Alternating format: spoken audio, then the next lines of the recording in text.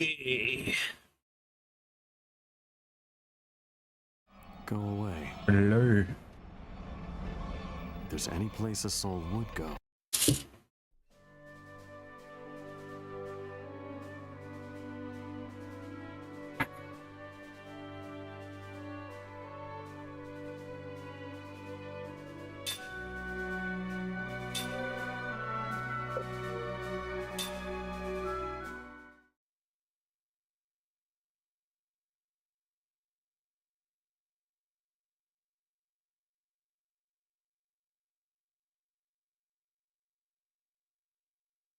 Oh yeah, I'm in the capital now.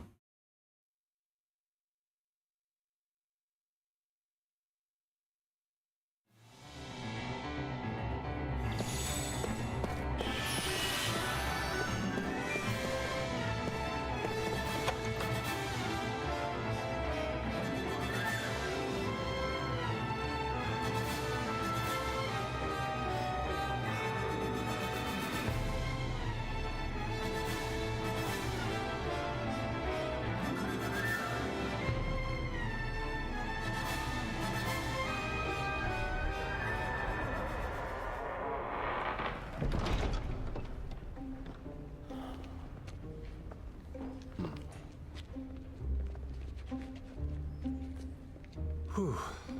Yeah, this is much better. Time to relax.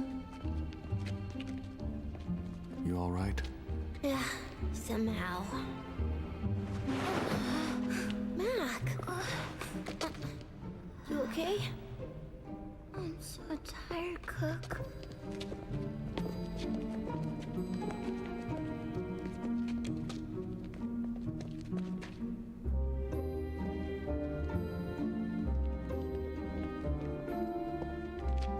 Looks good.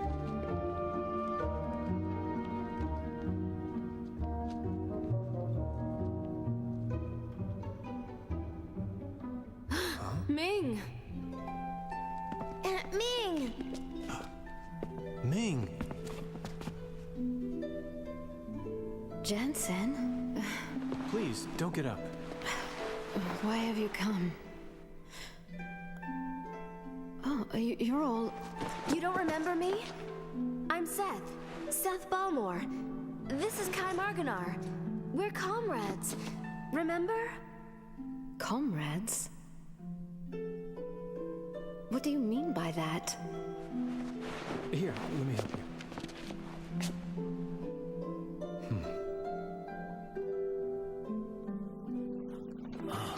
Huh?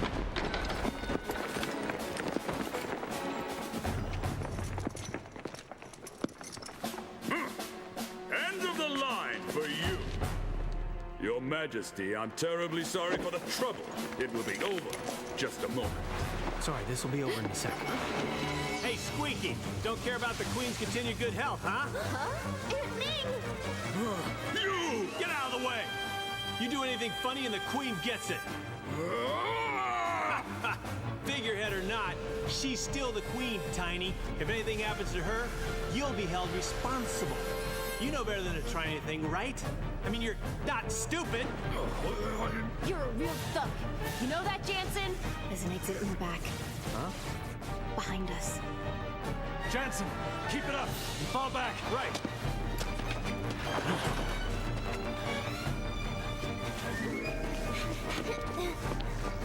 Don't move. Don't move. Don't you dare move. Come on, Jansen. Hurry. Get it? Don't move from that spot. You swine!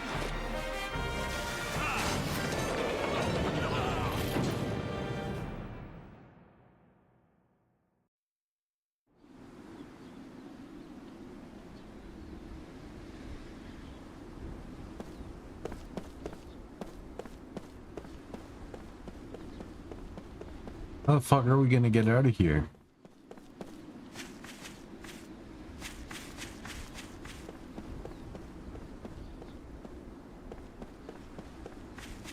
Or where the fuck are we gonna go? Yeah, I can't even go up there.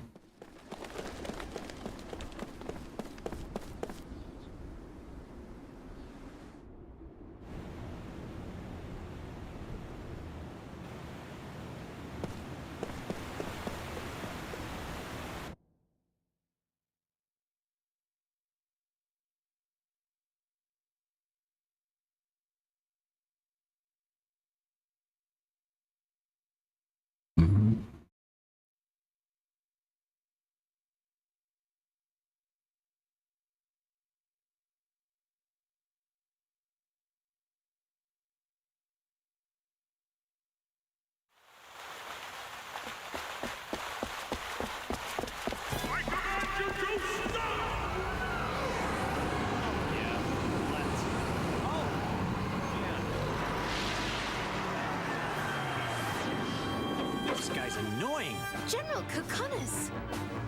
You won't get away this time, because you're all under arrest on suspicion of spying and for abducting Her Majesty the Queen. You will come along quietly. Fuck.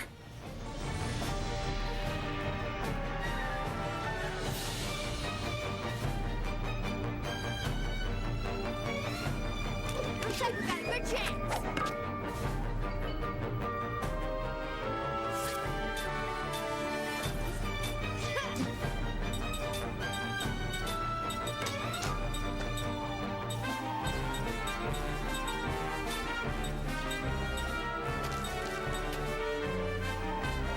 Oh yeah, let's get that cannon the fuck out of here.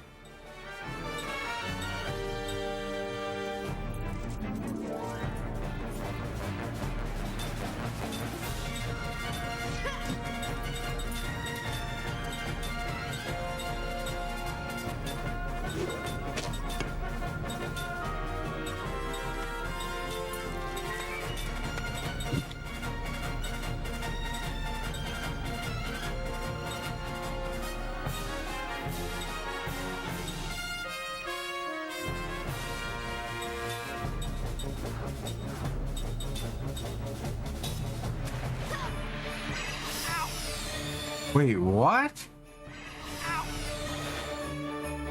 Bullshit.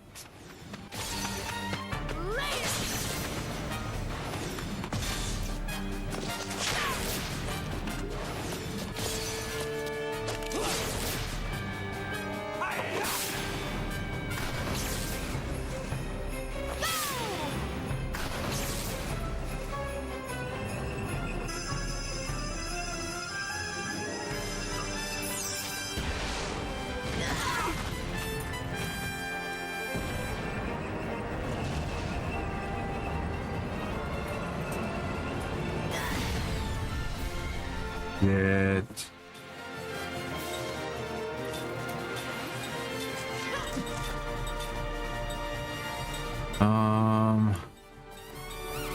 Let's try ground. I'll try wind.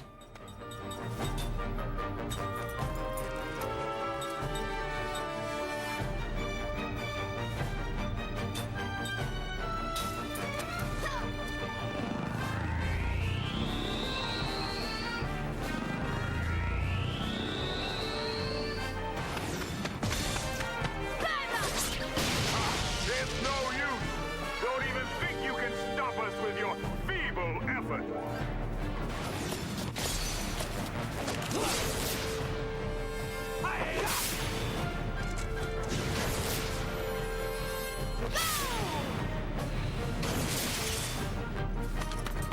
Here goes!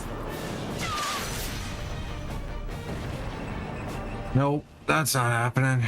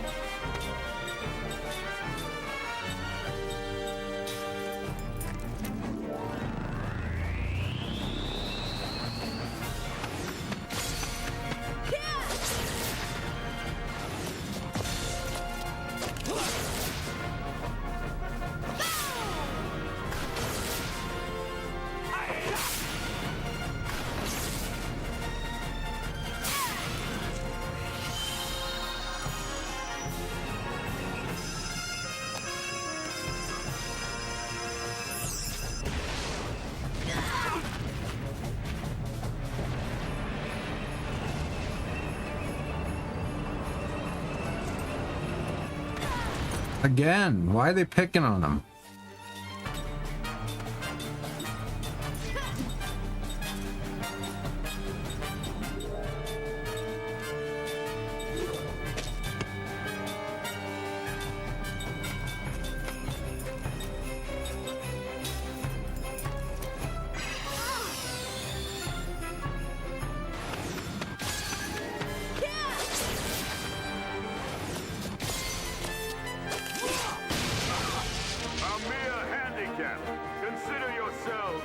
Lucky.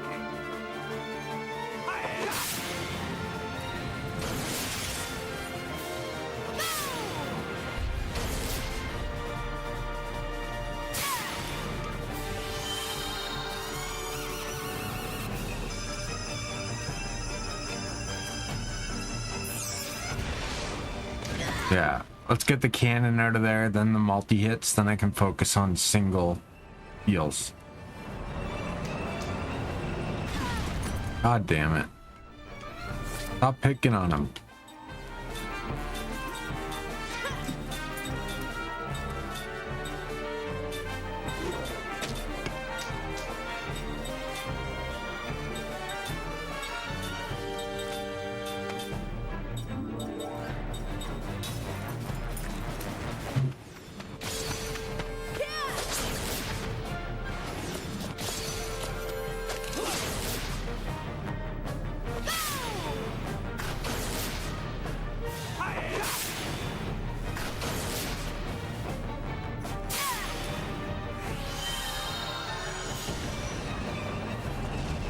Are they gonna hit him again?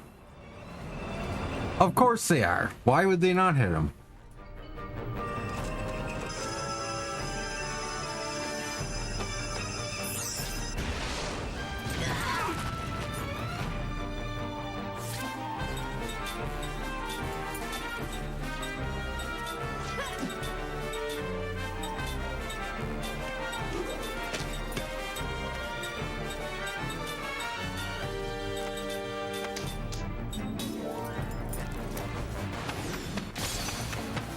Damn, I don't even know if I've missed one with her.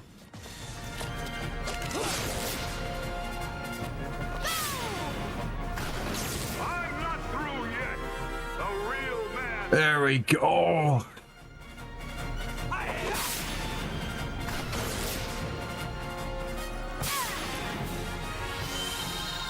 Now it's just gonna be the tank hit.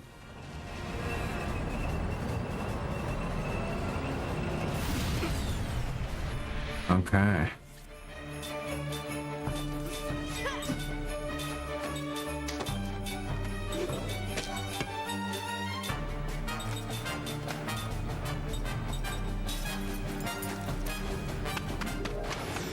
No, I fucked up. God damn it.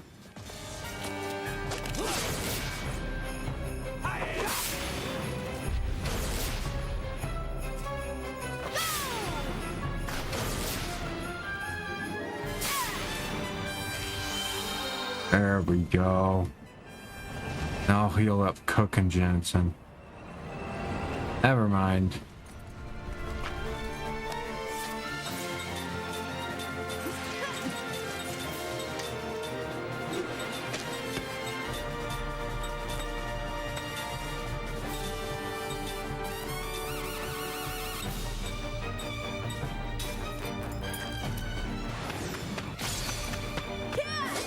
Perfect every time.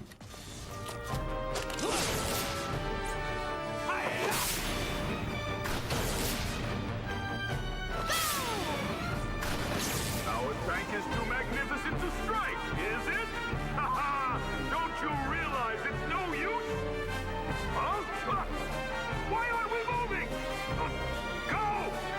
Move! Forward!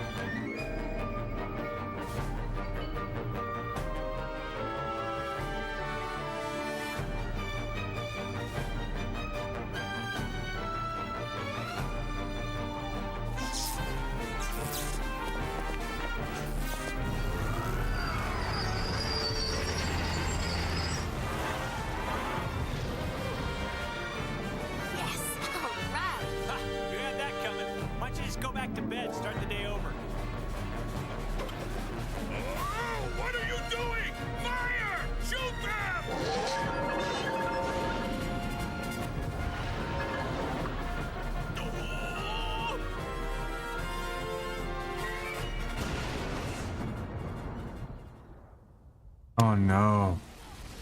You idiot. Now's our chance! Come on, Nick. Hurry, come on, let's run. Hurry, hurry, hurry.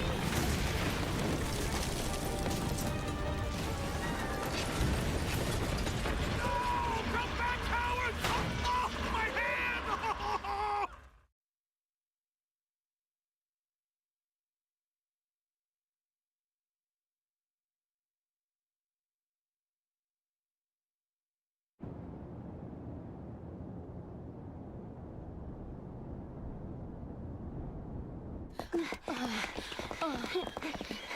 Wait.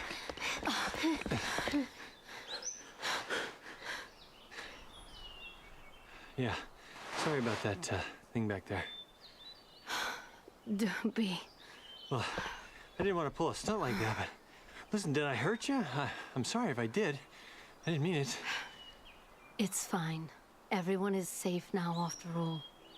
Well, you know, I should really be thanking you for helping us escape. Well, since these children were there.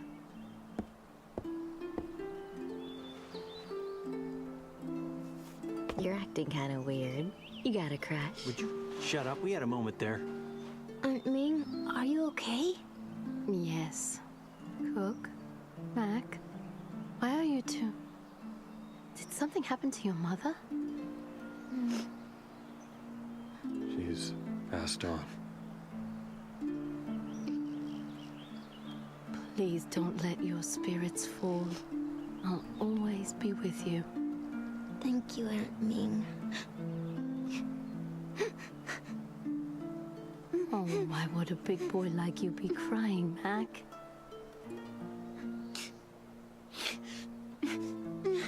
He's going to change from here on out.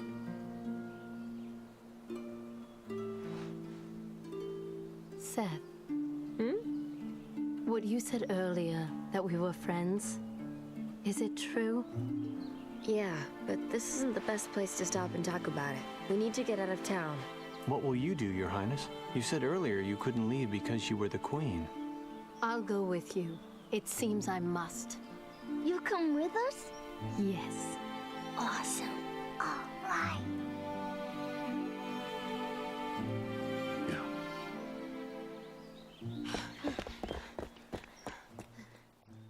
Oh, is she gonna fight with us too?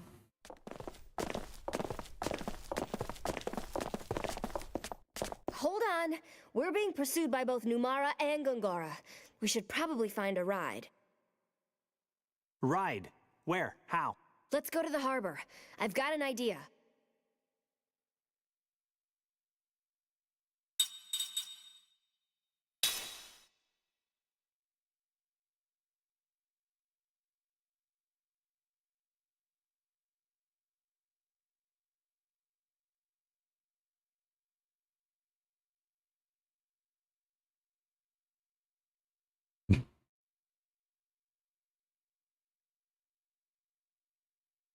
Oh, what?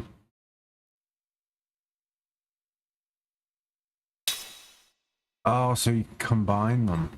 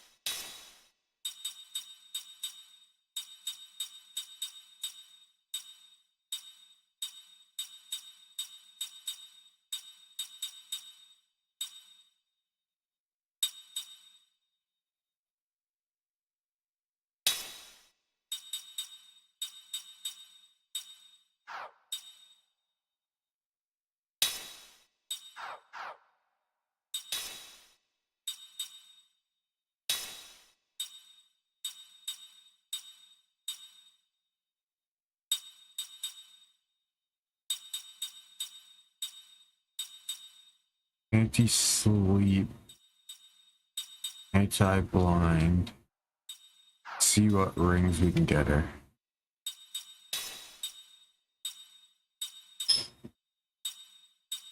paralysis. Okay. Skills.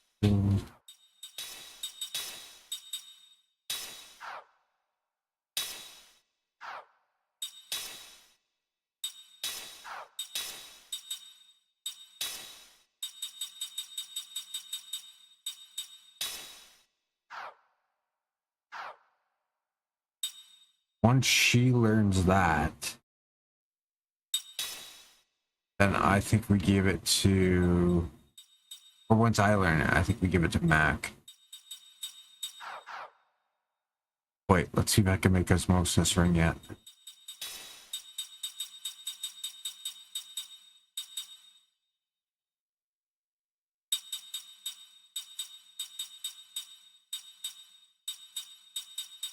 Oh.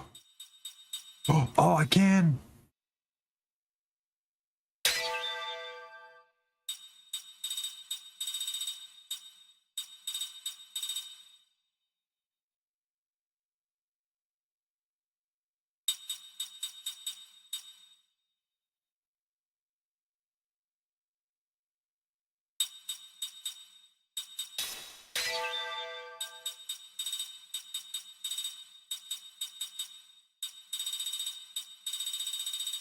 Okay.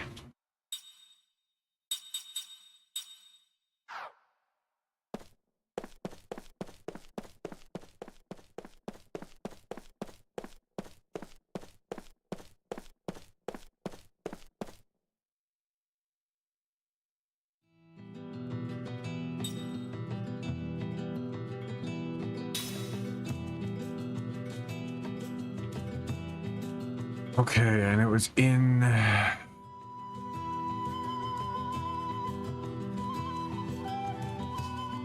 I need to go to the ring guy.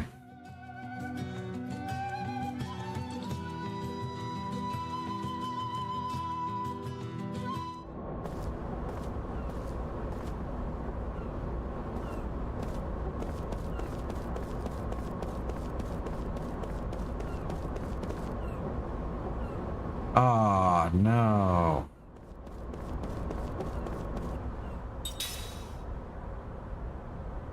I need to go make a ring. Dude, as if we just started disc 2 and I'm 31 hours in.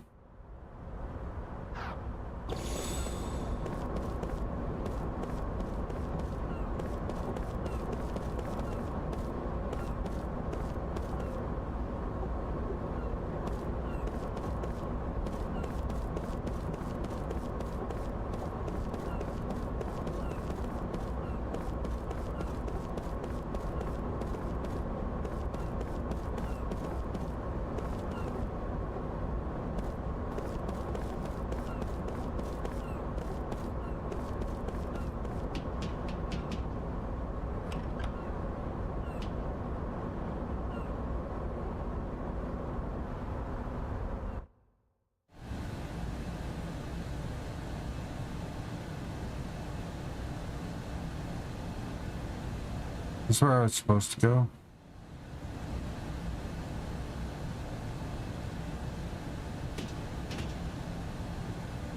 Oh no. Wow, this is a serious engine. Hey, what's up? Hey, how's it going? Eh? Hey, that engine. Where'd you get it? Oh, this. Let's see, when was that?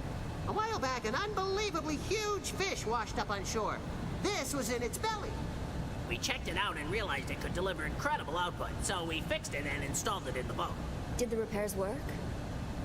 Like a charm, that boat was built to be General Kakanis' command vessel. Installing it is all that's left to do. I see. Thanks.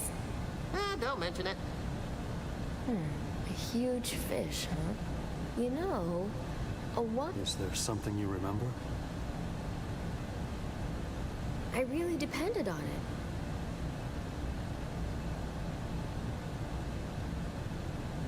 Depend on what? The fish or the engine?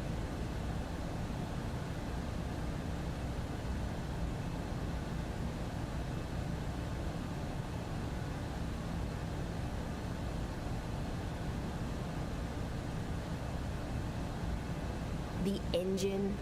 It's from back when I was a pirate. Huh? Seth, you were a pirate? Yep, that's right. Wow! Amazing! That is so cool! Huh? Oh yeah, I've always loved women who are pirates and swordswomen and stuff. I read books about them for like ever.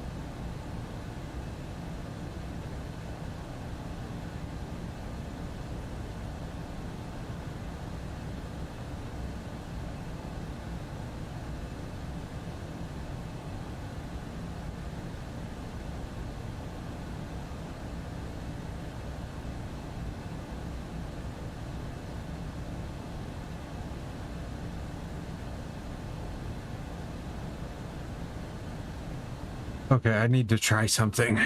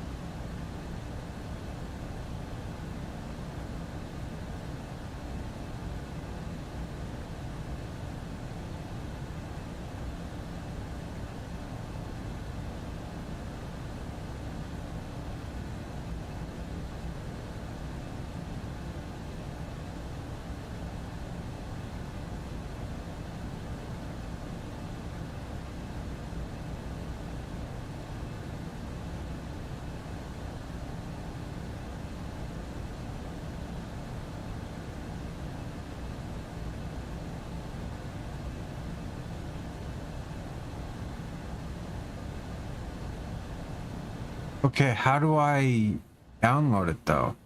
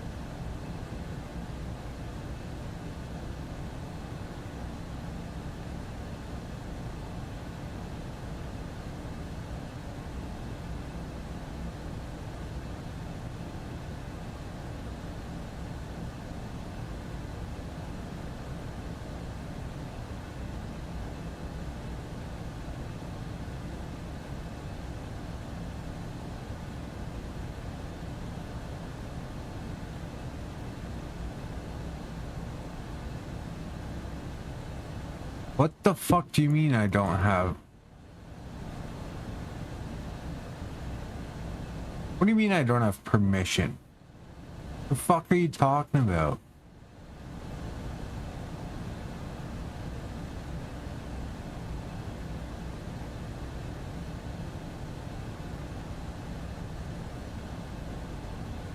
Hey.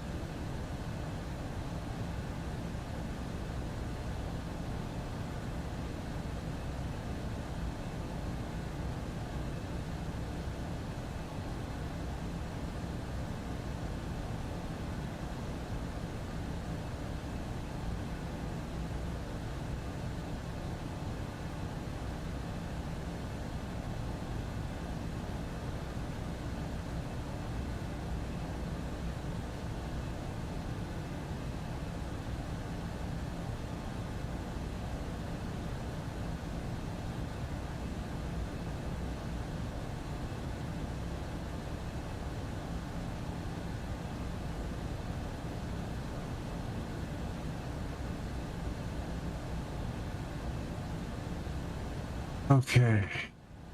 So this, okay. Okay.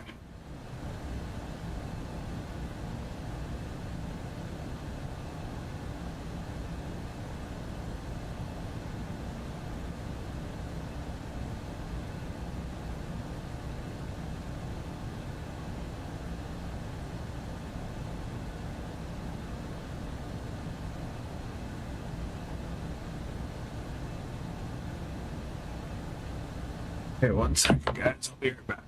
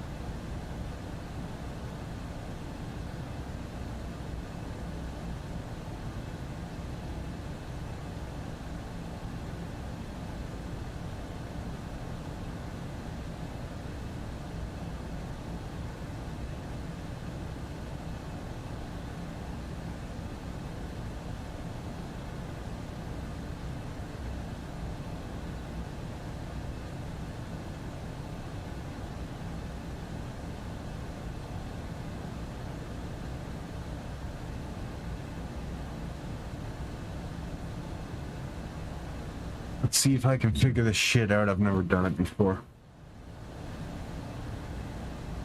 I'm trying to make it so that I don't buy a new pair of headphones.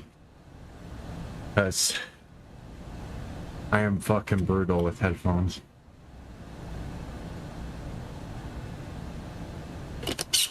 I'm constantly wanting to fucking... Every few months I'm like, oh, I need to get an even more expensive pair of headphones. I'm just gonna try use an equalizer for the first time and see if that changes up the sound enough.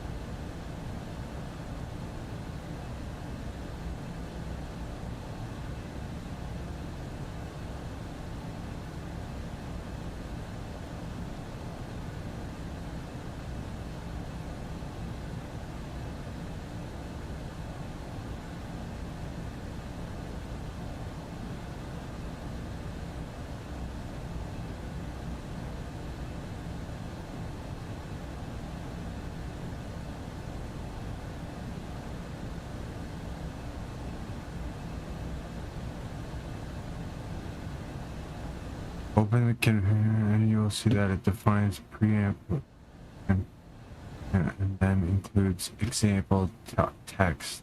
Heck, it really started working. Start some audio or video. See, okay. See program files. What was it again? APO?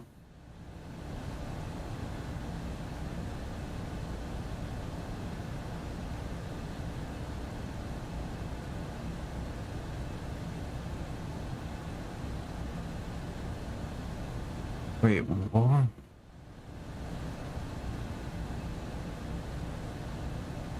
Equalizer APO, okay. Yes, and then config.text and example.text. Yep, got both. File config text is the main configuration file that will automatically be loaded by Equalizer API. Open the config.txt in a text editor. Okay.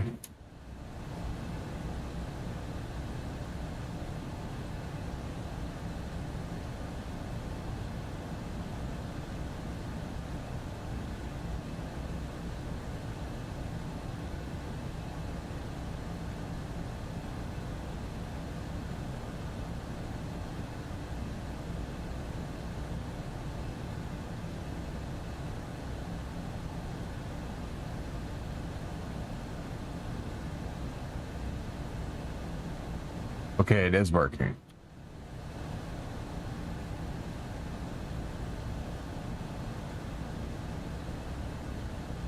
Preamp -10. Okay.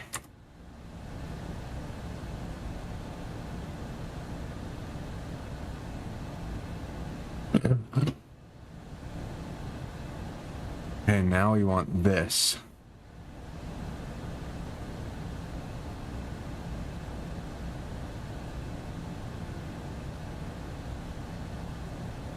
Click the measure button. The measure button. Okay.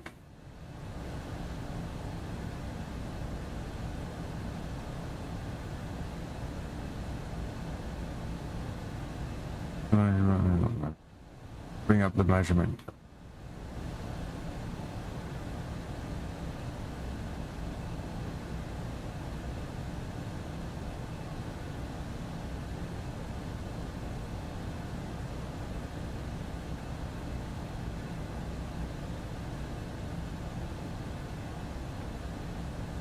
Okay.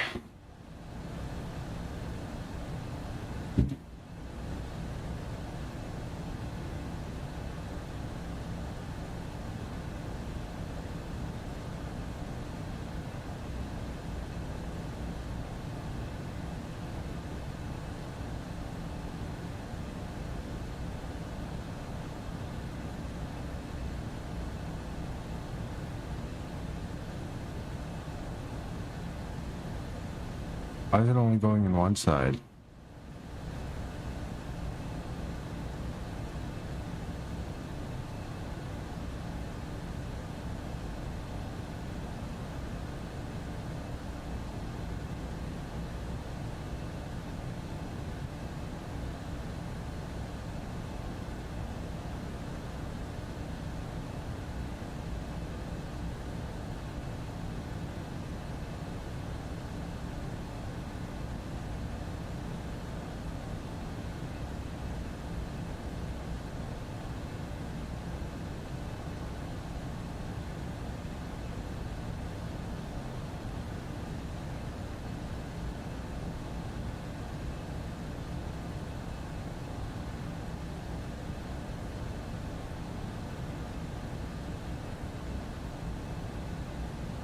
Click the EQ button.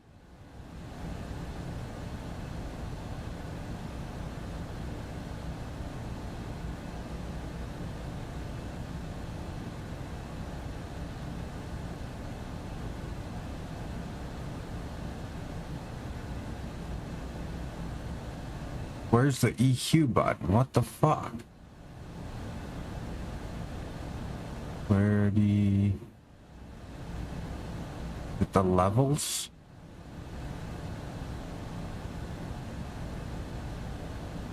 Hey, where's B? B. E. Oh, I see it.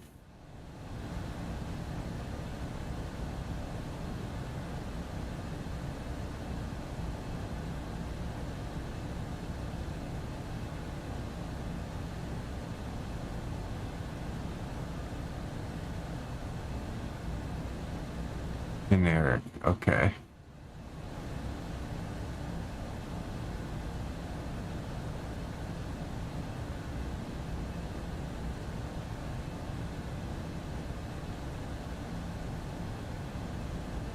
Click the EQ filters button. Mark D. EQ filters button. Oh, I see.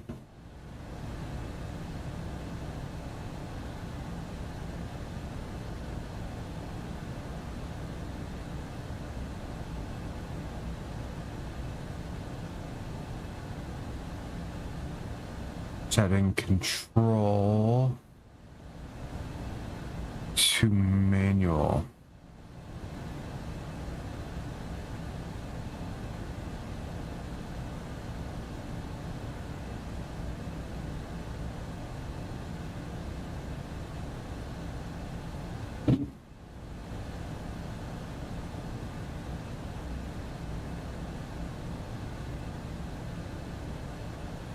Control.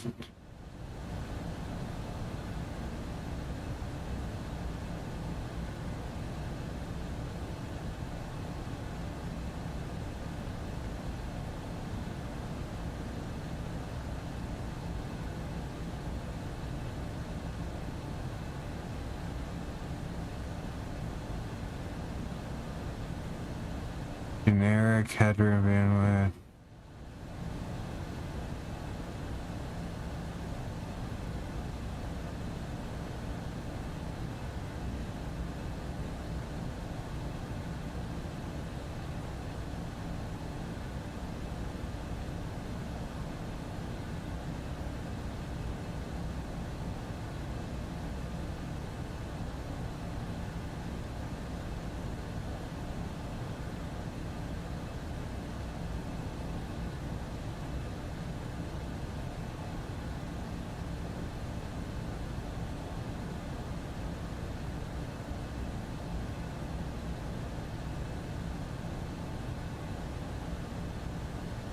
Where's the control? I don't understand.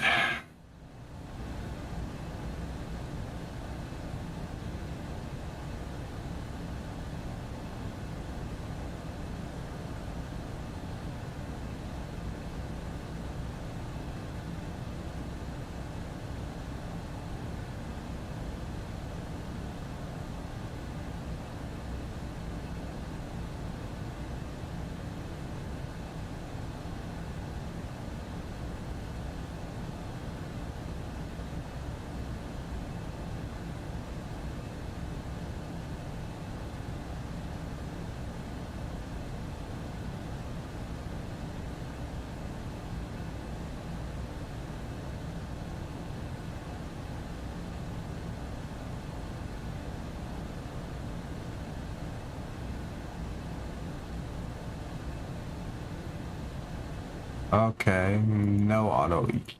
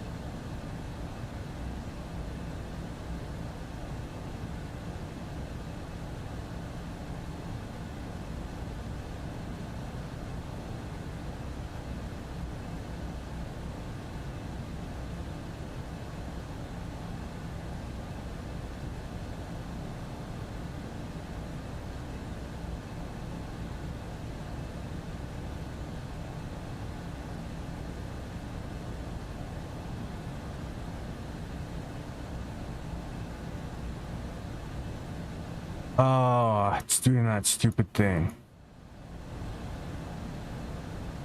There we go.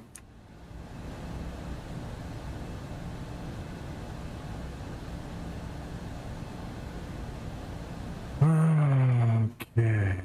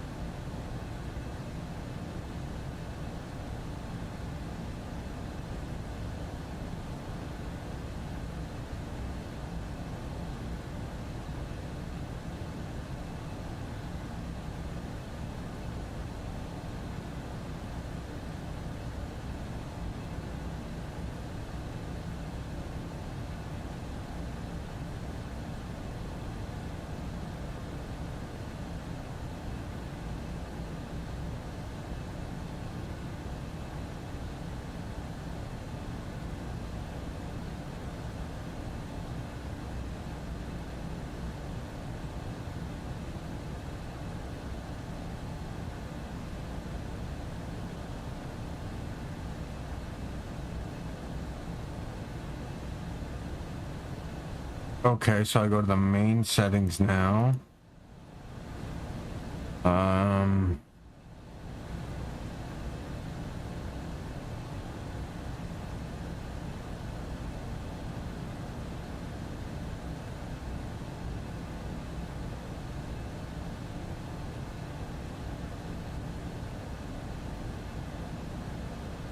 Export.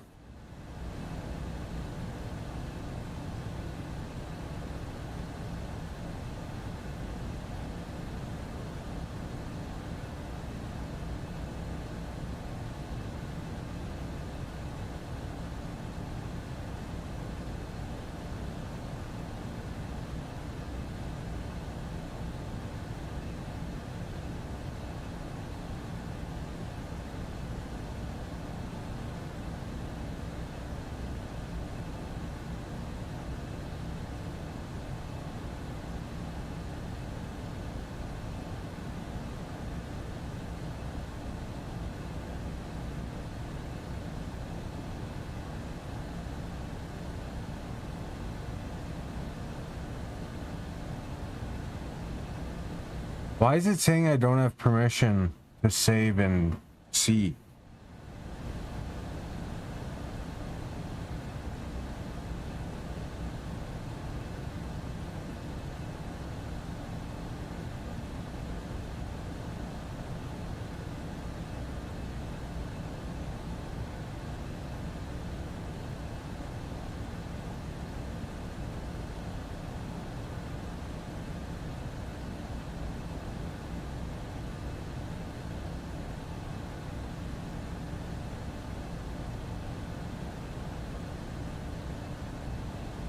Okay, so wait. Let's close this.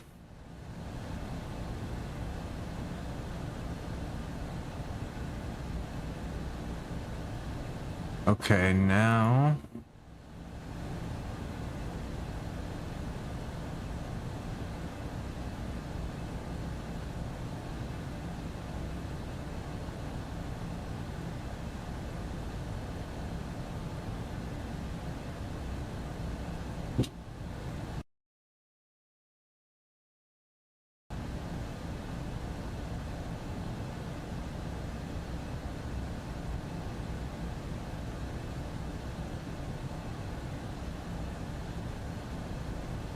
Okay, fuck that shit. Okay, file. Export. Filter settings of the text. Okay. SPC. C. Program files. Equalizer APO. Config.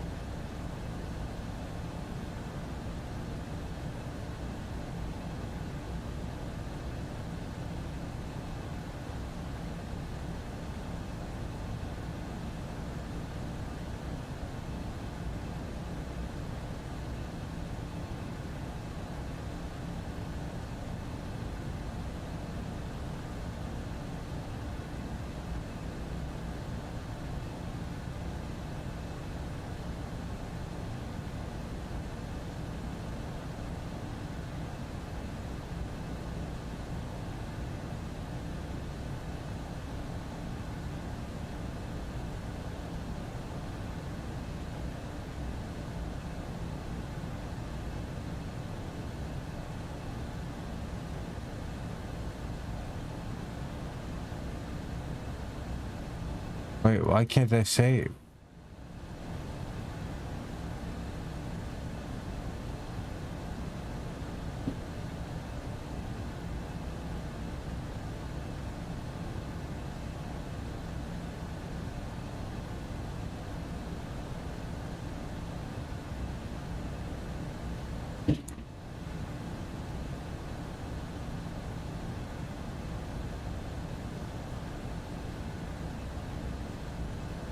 Okay.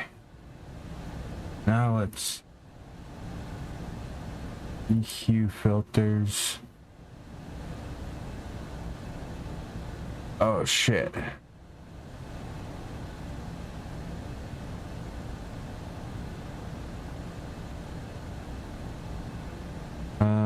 Program files, equalizer APO, config.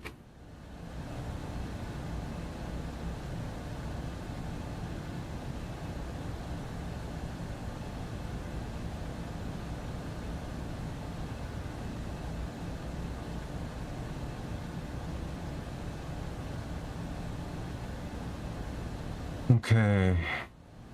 Config text. Include.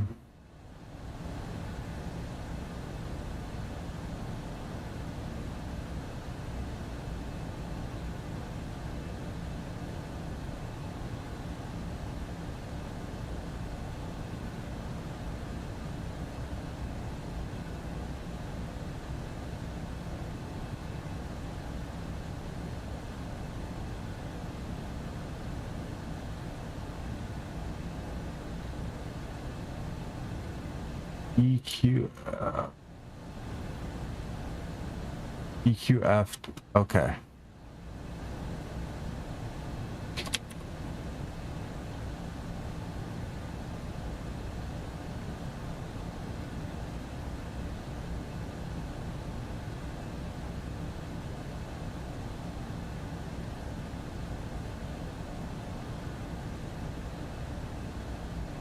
Okay. Okay, I've got it.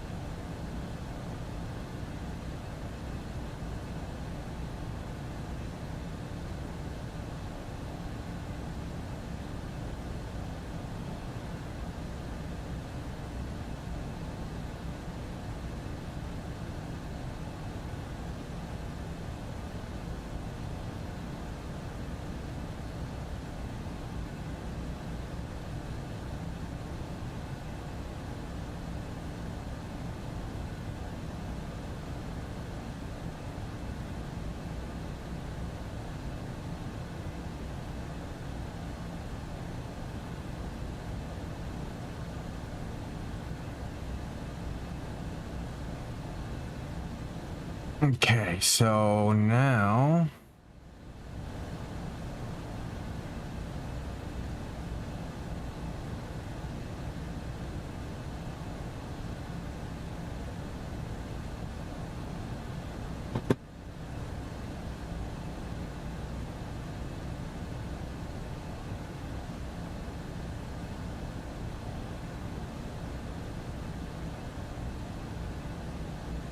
yeah.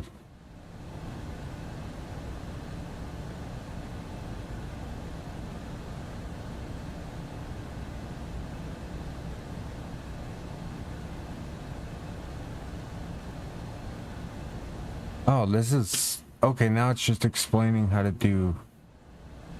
Okay. Oh no, what did I just do?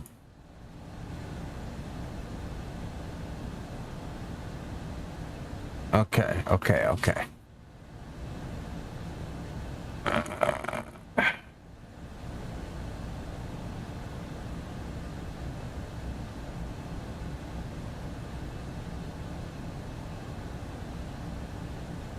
Wait, why is it doing...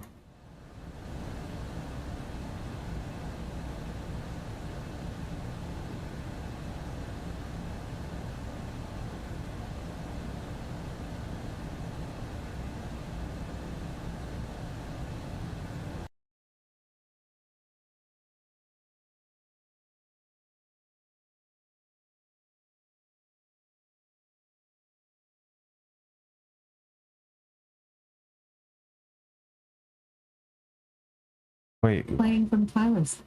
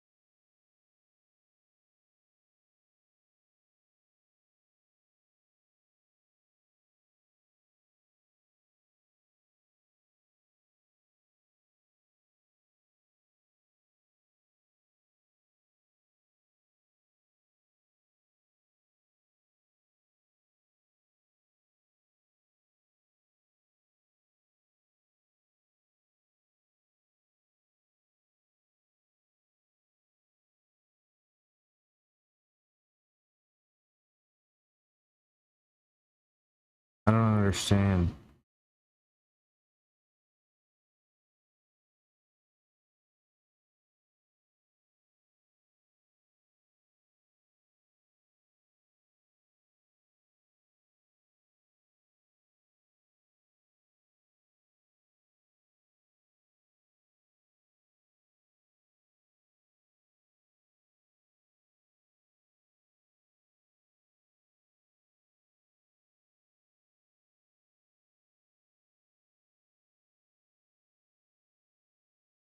Minus 134, minus 135.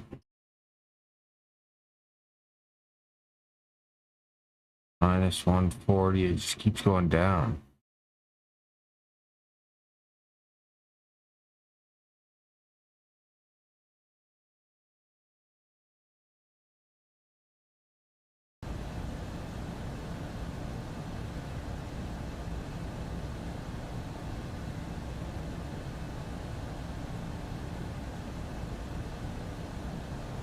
But what is going on?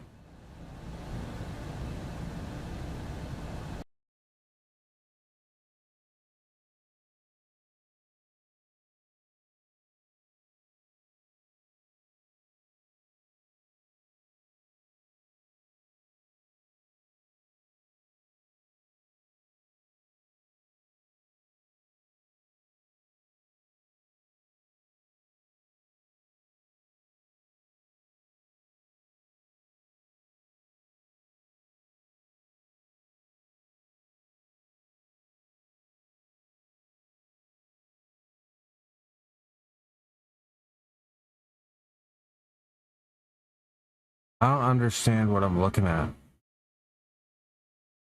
Hello. Okay, it jumps when I fucking use my mic. Is it really only doing my mic?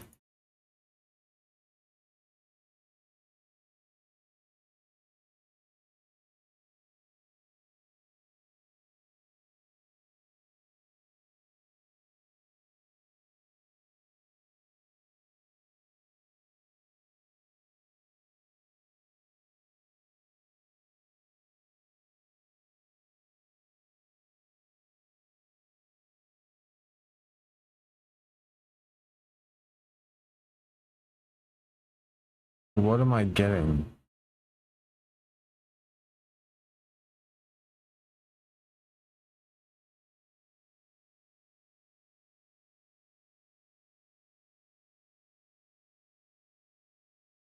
It's targeting my microphone though.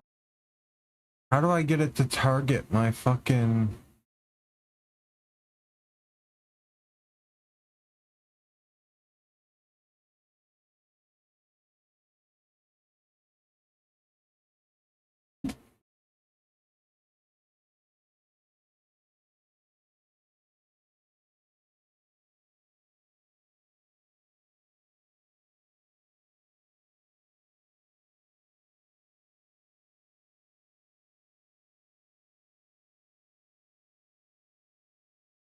Oh, there we go. What the fuck? Apparently it can only go after those two things? What kind of bullshit is that? Trying to get a reading on my fucking...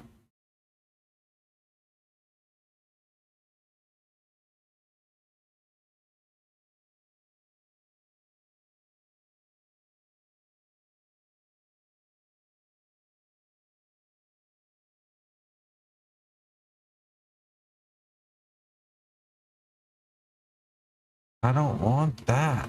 Fuck.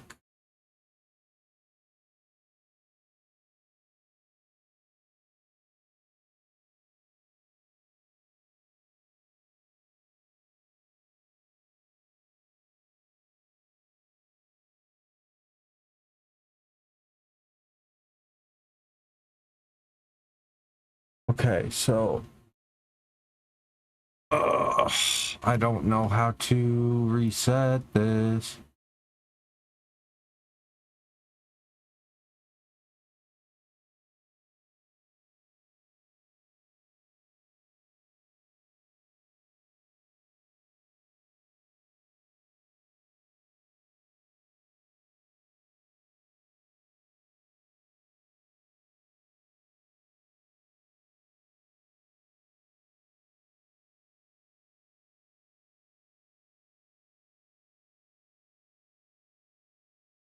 I don't have a sound meter.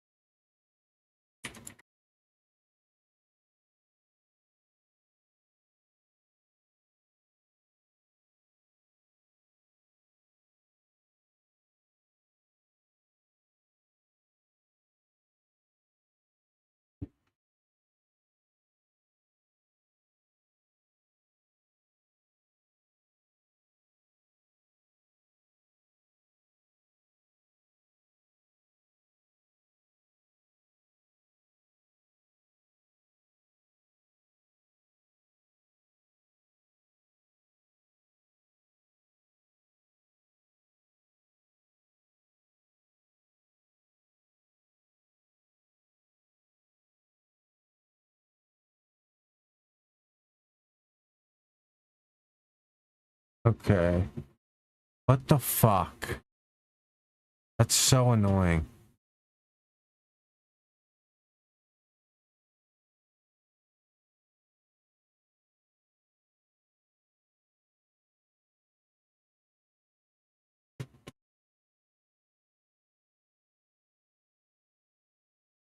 Calibrate.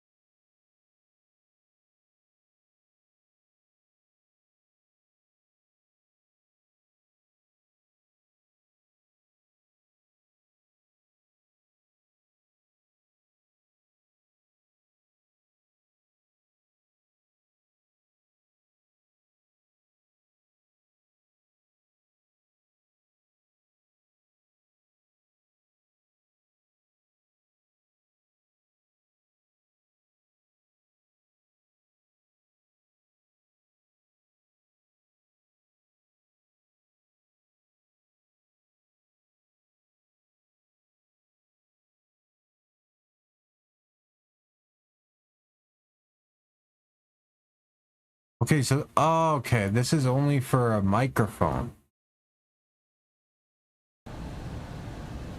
Wait, what happened? Why can I hear my mic?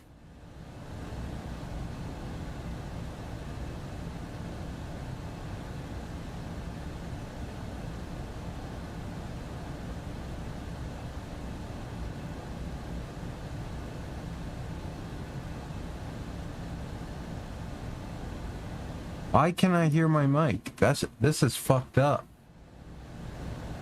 Oh, never mind. I'm hearing my app. I'm a fucking retard. God damn it. I'm so stupid.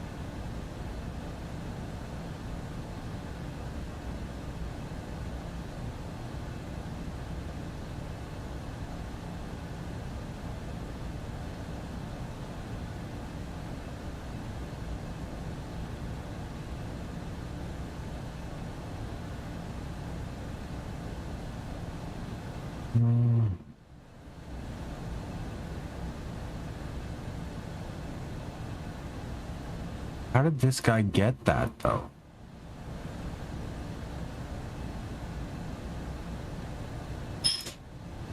That's what I'm not understanding.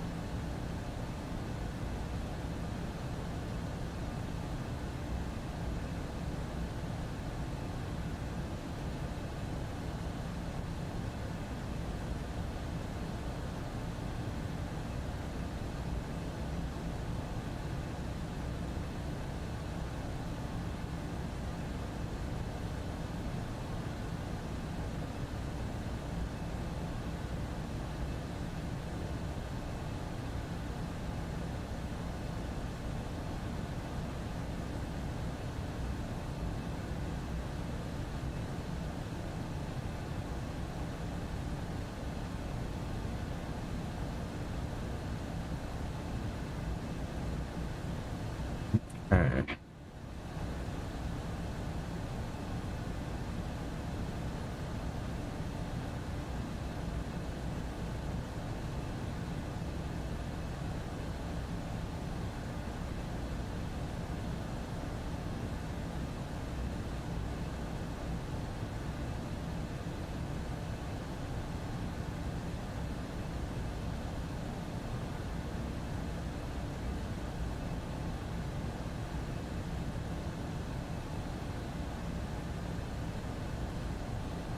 Where the fuck are they getting this?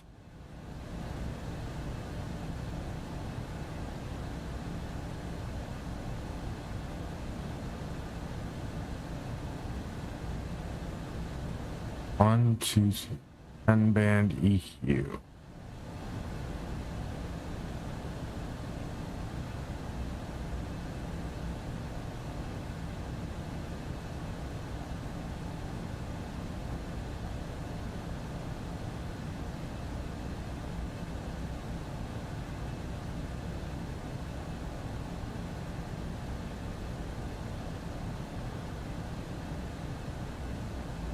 What is this?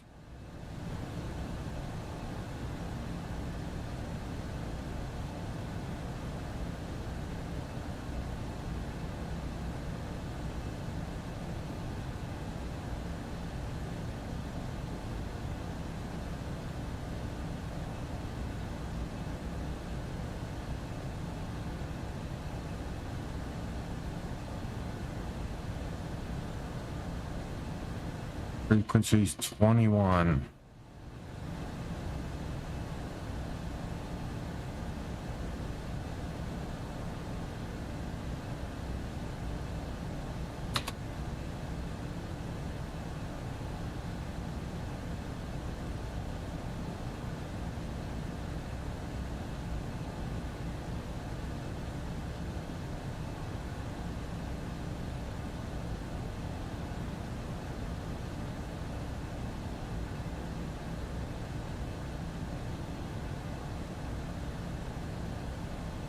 $37.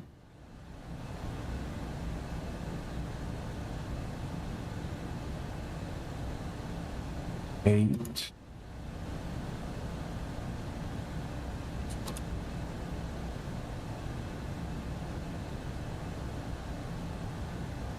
.5.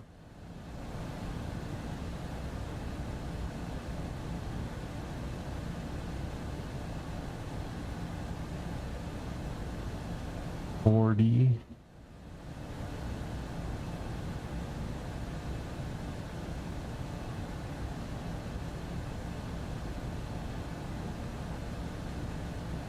-1.2.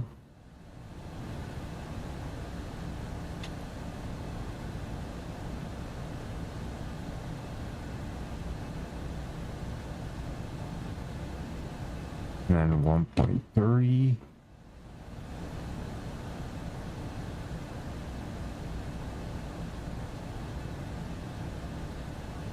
$170.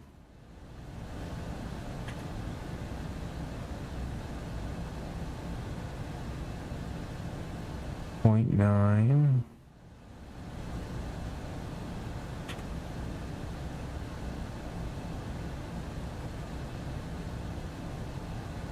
Points.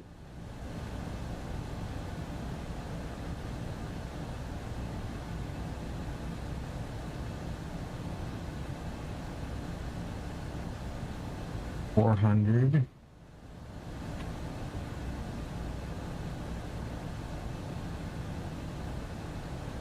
Frequencies. Okay, yeah. 400.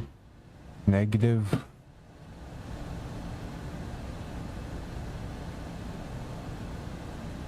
And 2.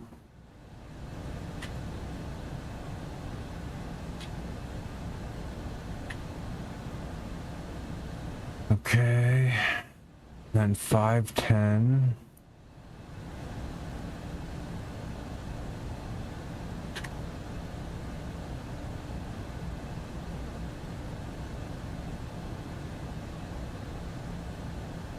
.7.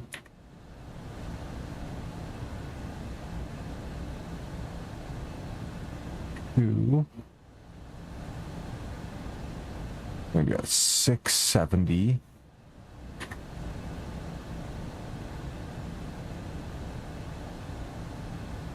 Negative 2.3.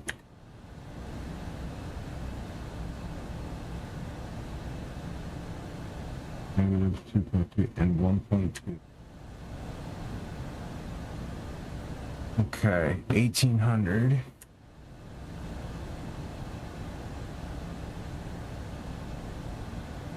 $4.8.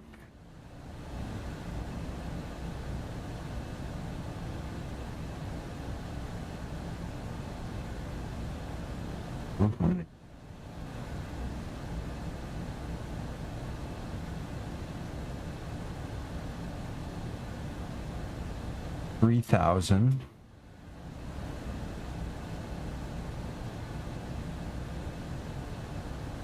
-4.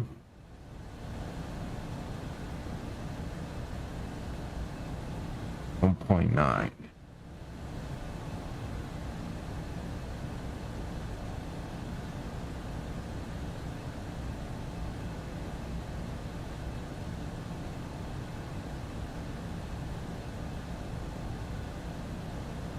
1, 2, 3, 4, 5, 6, 7, 8, 10.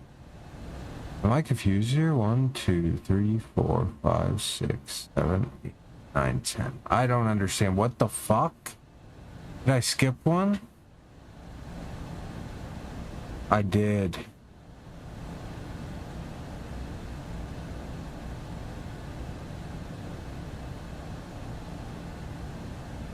God damn it.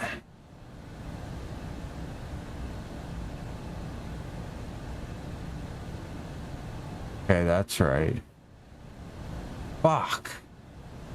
-1.2.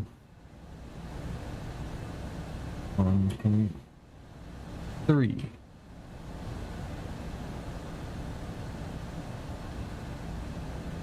$170.9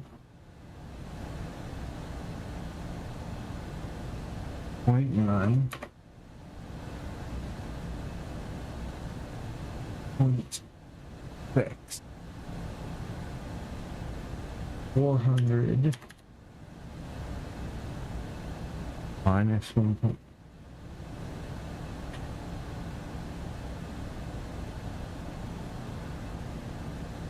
2 5 10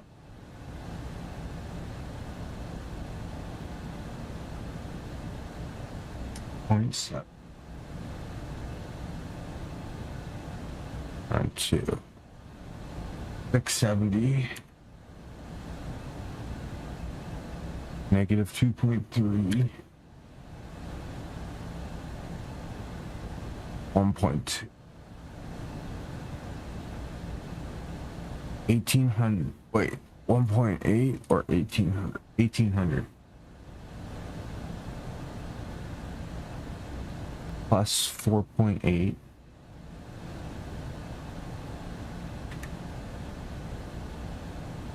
12 3,000 negative 4 1.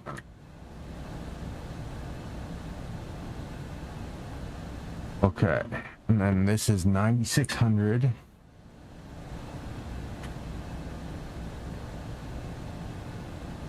4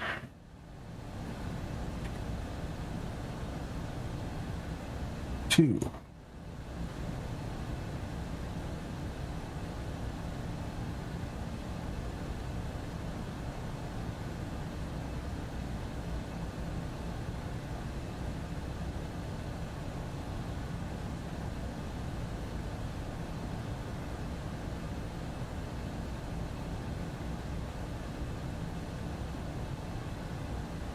Okay. This PC, volume C, program files.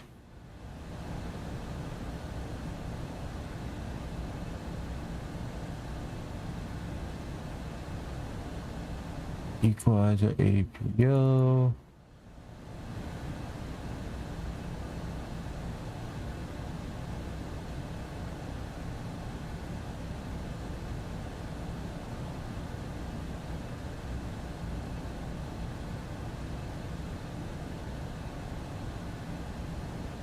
Save and equalizer APO.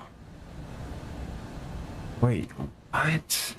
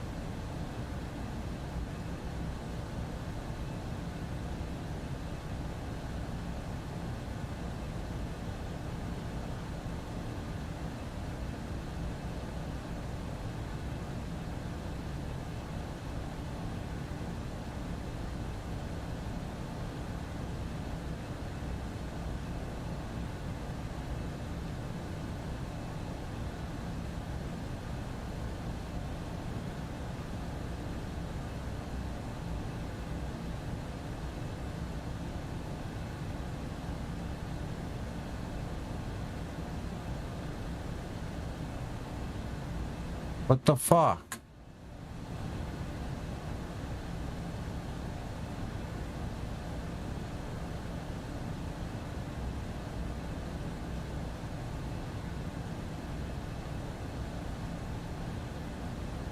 Okay, so does that mean... Why can't I...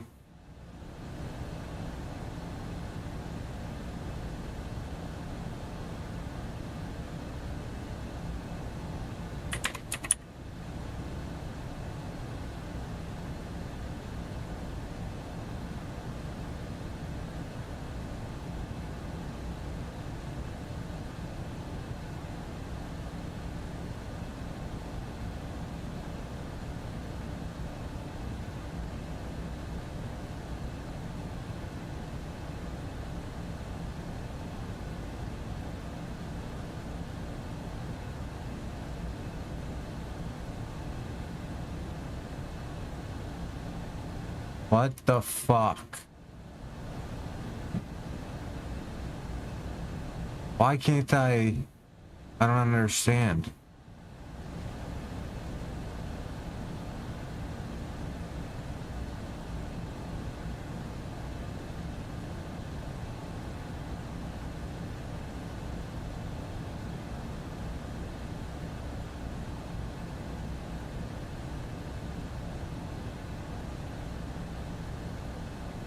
Okay, didn't I just save it?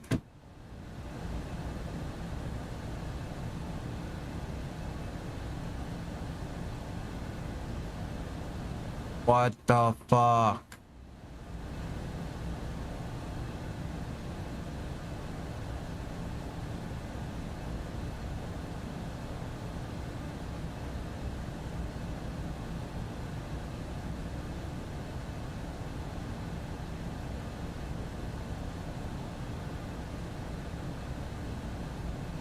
Okay.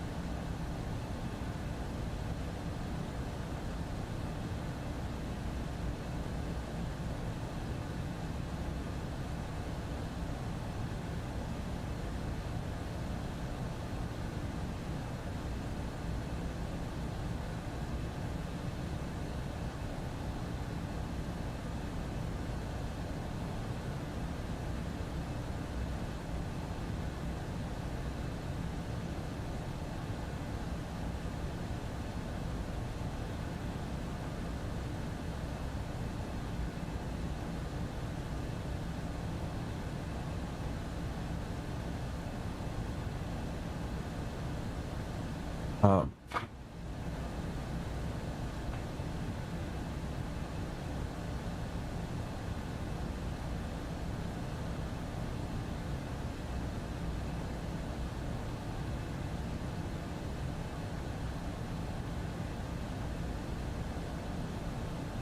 Okay. I think that worked.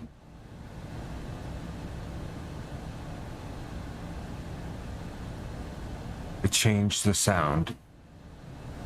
Okay, let's see how. See if it did anything. I can hear it did something, but I don't know what. Good for. It is so exciting to meet a real woman pirate. I mean, to make a long story short,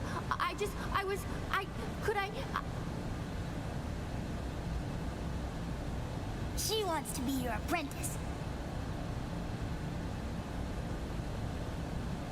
Yeah.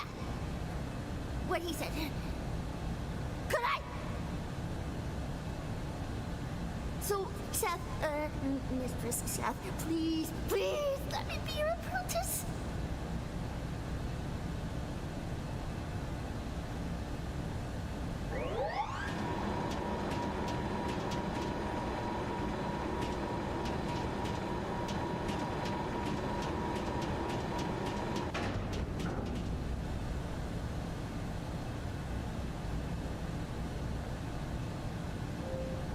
Okay, so I wasn't supposed to go in yet.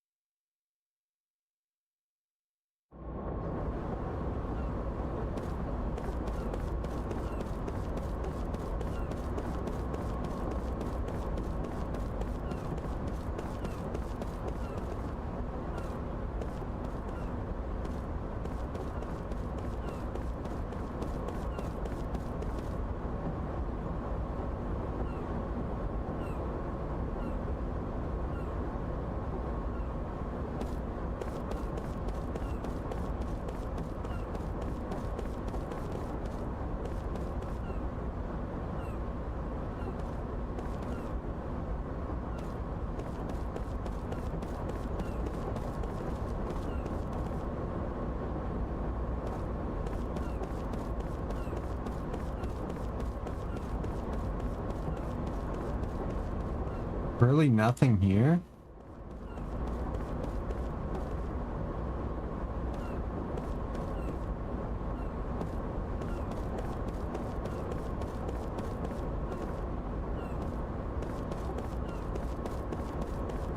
Wow, I restarted for no reason, eh?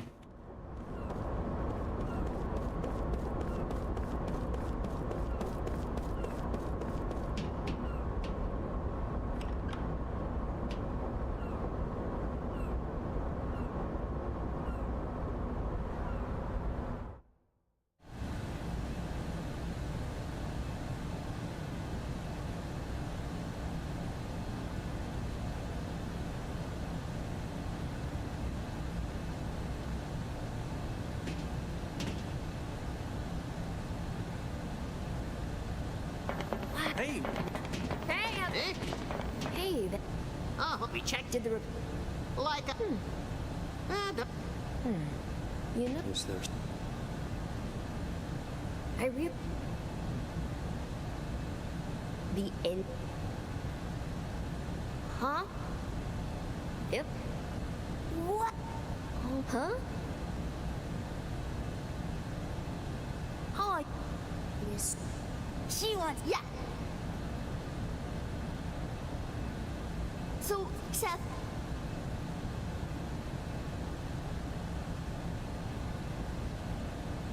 What? You being an annoying kitty?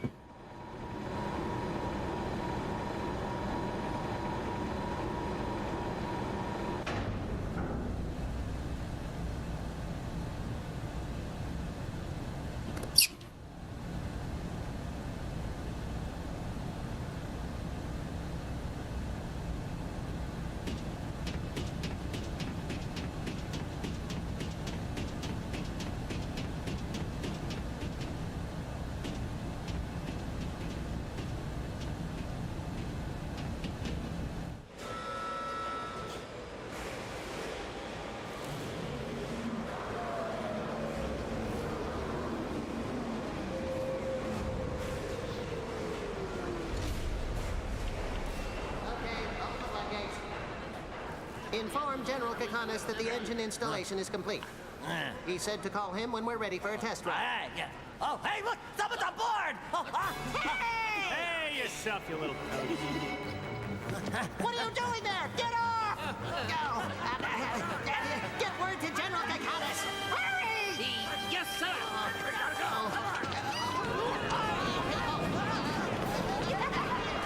Somebody grab them! Attention, General Kakanis. Your Your ship is...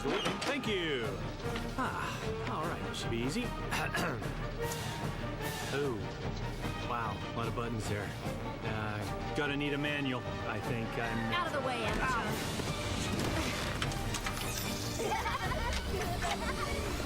Here goes. Starting engine.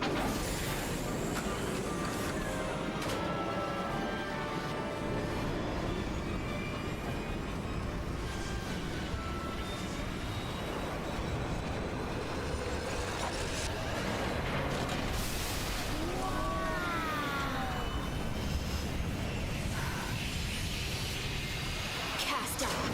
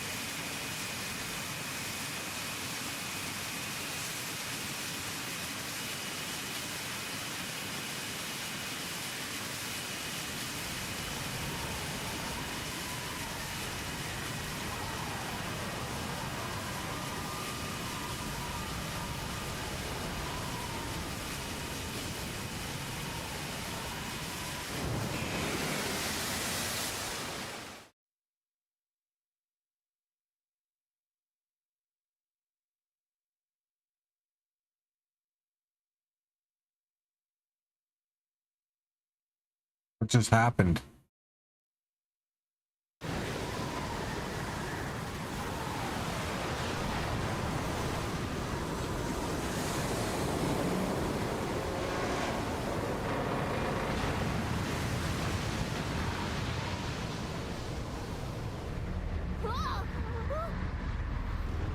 We're not gonna make it! Turn back! The waves are gonna smash it to pieces!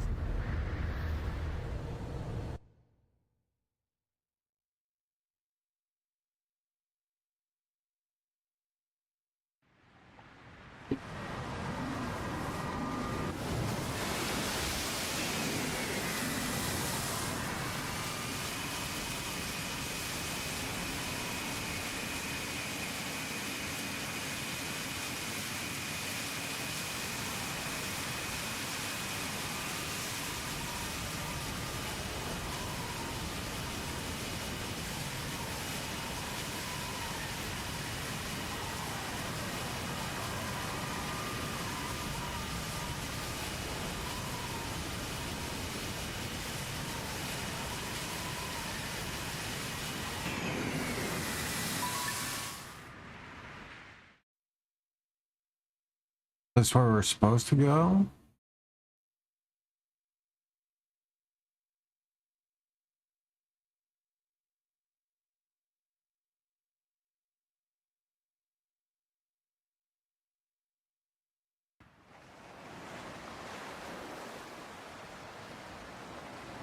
Land at last! Dry land. No more worrying about sinking on that stupid ship. Ow! Hey, what the hell was that for? The slant nose will never sink. Not with the captain's engine on board. You think you're so cool now that you're a pirate? Well, I'm gonna teach you a thing or two about the pirate code. And what code would that be?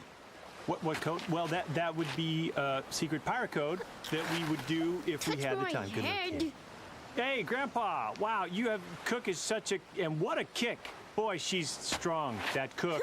I have no idea what you've just said. Well, what I'm saying is that Cook is as cute as a button. She's just, oh, you must be proud. You lying creep. Cook, it hurts when you get kicked, you know? But he insulted the captain. Isn't that right, Captain? Captain?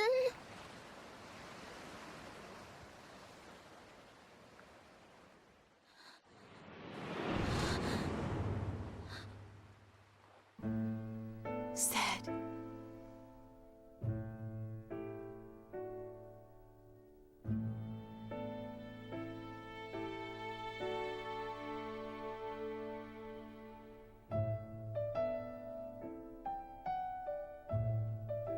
Ooh. Oh, wondrous beasts, Anera, proud descendant of White-Winged Clan. You alone were my irreplaceable companion. Would it anger you to hear me call us two of a kind? Were we not, in fact, a perfect combination, you and I, bound together by a single thread, that gossamer thread we know as loneliness? Anera, I owe my life to you. Not, of course, that you saved my life in the ordinary sense of the word. Mine is not a life that can be lost under any circumstances. It is an irrevocable burden. I will not die, I cannot die, and therefore my life was not for you to save. Oh, Anera, what you saved, I now see, was not my life, but my heart. Back then, long, long centuries ago, I was a pirate, the only woman pirate on the open seas. Seth Balmore, that name was known to all who plied the sea. Some spoke my name in fear and trembling, while others voiced it with deepest admiration. Some even called me the righteous buccaneer. Nor were they far wrong, I'd say. The pirate ships I commanded had rules that were clear and strict. We targeted only one kind of vessel, those opulent passenger ships the wealthy boarded for pleasure cruises. We would put a bit of scare into the passengers, of course, maybe rough them up a little bit, but killing was strictly forbidden. All we did was squeeze a few drops of treasure out of the purses of those who had more money than they knew what to do with. We traded our booty for cash with shadowy dealers, and the money we shared in the world's dens of poverty. I would cringe at being called a champion of justice, but we prided ourselves on being far more than villains. I became a pirate for one simple reason. I hated the law, and I hated even more those who flaunted the law for their own self-aggrandizement. In a word, I wanted a life of freedom. Whenever I stood at the prow of a pirate ship slicing its way through the waves, and I viewed the vast open ocean stretched out beneath the clear blue sky, I felt enveloped in joy of having taken limitless freedom in my own two hands. True, I need not traffic in fear of death and aging known to all who count as human, and because I will neither age nor die, infinite time means for me infinite freedom. Not bad, wouldn't you say? I would spy the ship that would be our day's quarry. I was always the first aboard it, springing lightly onto their deck with a shout. I am Seth Balmore, now be good and hand over your money and valuables. Then, taking the booty we had snatched, my men and I would raise a cry of victory and leap back onto our ship. I was absolutely free. Nothing stood in my way. Eternal life overflowing with freedom. Not bad, wouldn't you say? Righteous buccaneer, what kind of fancy pants nonsense is that? How about pirate bitch? Of course, one always hears such jealous ravings in all walks of life, but especially so in the thuggish world of pirates. Needless to say, I knew I had many enemies. Even a child would realize that being called a righteous buccaneer could only increase the number who hated me among such raping and pillaging brigands as pirates of the sea. But I didn't care about that. I could be stabbed with a knife or blasted with a cannon and still I would not die. Immortal Seth, they called me, and it was literally true, not just a figure of speech.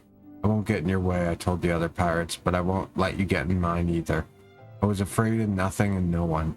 I lived the way I wanted to live and wouldn't or shouldn't have let anyone interfere with me.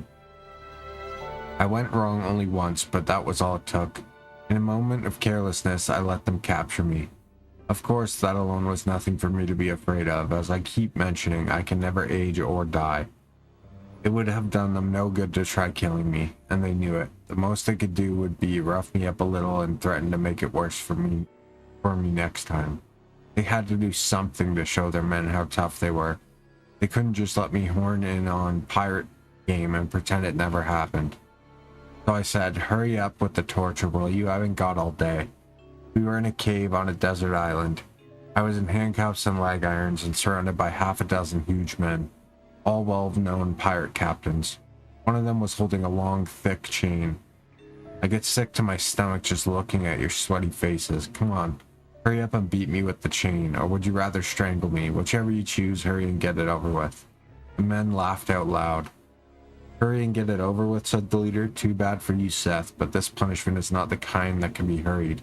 I'm just sorry we can't stay with you to the end. Yeah, chimed in another man. Unlike a monster like you, we humans don't have all the time in the world. Okay, men, let's make it fast, the way the lady wants. Licking his lips, the man with the chain approached me, and two others grabbed my arms from the sides. They were not going to use the chain as an instrument of torture, but to rob me of my liberty. They chained me to a gigantic boulder in the cave.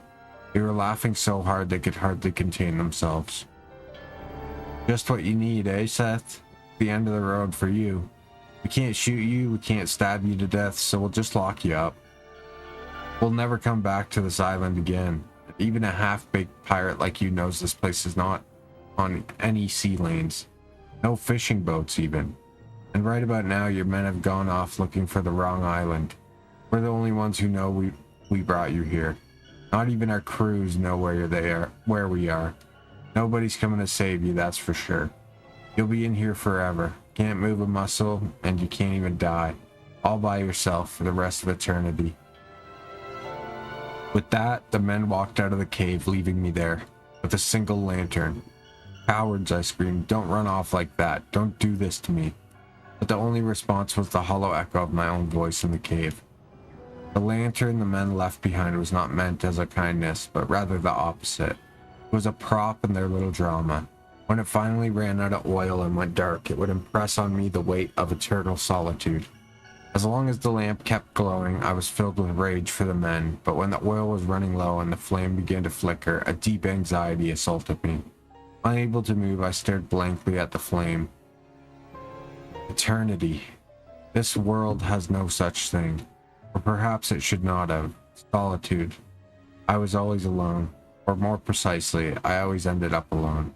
It was my destiny. I could be surrounded by companions whose feelings matched my own perfectly. Could share the deepest love with another. But in the end, I would always have to lose them. You know what it feels like to see countless others succumb to death while you yourself are on the road to endless life? But in your case, Anera, you do have some idea. As I watched the lamp in the cave went out, a world of darkness spread out before me, and there I was, alone. No more would I taste the sorrow of parting, but neither would I be able to taste the joy of meeting. Eternally without end, alone. I did not try shouting. People shout and scream for one reason only. Because they want someone to hear them. Because they believe there is someone somewhere who will hear their cries. I did, however, shed tears. Which is not to say I wept. There is no way that the immortal woman pirate Seth Balmer would ever break down and cry. A tiny tremor went through the darkness. That is all it was. And then I noticed, oh, tears are coming out of me. Really, that is all it was. The hours passed, or perhaps it was days. In the darkness, I lost track of the flow of time. There was something else I lost track of. If all there was left for me to do was stay by myself, struggling against eternal solitude, incapable of even rotting away, then what was the purpose of my living in the world? Perhaps the men who trapped me here had been right. Unable either to age or die, perhaps I was some kind of monster.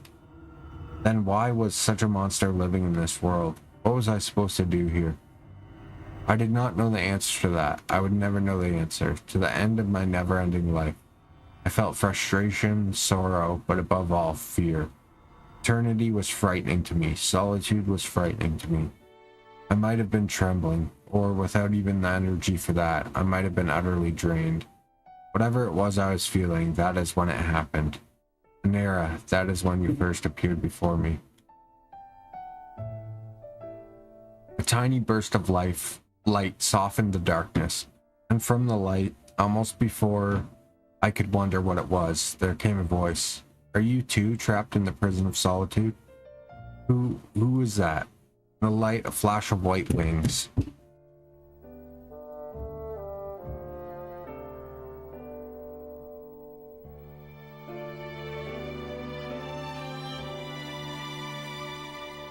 One sec.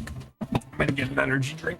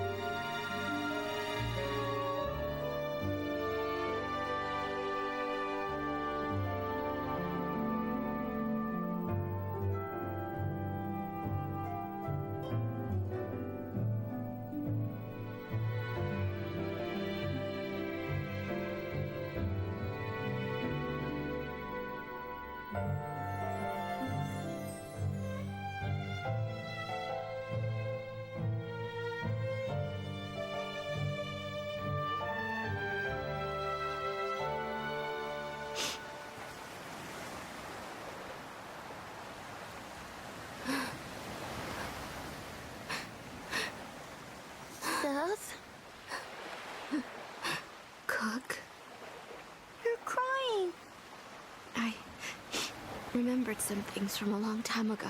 You mean when you were a pirate? And remembering made you cry? I've always been a pirate. I was crying because of something that happened that I regret.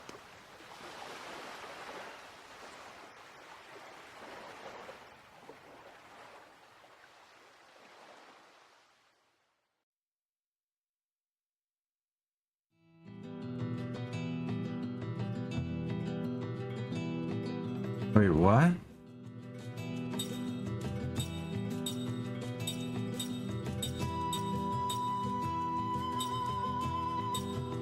What's that port up there?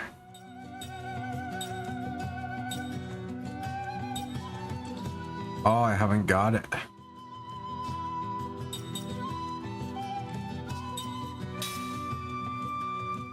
Oh no, what did I just do?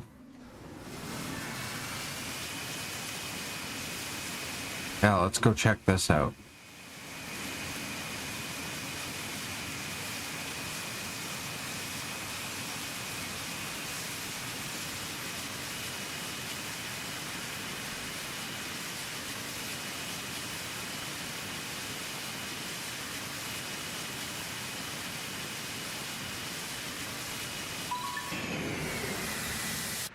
I want to see the ship interior. Maybe there's some items.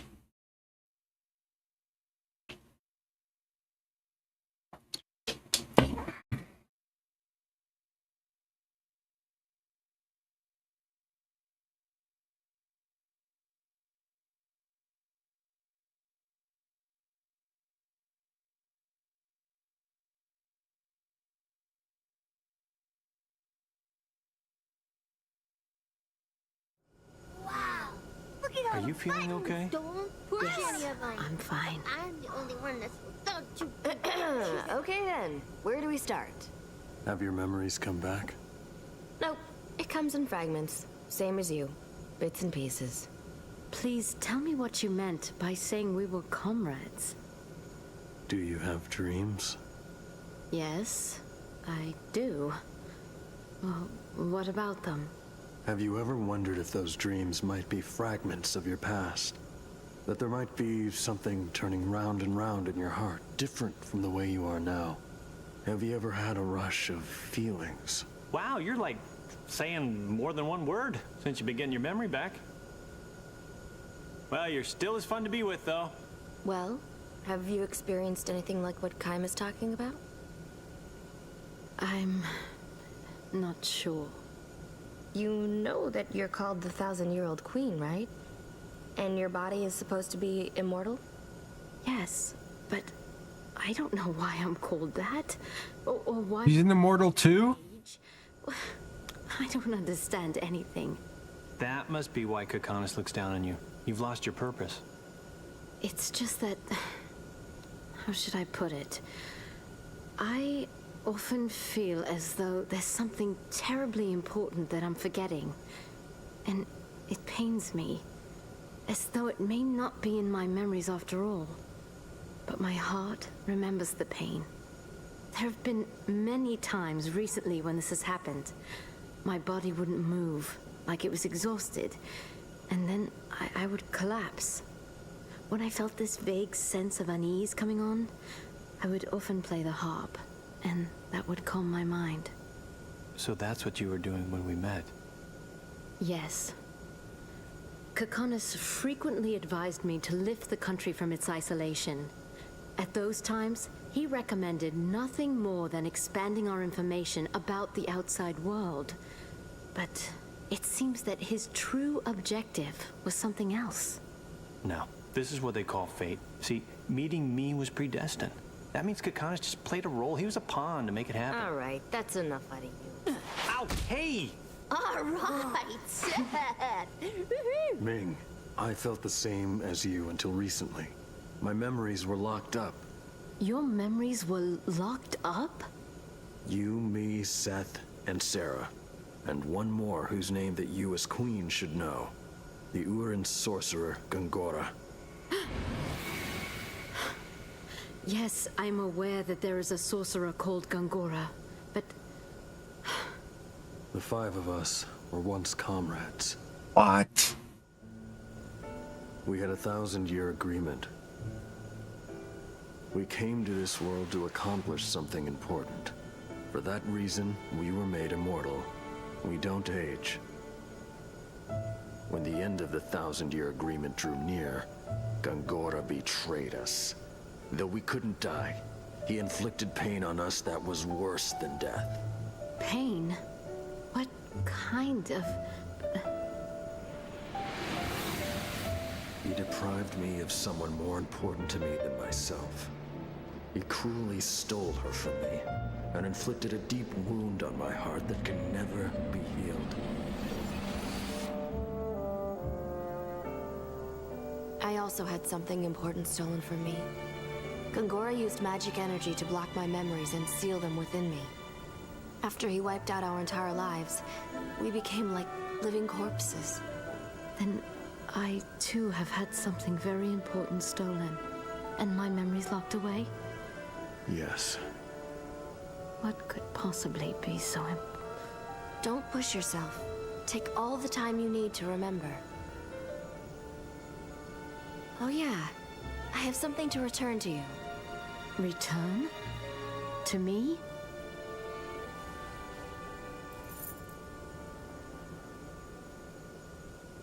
This really saved me. I met you before, didn't I? Yeah, 200 years ago. I borrowed this from you back then. I must meet with Gongora. That's what we plan to do. He's up to something that involves Grand Staff. We have to stop him. That has become our mission.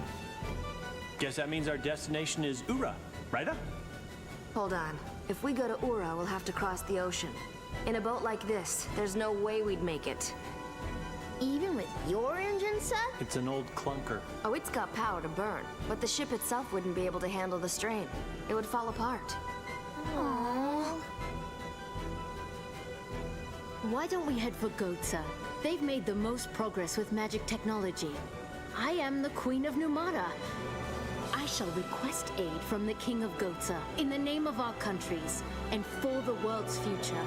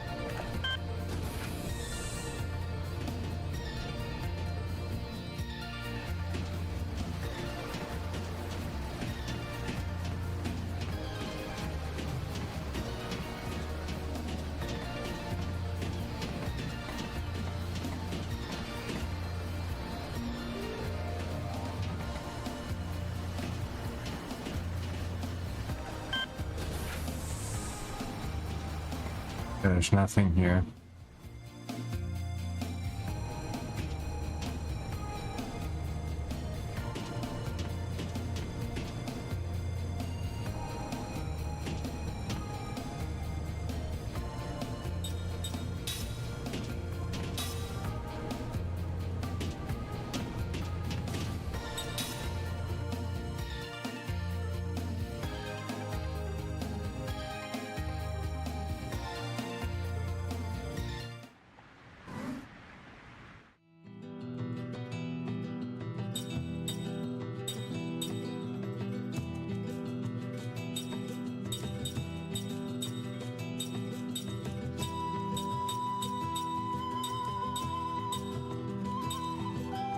Okay. That's all the places we can go to here.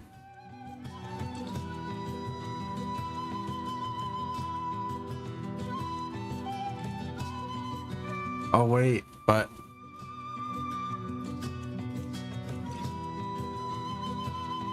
I should probably check that place out since it's not where I'm supposed to go.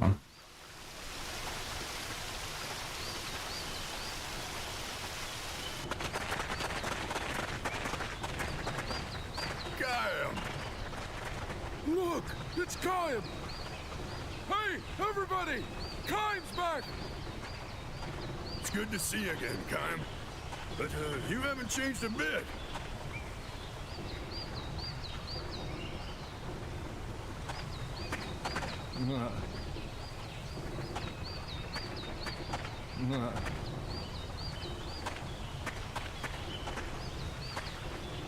Ooh, some new shops.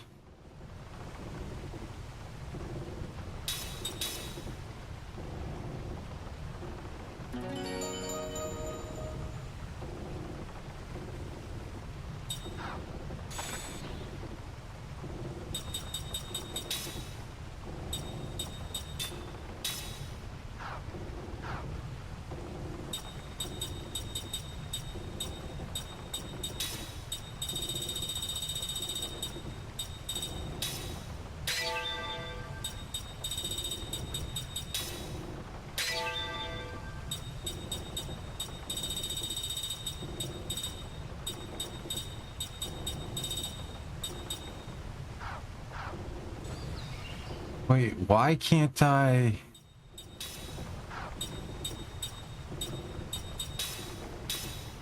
Oh, we're not in a party right now.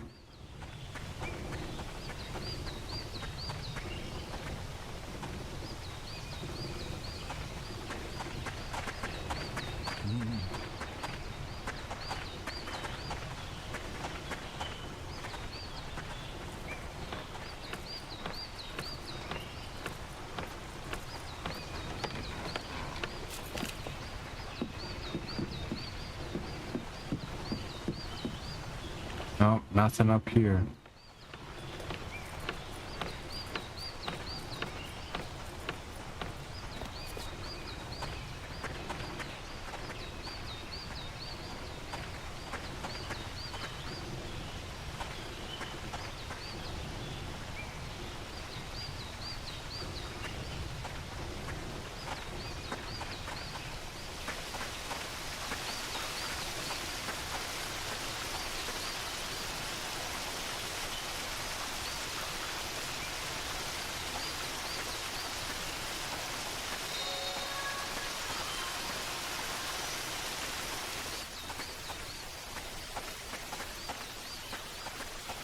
Ah.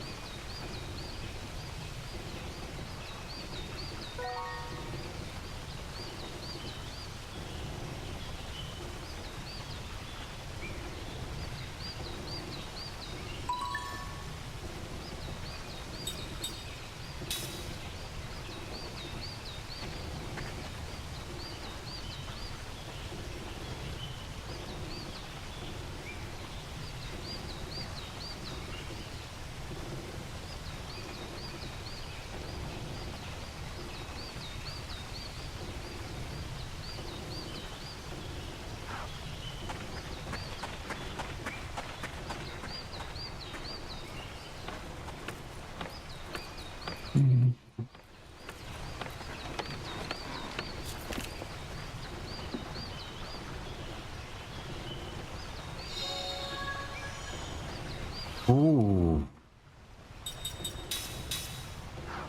Wait, why am I not with everyone?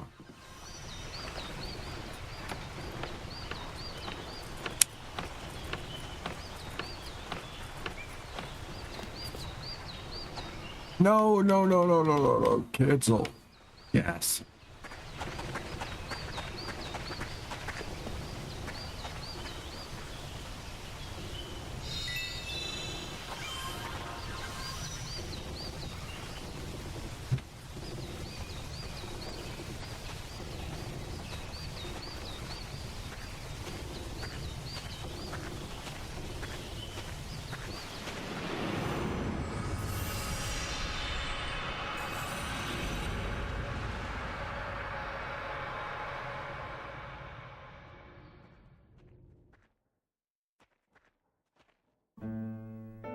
The hero was home from the war. He had performed gallantly on the battlefield, advanced to the rank of general, and made a triumphal entry into the village of his birth. The villagers welcomed him with a festive celebration. The grown-ups were treated to drinks beginning in the afternoon, and the children received sweet confections. Cattle and sheep in the pasture that supported the villagers' livelihood, whether because they were excited by the unusual commotion or were welcoming the hero in their own way, sent especially shrill cries reverberating into the blue summer sky. General, you are the pride of our village. Obviously full of pride himself, the head of the village thrust out his chest as he delivered his congratulatory address to the welcoming ceremony. To think that the foremost hero in the army came from this tiny village is so incredibly exhilarating and gratifying. I'm sure our ancestors are overjoyed as well. The throng crammed into the village square burst forth with cheers and applause. According to the official figures released by the army the other day, General, you brought down at least 2,000 enemy soldiers with your own hand. Thunderous roar shook the square. Come to think of it, the population of this village is less than 1,000. This means, sir, that you managed to bury more than 2 of these villages worth on your own. How fortunate for us that you were not one of the enemy. If by any chance there had been a warrior of your caliber on the other side, we'd all be resting on the hilltop graveyard by now. A few of the women frowned momentarily at this remark, but the men, full of liquor, responded with an explosive laugh. Sitting stage center, the general lightly stroked his dignified beard. No one present knew that this was his habit whenever he was perplexed. When he left his village to join the army, he was just an ordinary soldier a long way from growing a beard. General, you are truly the savior of our army and indeed of our entire nation. I understand you will be leaving for another battle tomorrow, but we all hope that you will thoroughly enjoy yourself on this rare visit to your birthplace. The village chief ended his greetings and withdrew to the wings, whereupon the village's number one entertainer bounded onto the stage in the most comical way he could imagine. Dear General, he cried, running over to where the great man was seated and going down on his knees. Oh, hear my plea. The general looked at him uncertainly. Is there any possibility that you would lend me the sword at your side, if only for a moment? Perplexed though he was by all this, the general, impelled by the audience's applause and cheers, handed the man his tasseled and jeweled-encrusted sword.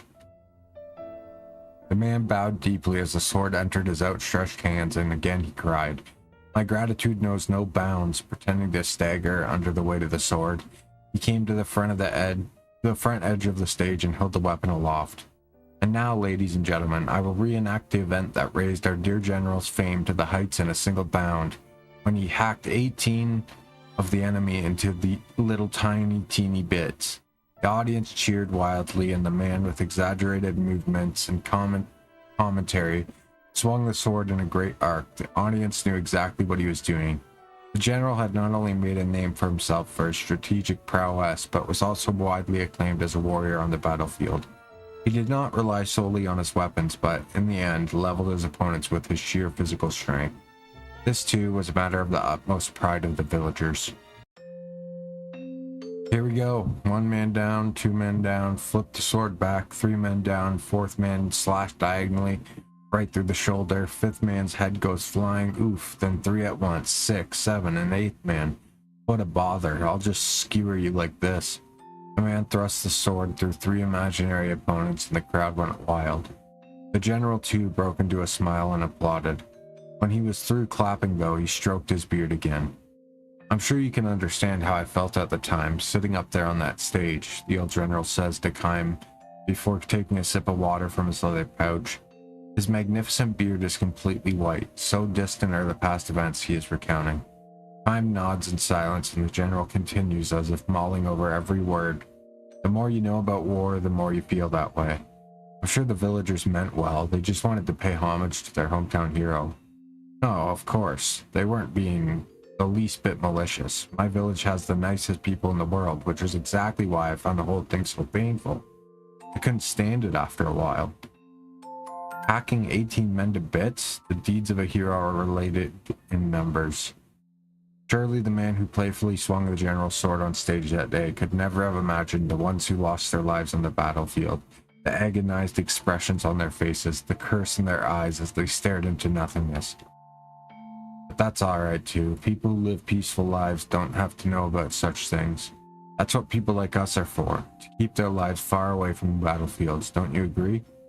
Thanks to us and our killing of enemies, the people we're supposed to protect don't have to know anything about the bloodiness of war. Unless you believe that, what's the point of people killing each other? Time says nothing in reply, without either affirming or negating the old general's words. He stares vaguely at the general's troops. What'd you say your name is, Kime? I suppose you've killed more enemy soldiers than you can begin to count. There's no way I could count them all. I thought so. You have a flawless build, the kind that can only be tempered on the battlefield. Only a man who has survived one battle after another can carry himself the way you do with complete naturalness. How does a man like you find himself driving a horse cart over a mountain pass? Kime is ready to leave without answering if the old man asks him such a question. But the general inquiries no further into Kime's background. Instead, there is a sense of relief in the smile he bestows on the sight of Kime's arresting his horses at the pass. I was 16 the first time I went into battle. After that, I just kept running from one fight to another until I made it all the way to General. At first, I remembered the faces of the men I crossed swords with and killed. Even if you don't try to remember them, they get carved into your memory. I had terrible nightmares, and try as I might, I could never seem to wash off the stench of blood that splashed on my face and hands. That was a hallucination, of course, but it got so bad once that I spent the whole night in a river trying to wash myself off. The general paused a moment to think about his story, then went on. But after a while, you get used to it. You get used to fighting and killing over and over again. Your body and your mind and your heart just get used to it. That's how people are, so I stopped having nightmares. Killed all the enemy soldiers I could lay my hands on, and I forgot every one of their faces. Same for you now too, Kime, isn't it? Maybe so.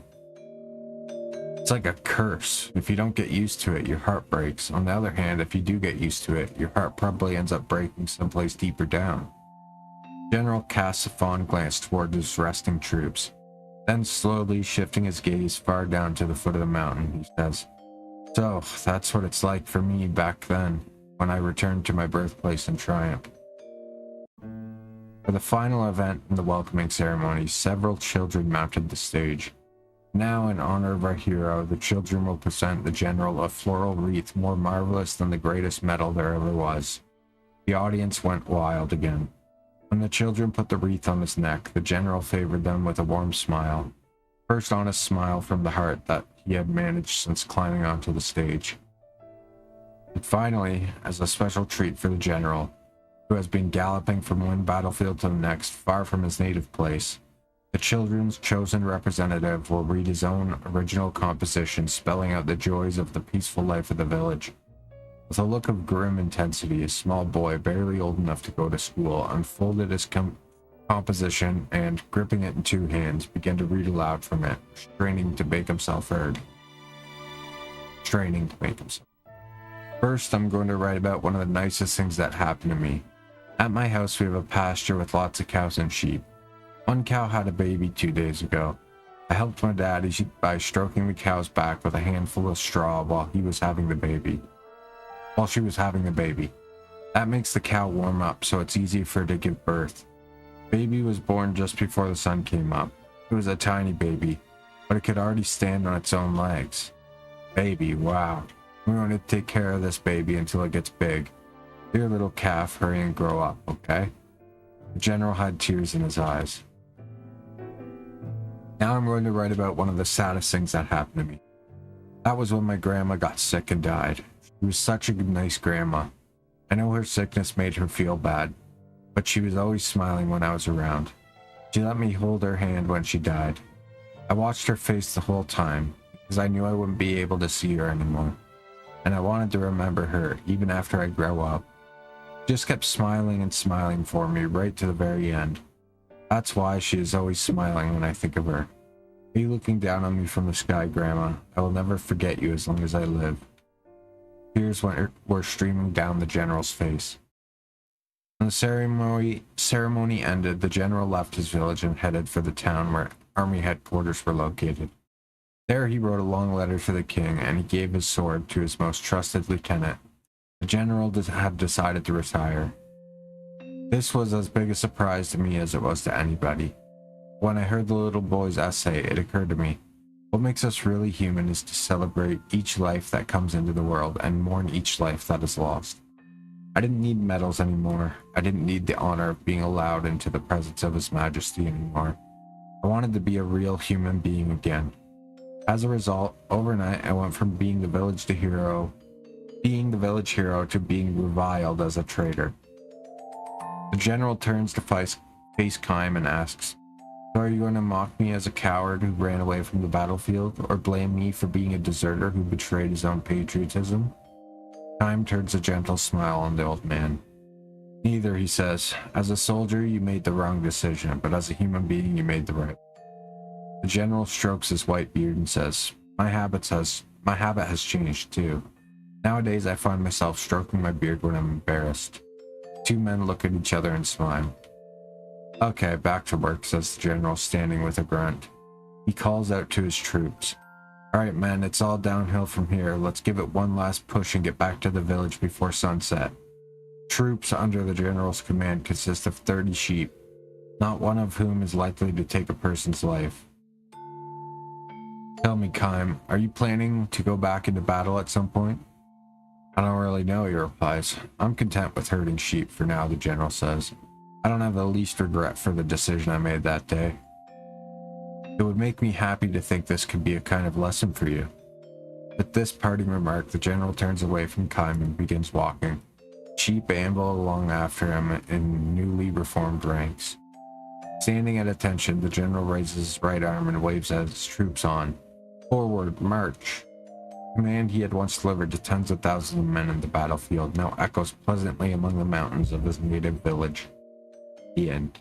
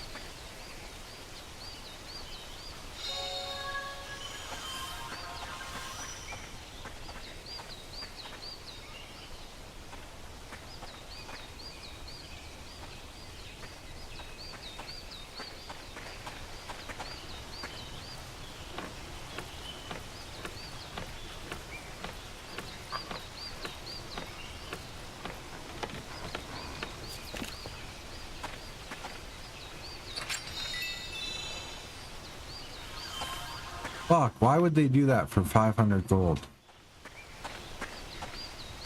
Make a fucking... God damn it.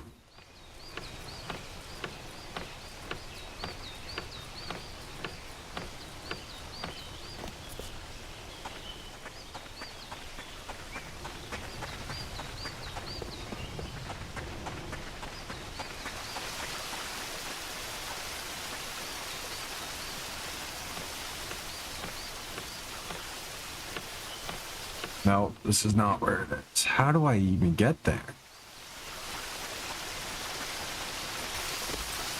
There we go.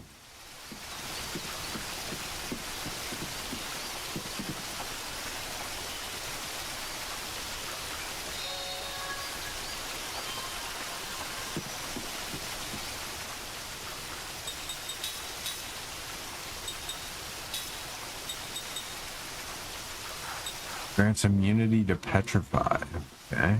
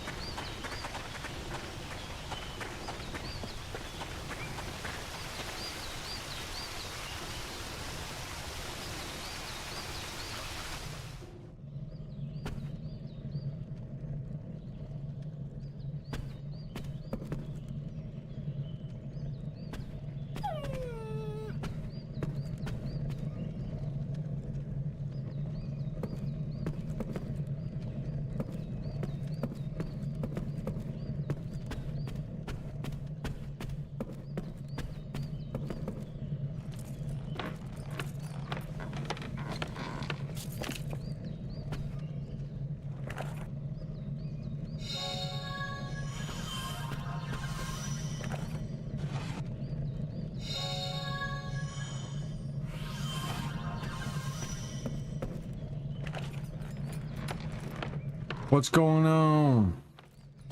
How you doing tonight?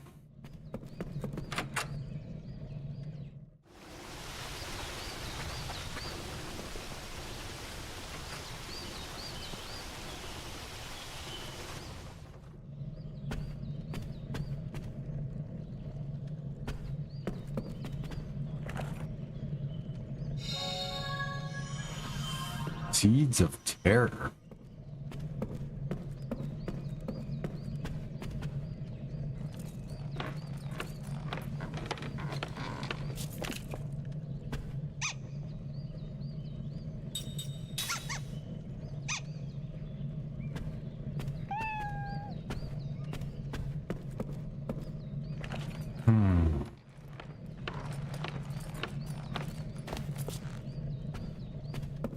Fuck, I found so many seeds at first, now I barely find any.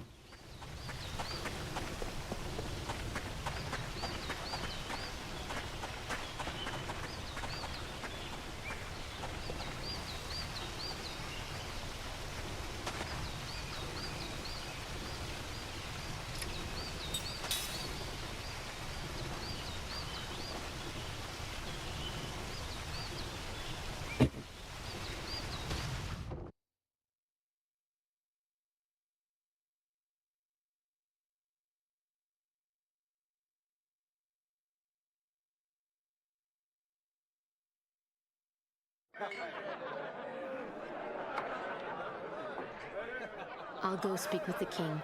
We've never met, but I've heard he's very wise.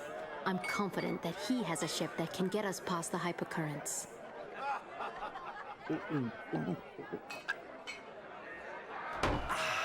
Wow, that hit the spot. You know, I'm finally starting to feel at home. No. Are you even listening to me? There's a time and place for that stuff, and this is neither. Tell me, is it really true you can't drink? Yes. That is so sad. But you're a queen. I mean, don't you have wine or champagne at parties or banquets, hangings, any festive thing like that? No. Well, look it. Nobody knows us here. Come on, just give it a try. I guarantee you'll like it. Really. It won't kill you, I promise. In fact, I bet if you take a couple drinks, you might get your memory back. Yeah, it relaxes the mind and other things. You think so? Absolutely. Hey, look at me. You're talking to Jansen here. Bottoms up. Bottoms up.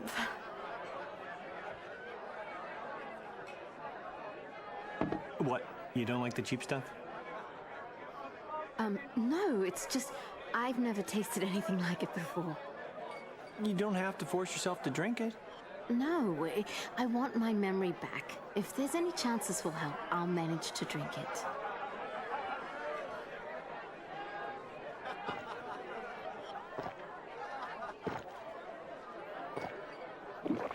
Wow, that good. Are you, okay? Ooh, I feel very lightheaded all of a sudden. It's affecting me like you said it would. Oh, your muscles Yeah, well- are so... Hey, oh! Oh, no.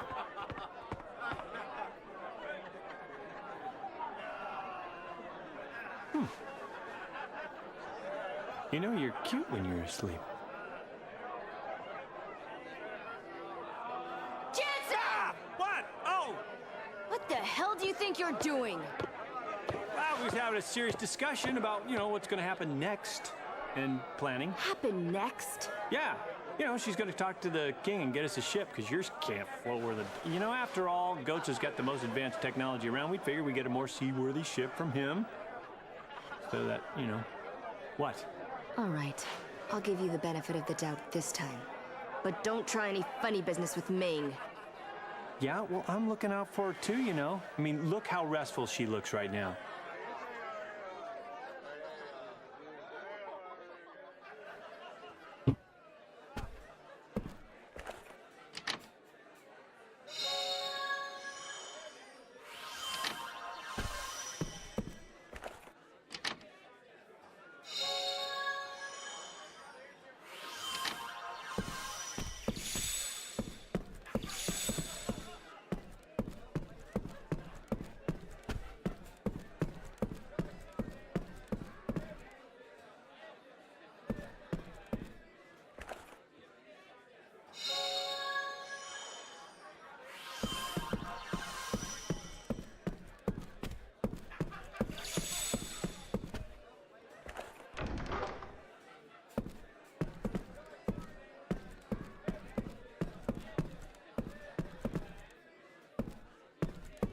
Ooh.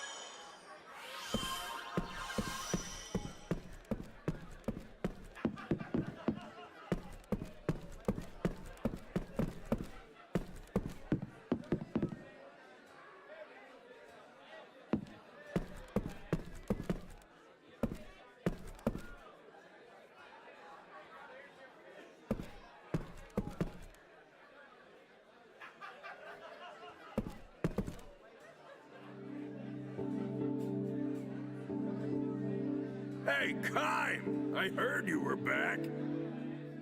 This place takes me back. And it looks like the years have been good to you. Knock it off. I'm a bona fide old man now. Well, if you don't mind my saying so, you've aged really well.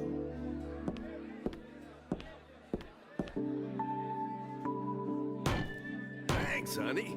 Drink up. This is on the house. Well, that is mighty nice. I don't mind if I do. Can I have that big, large mug over there?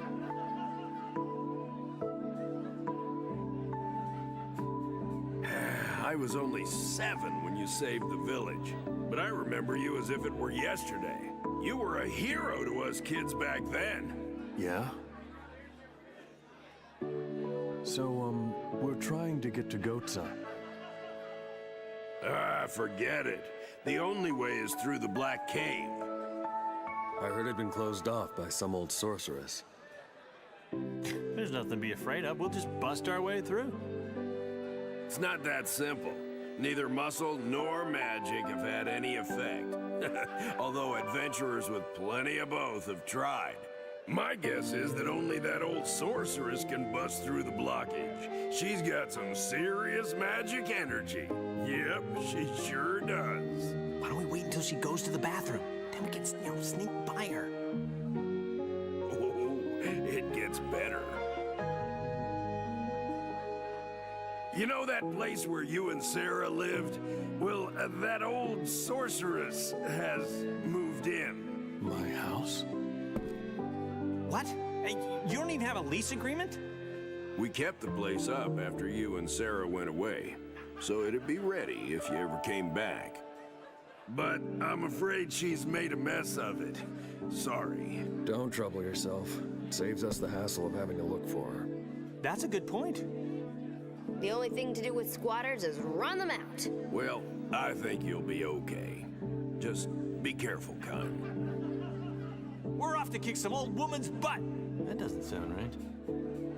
You're not gonna go off and leave Ming like this, are you? We'll head out there tomorrow morning.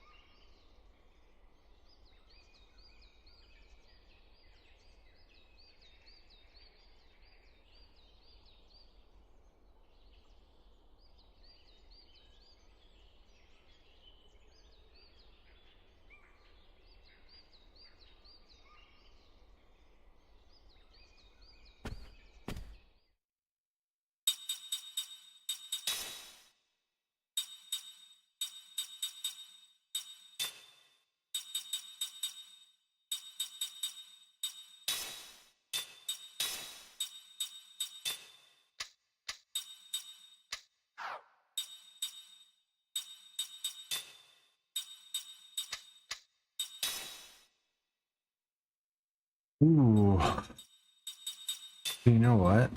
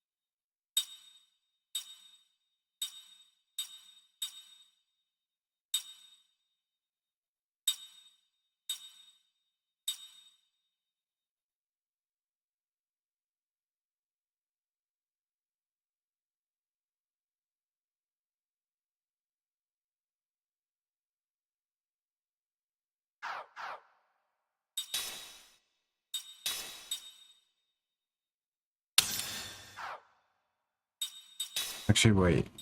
What is mine?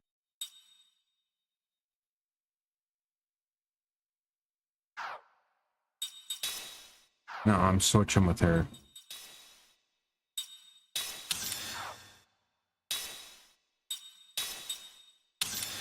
Dark crystal ring.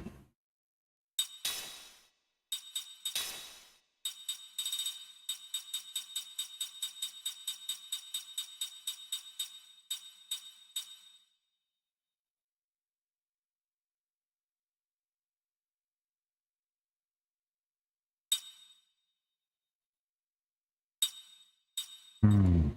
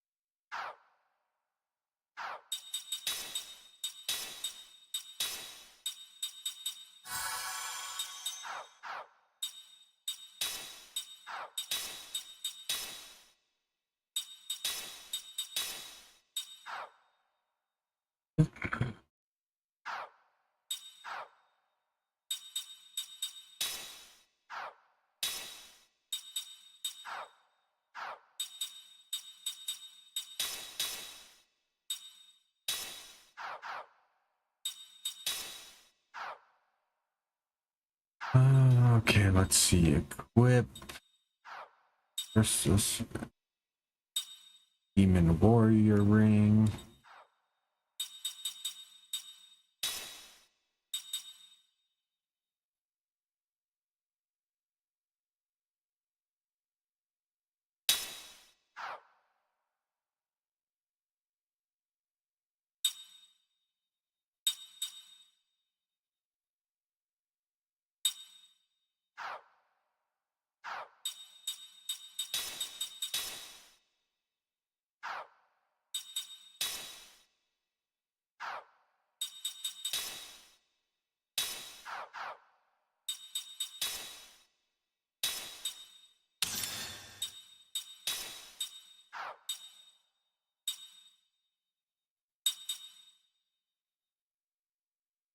XMP up.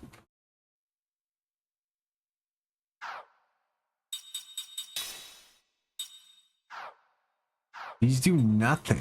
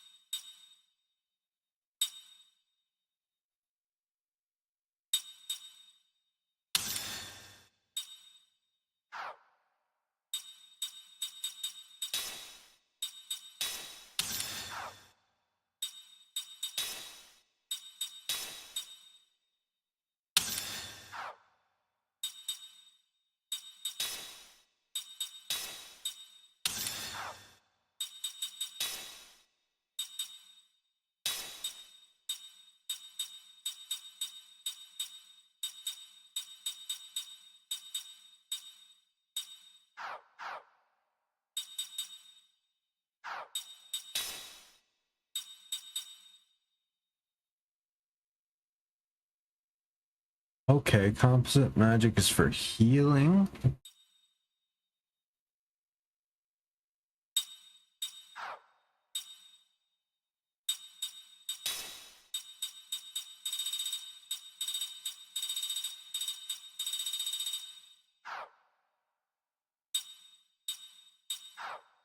Okay. Oh wait, what was it?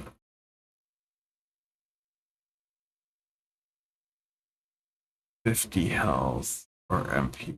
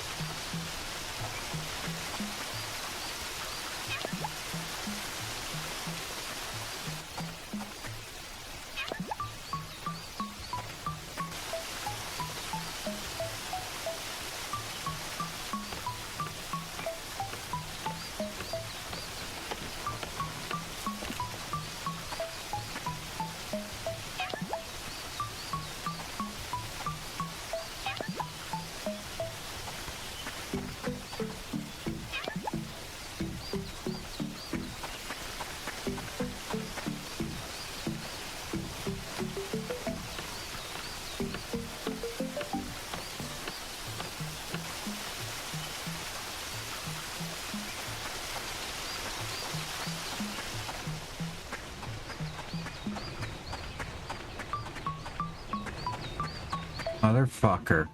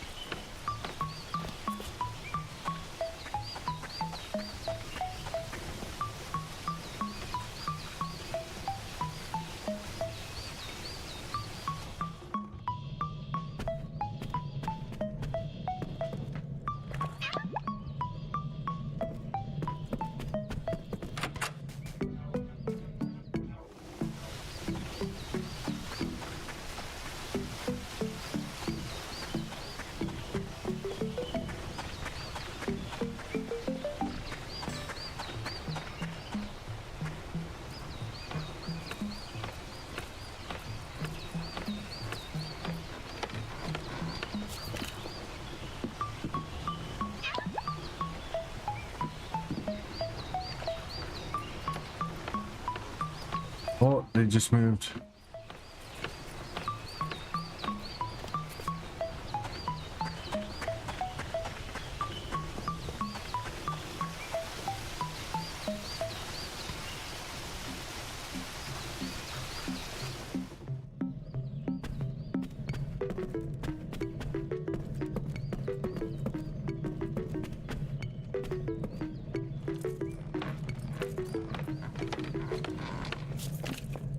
Oh. Fuck.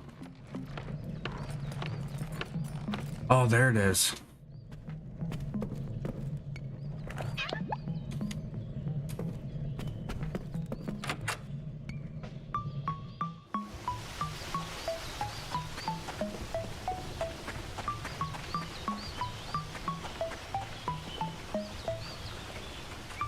Move your tail, asshole.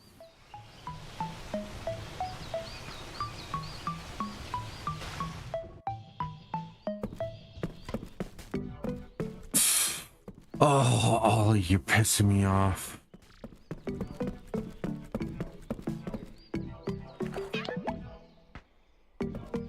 Okay, it's just the one on the rock now.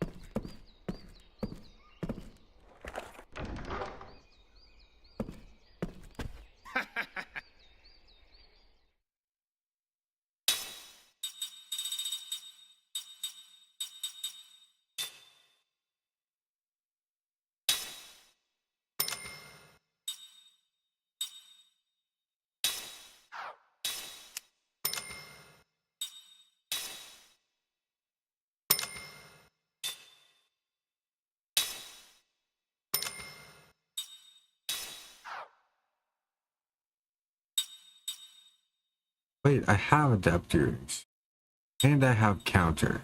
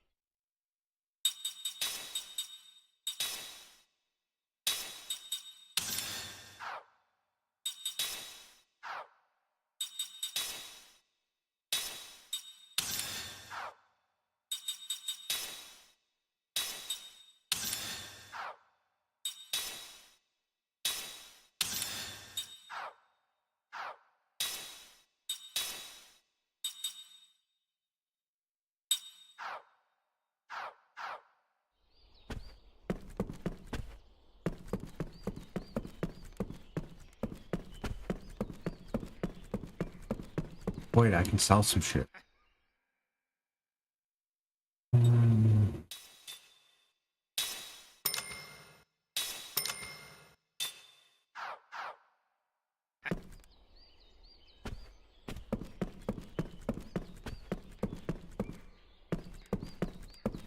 What was that? Nothing.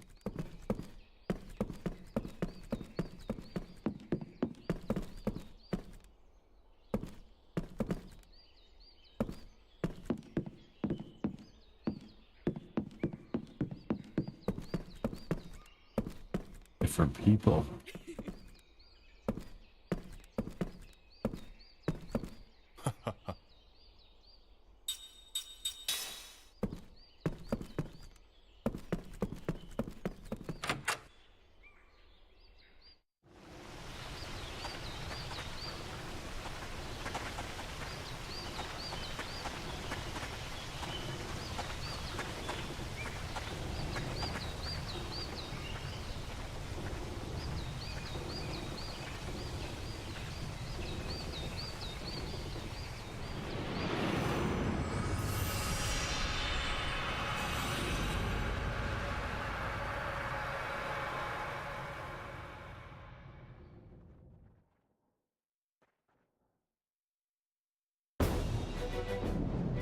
There's no way to keep the village from becoming a battlefield.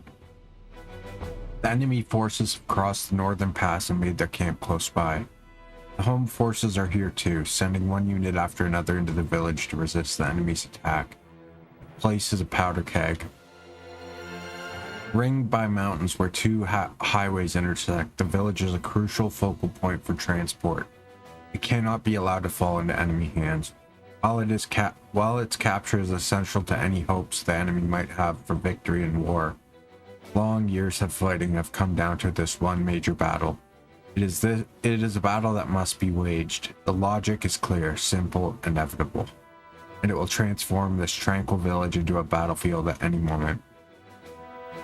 The army has ordered the villagers to evacuate. Non-combatants can only get in the way. The enemy wants to settle this before the weather turns cold. So what does that mean? Another month? 2 weeks? Got your stuff packed? No sense getting caught in the middle and killed. Talk about dying for nothing. Better forget about taking any pots and pans with you. Pack as light as you can and get away as far as you can. Think of all the generations our ancestors guarded our houses and land. Hate to think it's going to turn into a wasteland when the fighting starts. There's nothing we can do about it. It's just plain bad luck, that's all. We just have to hang in there, pull the war is over and come back and we find out who won.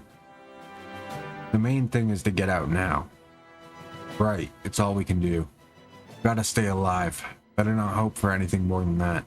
Why the hell does this have to happen to us? The villagers leave a few at a time, beginning with the first ones, find temporary shelter. By the time the forest is lightly tinged with red, the village is practically deserted. The only ones left are old folks who live alone and have no place to run to. The army has built a crude refugee camp for any evacuees able to cross several mountains to reach it. The aged poor stagger in with little more than the clothes on their back. The only one left in the village is Grandma Koto. As a mercenary, Kaim first met old Koto shortly after he joined the unit protecting the village. He was on an inspection round at the time, and when he spotted an old woman working in the fields, she turned out to be Grandma Koto. A soldier with him yelled at her, "Hey, old lady, enough of that." Another man shouted, "You'd better get out of here now if you want to stay alive. The fight's going to start in 2 or 3 days. How many times do we have to tell you to go to the damn refugee camp?" But old Koto stayed hunched over, digging in the dirt. Obviously, she was not harvesting anything. If this had been a time when the grain had ripened and she was trying to harvest her crops, it might have made sense, but she was just turning the soil as if she had forgotten that a battle was about to start here at any moment. Is the old bag deaf or just senile? With a disgusted look, the captain called over to Kaim. "Hey, new guy, do something about this one.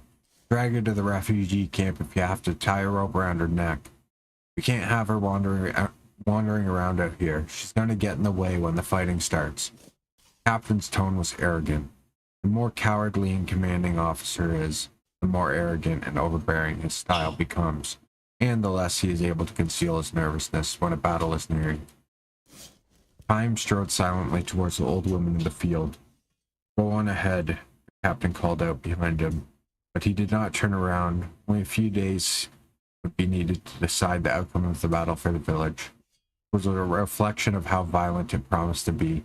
For this reason, working the fields now was pointless. Even the most carefully cultivated patch of ground would be crushed under the soldiers' boots. A harvest next year was out of the question, nor was it even clear how many years it would take to restore the village to its former tranquility. When Kaim approached her in the field, the old woman kept working and said, "Don't try to stop me." She looked and sounded much tougher than she had seemed from a distance. She might have been one of those stubborn, cranky old folks that people kept their distance from when the village was at peace. "You're not going to evacuate?" Kaim asked. "What the hell for?" she spat out. "They've built a camp you can go to." Old Koto gave a snort and said to Kaim, "You're a new one. I've never seen you before." "Yes. So you don't even know what the camp's like? You soldiers have nothing to worry about." "What do you mean?" Old Koto said nothing but pointed towards the steep mountain, standing like a painted screen on the west side of the village. Kaim asked, "Is that where the camp is?" "Hell no. You have to cross that mountain and another one to get to it. Nobody my age can walk that far. What's the point of building a camp in a place like that? How many old folks do they think they're gonna make it over there? You might as well leave us out in the hills to die like in the old days." Kaim was at a loss for an answer. Continuing her digging, the old woman grumbled, "That's how the government does everything." She was clearly angry, but perhaps less angry than sad. "You're on an inspection tour, right? Well, don't let me stop you. No, you see, you're not going to get me to go to any damn refugee camp. That's all there is to it. I'm not going anywhere. This is the village I was born in, and I've lived here all my life. I know how you feel, but this place is going to turn into a battlefield soon." "I know that. So what?" Kaim was at a loss for words again. When she saw that, she smiled and said, "You're a sweet young man, kind of unusual in a soldier." Her expression had softened for the first time. Once she stopped being so prickly, the smile she produced was actually rather endearing.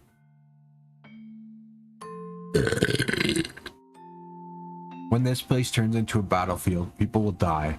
Lots of them. I know that much, don't worry. I have work to do, soldier boy. Telling me to leave my work and run away is like telling me to die. But if I'm gonna die anyway, and it won't be long now, I want you to let me do what I want to do. You shouldn't have a problem with that." Kaim fell silent, not because he was at a loss for words yet again, but because he believed she was right. "I'm gonna die anyway," she had said. Knowing that he would never be able to speak such words, he had no choice but to bow silently to her will. "All right then, run along there, Sonny. I've got work to do." "What are you doing now?" "See for yourself." "Sorry, but I don't know much about farm work." "Like all the other soldiers," old Koto said with a smile. "The only thing you people ever think about is killing enemies. You don't know anything about nurturing life." She let a hint of sorrow show again. Perhaps somewhat taken with Kaim, however, she favored him with an explanation. "Planting seeds," she said. "Grains of wheat. You sow them in the fall, they mature over winter, shoot up under the spring sun, and turn the fields golden in the summer. I always do my planting when the northern mountain peaks turn white. Every year, and this year's not going to be any different."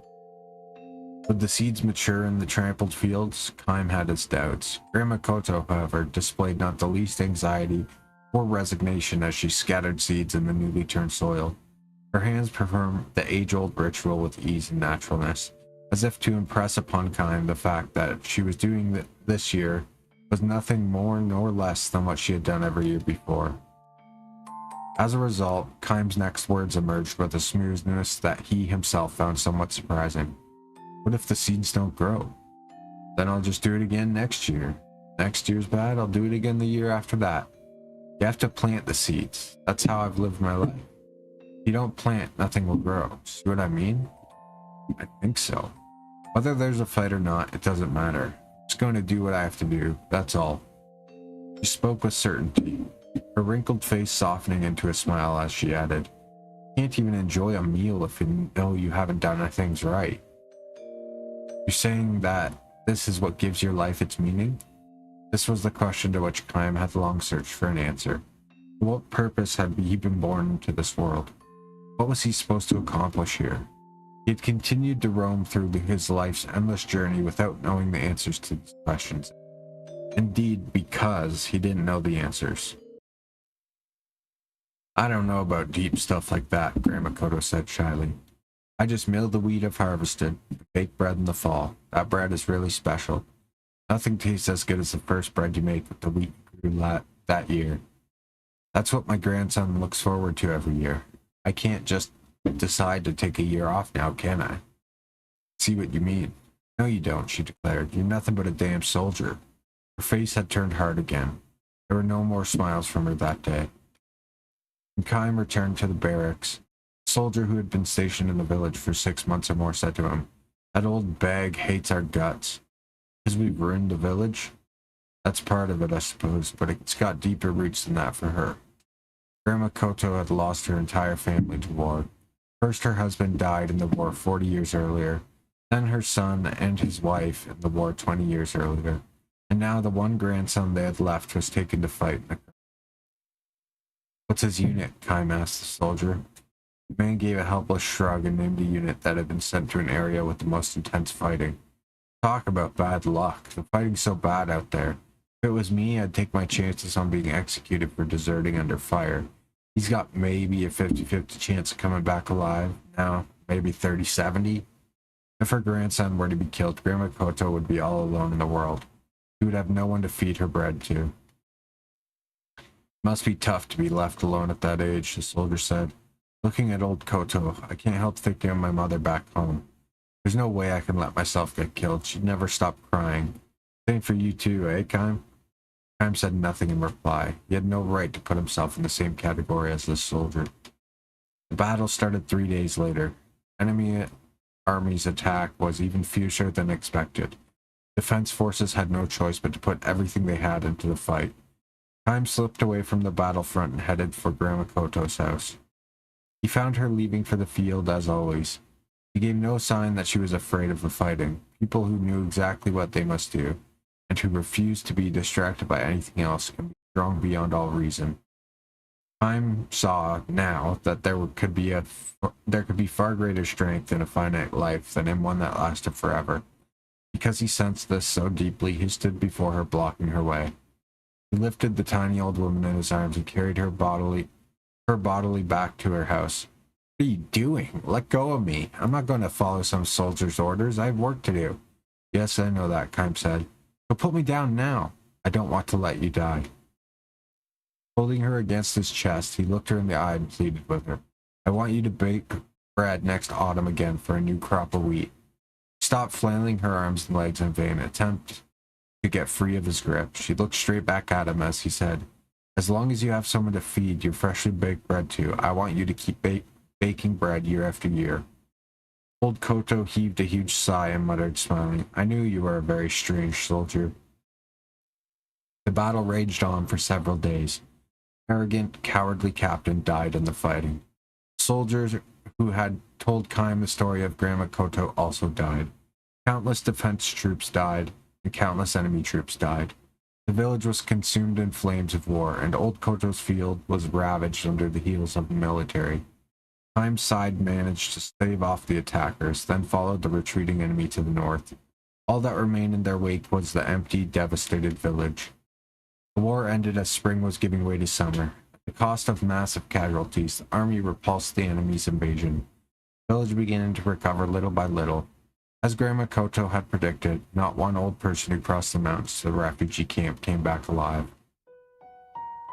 Autumn, and Kaim has come back to the village. He feels warm in the chest when he looks across the field and spots old Koto sowing wheat. So, she's doing it again this year, and next year, and the year after that, for as long as she is alive. He notices Kaim and crosses toward him with a welcoming smile. A year has passed. Seems to have shrunk somewhat within a year's worth of aging. Haven't seen you for a while, she says. So, they didn't kill you. And I'm glad to see you're looking well, too. I heard you stayed near my house during the fight. You single-handedly fought to keep the enemy troops away from it. Time gives her a shy smile. How was your wheat? He asks. All ruined, of course. Worst crop I've ever had. Few scrawny stalks, barely enough for one loaf.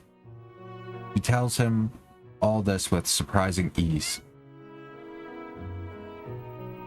Then she fixes her eye on him and asks, have some? What? Bread, of course. I'll bake you a loaf now. You'll help me eat it. Well, sure, but...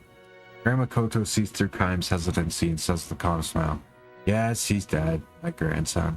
I got word at the end of the summer. I was waiting and hoping, planning to bake him a loaf of bread as soon as he got home.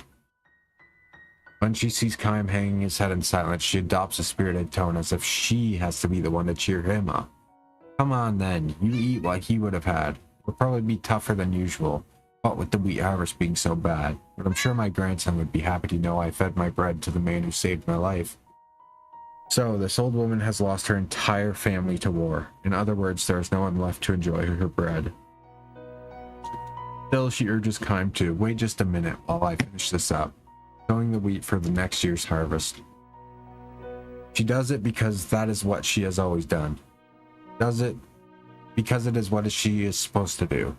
Kaim stops himself from speaking the words, let me help, and he stands staring at old Koto's bent back.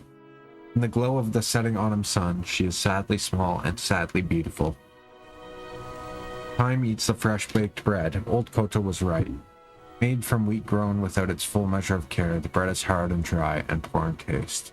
Still, of all the bread Kaim has eaten, gone to eat in his long, long life, this is by far the most delicious. The end.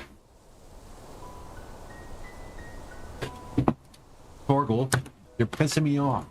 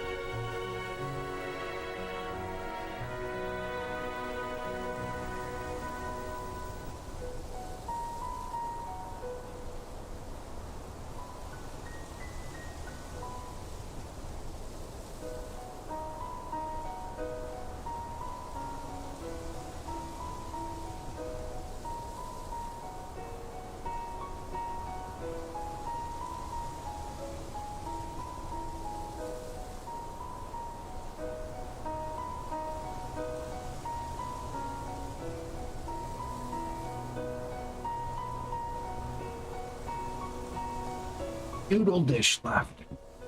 So good.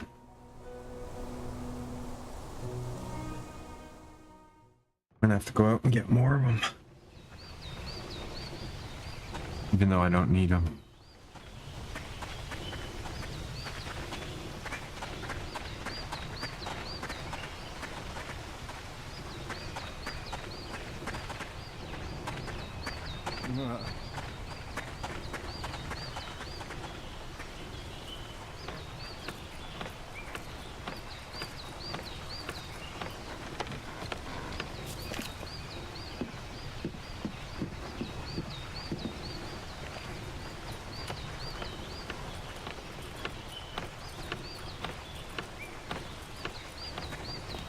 Let's double check.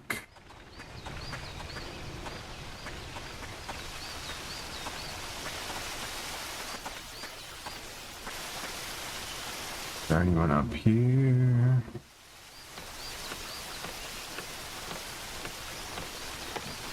No one.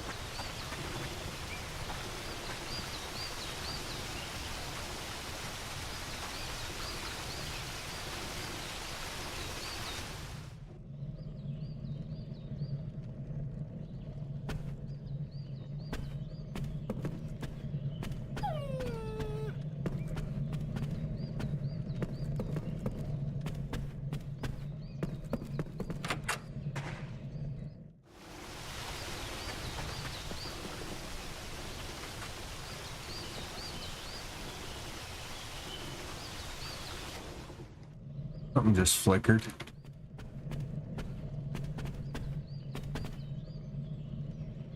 My fucking light. God damn it.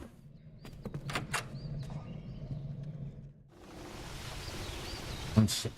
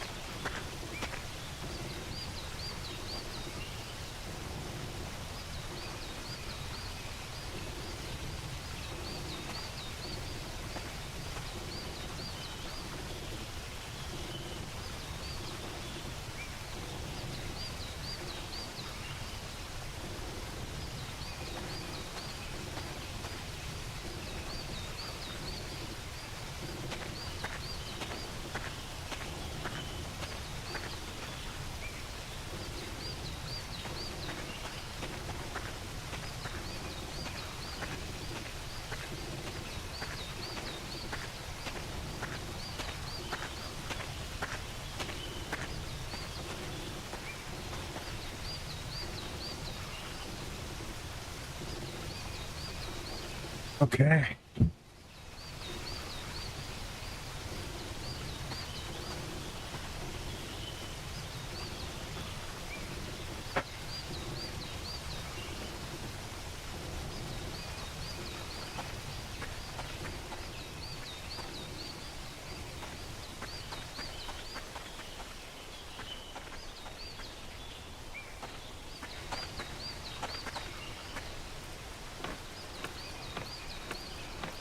Where the fuck is the old lady?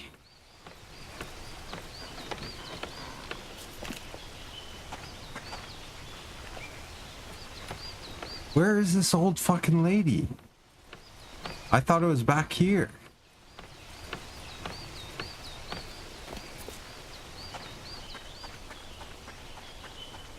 Oh.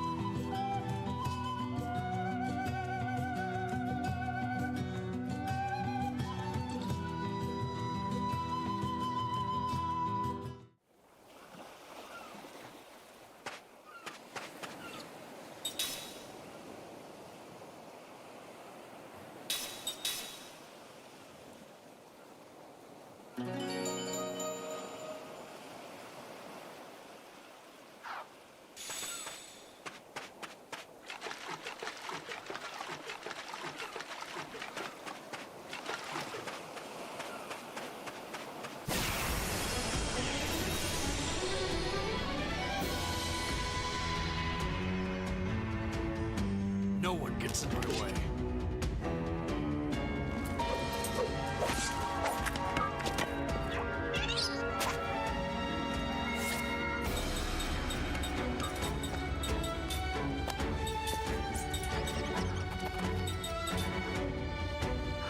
Water. So ground.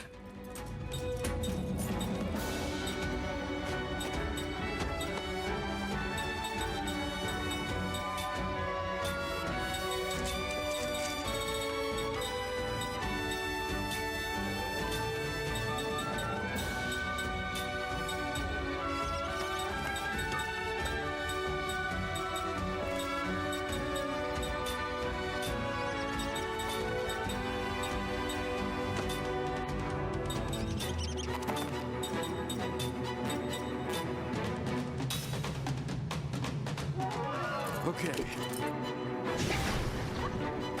What? You've got to be fucking kidding me. 0. Oh my god, I could lose it. I could fucking lose it, man. What am I even supposed to do with that? Taking candy from a baby. What am I supposed to do with that?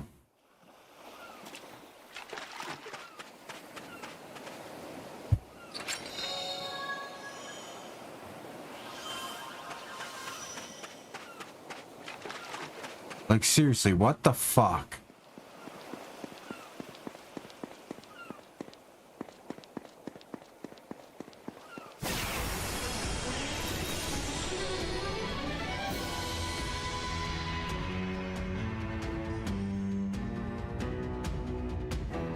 Numara's here.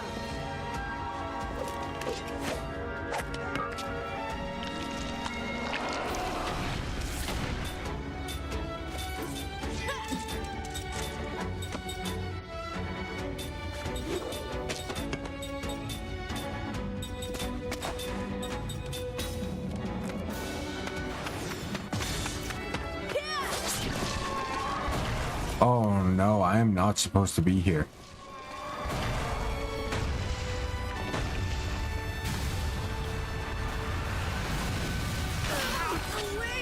Yeah.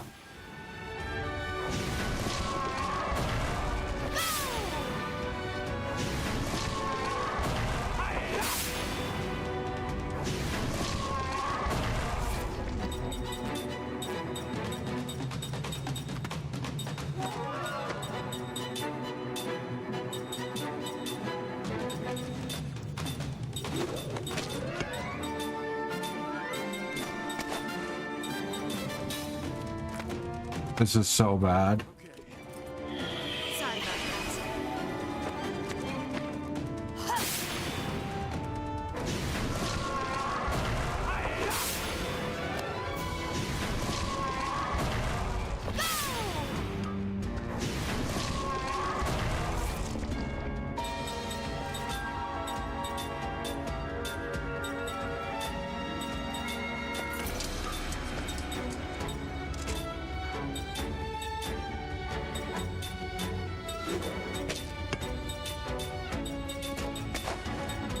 Dude, if we kill this thing, that's so crazy.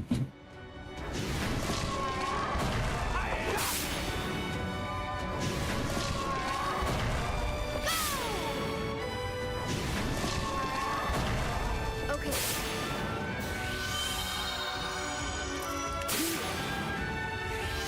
Oh no, ground shake. All aquas? What's that? Oh no, that's not good. Yeah, we're done.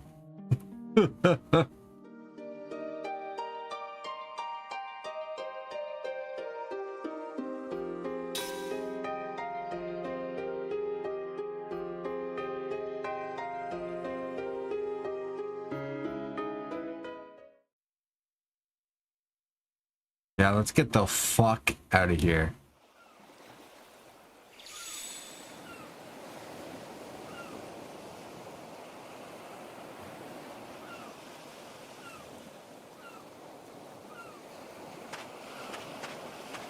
Ah, shit.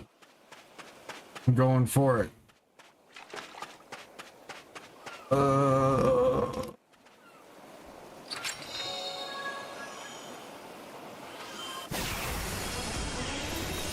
no. Oh no. Say your prayers!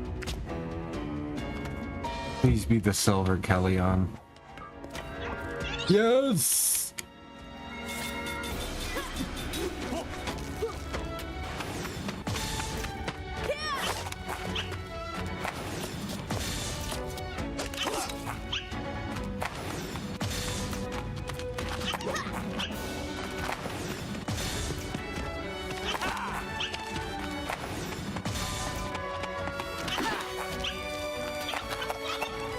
Bye-bye.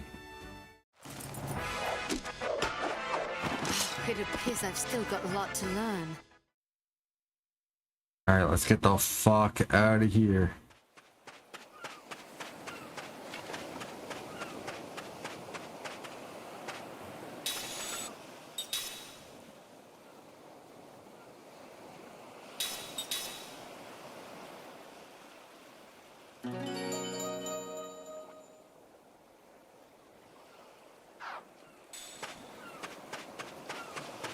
Go, go, go. Oh, thank God.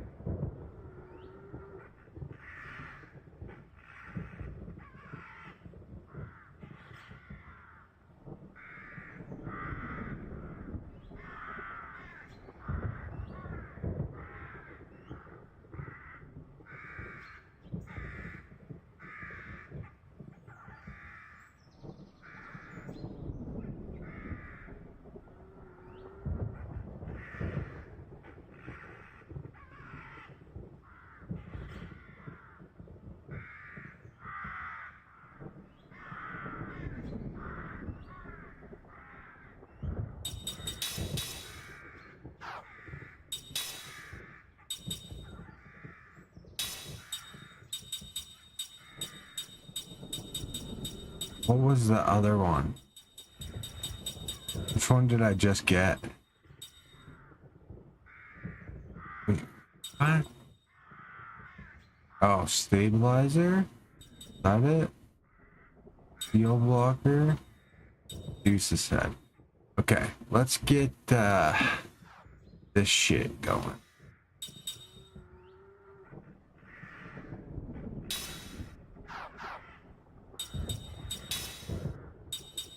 Man, earrings.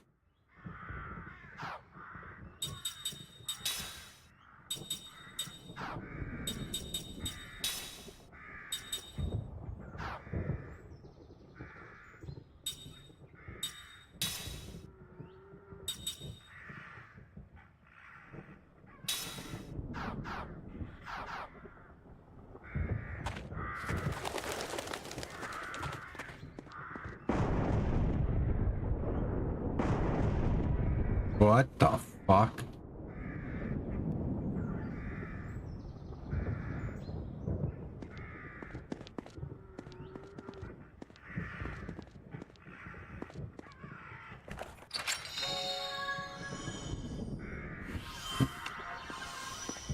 Give me one more slot seat. Come on.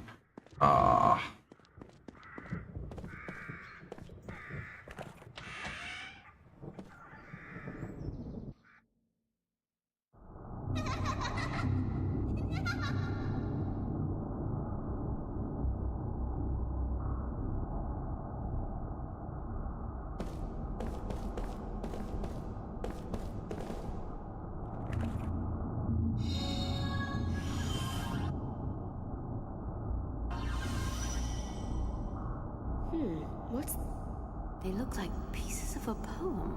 The sorceress did this. She made a mess of everything. Let's get rid of her for good.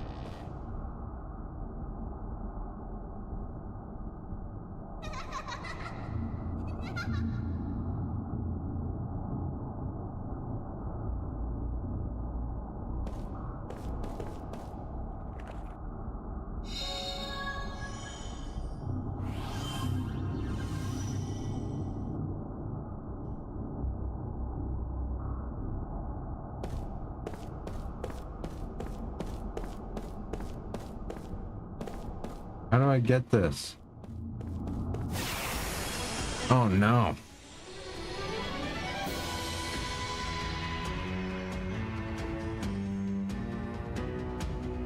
This does not look good.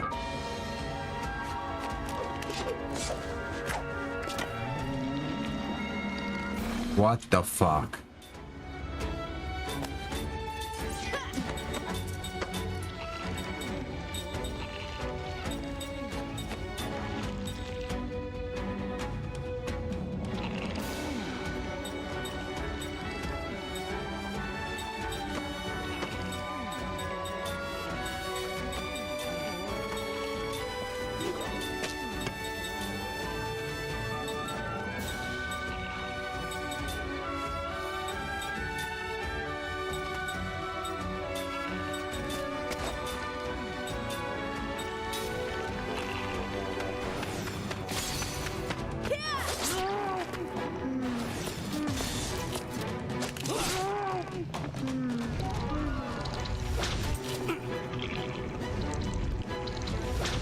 Okay, so I think it's water. Oh, you bastard.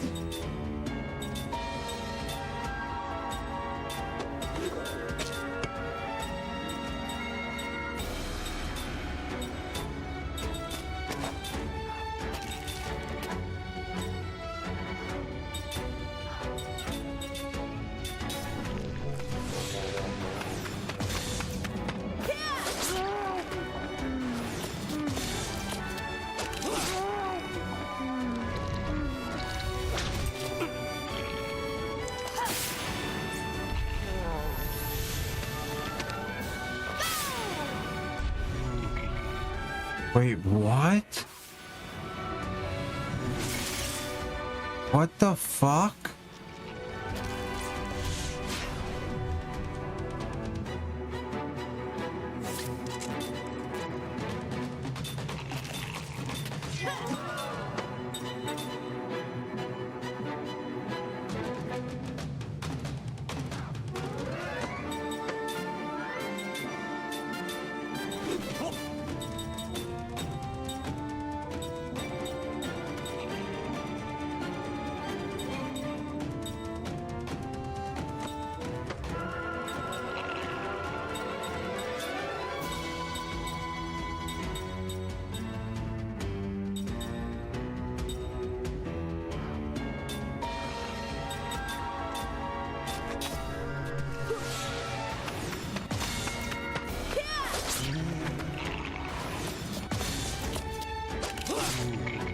What?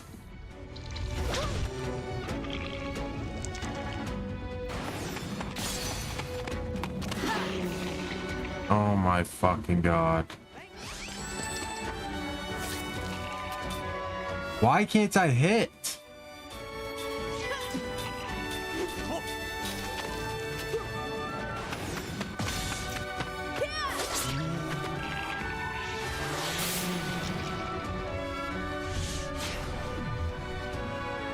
Wait, I thought we literally can't do anything.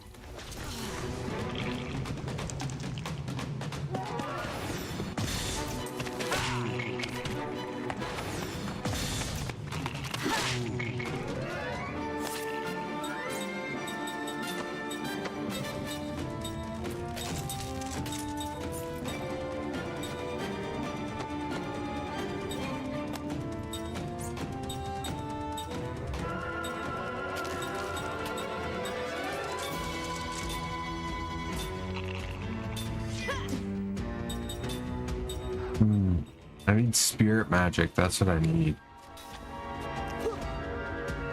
Okay.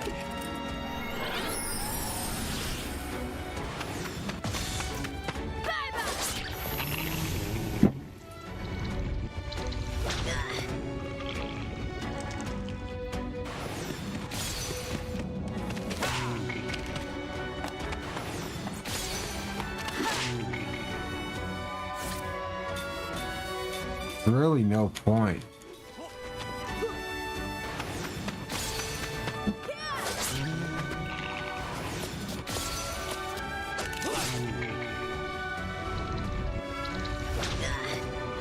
So what is she fucking using that's so different?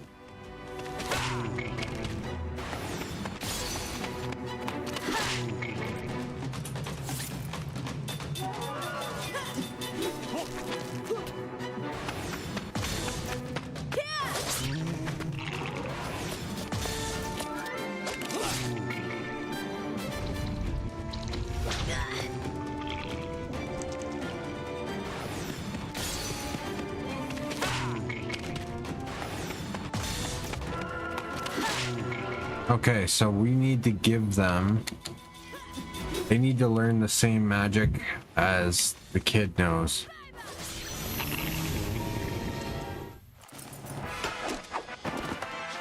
Leap before you look, I always say.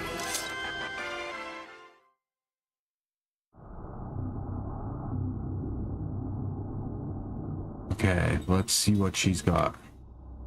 But demon order. Machine killer, magic killer. Okay. What the fuck? I have magic killer. Magic enemies. What else does she have? Beasts and machines. And magic.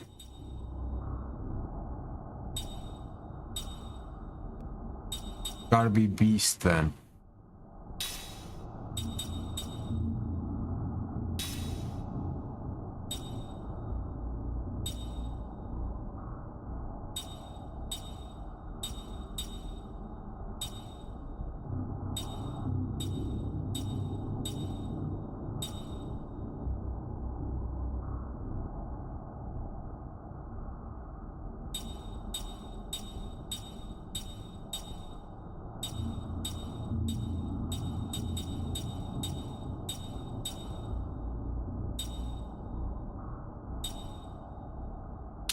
Yeah, I guess let's try that. But if not...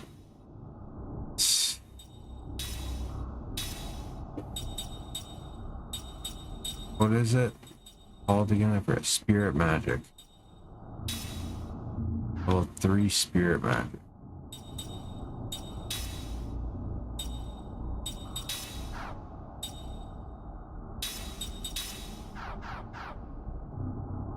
Okay, equip. Main.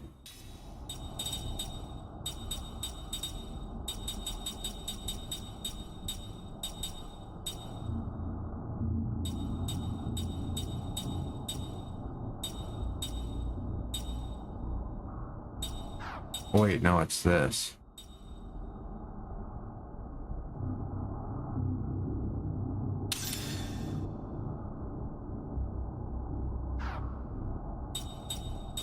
Okay. Guess it... I don't understand why she has different,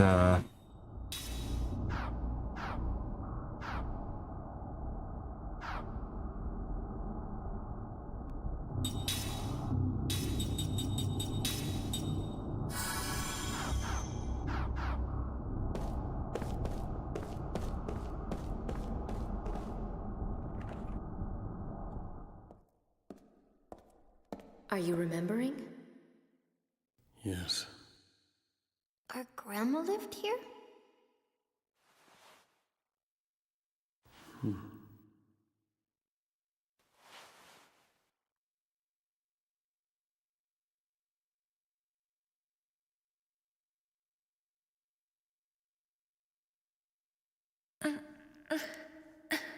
Let me, Sarah. Oh.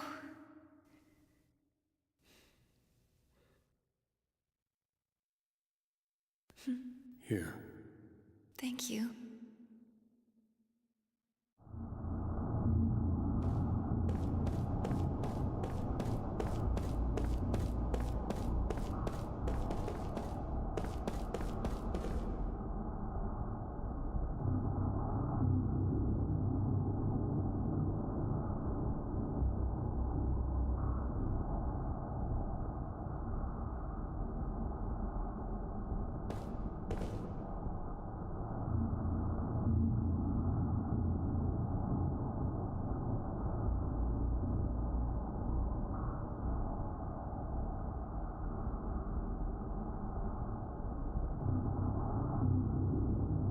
okay.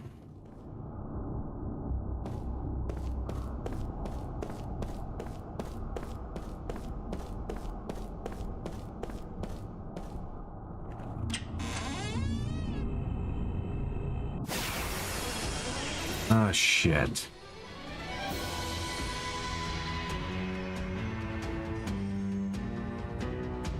Oh yeah! Let's get it on!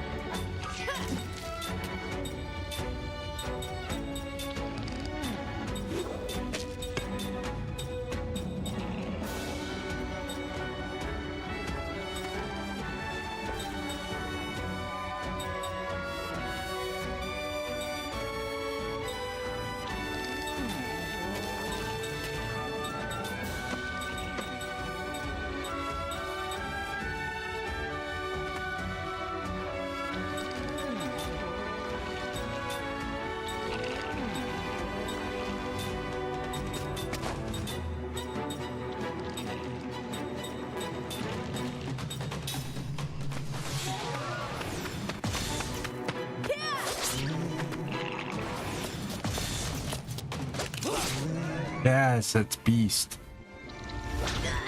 Or non-elemental. It's non-elemental damage. That's what it is.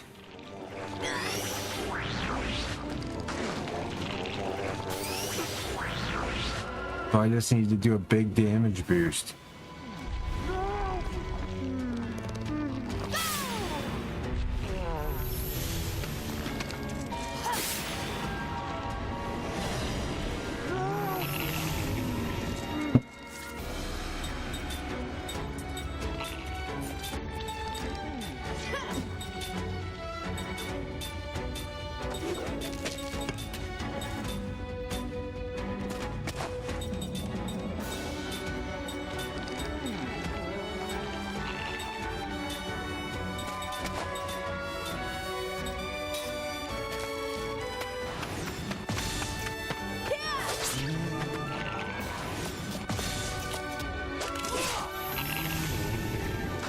Okay, sweet.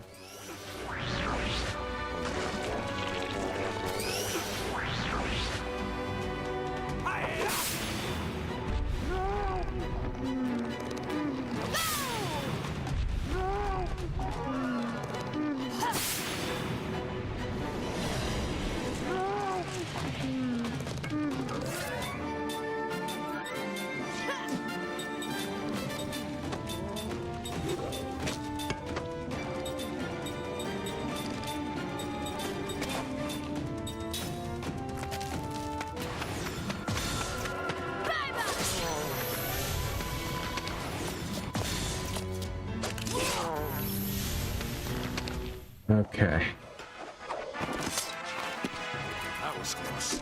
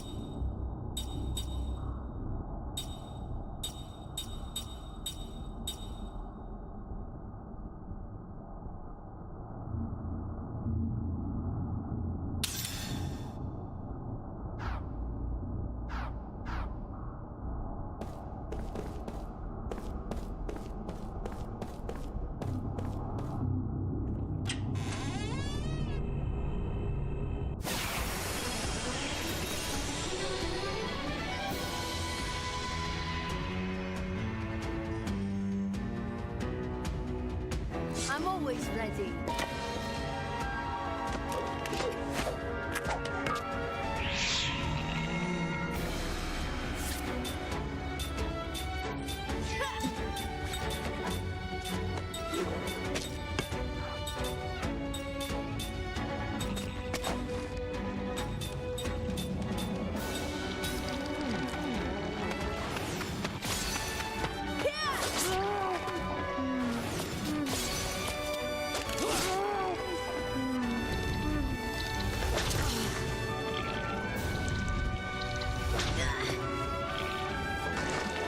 Fuck, these things are so annoying.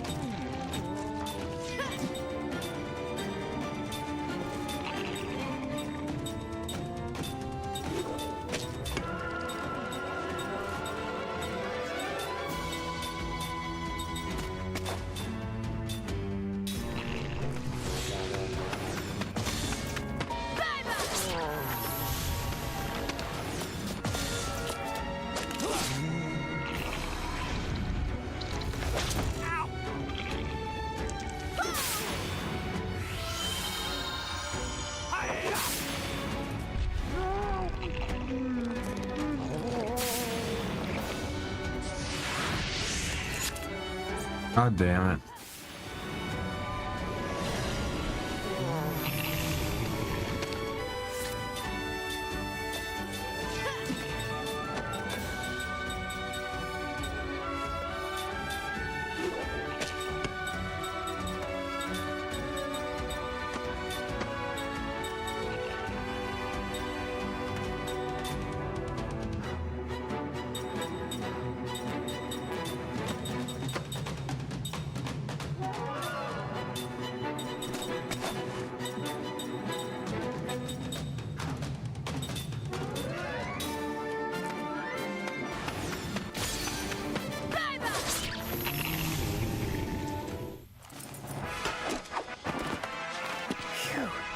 That was a close one.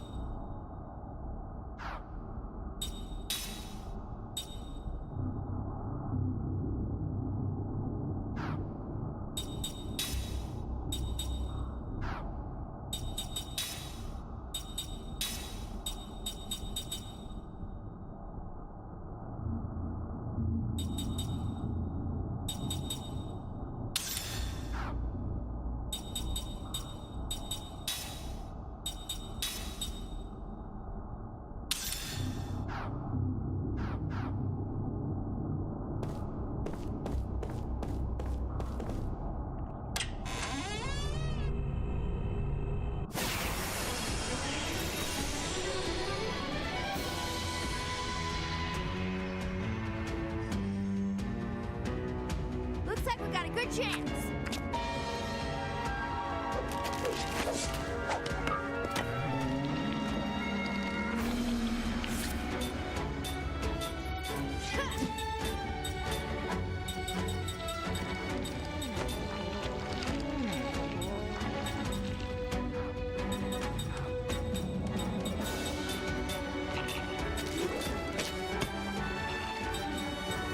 Oh, I didn't set up. Fuck.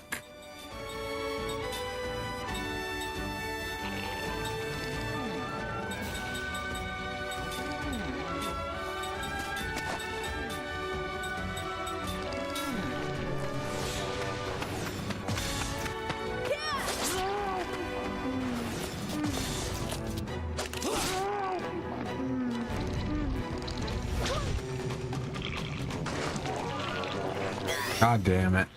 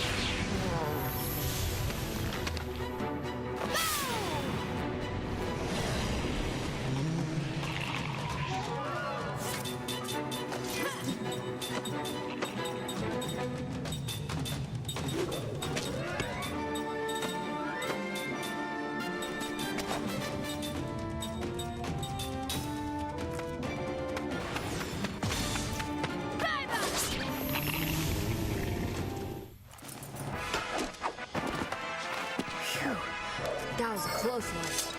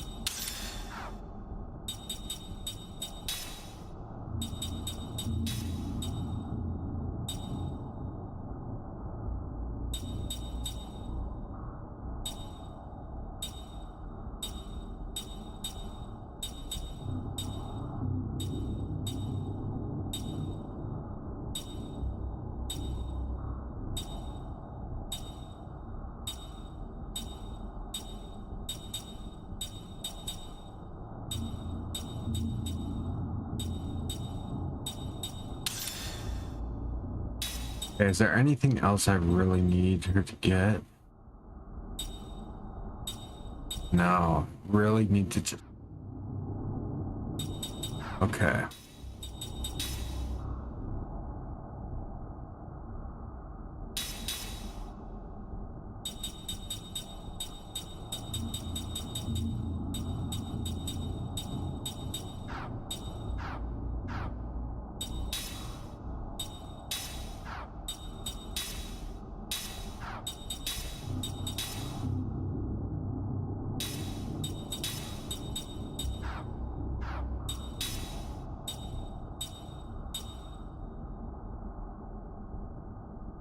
Where did she learn that? How do I not have it? Level 3 black and white magic. I don't understand where she got it.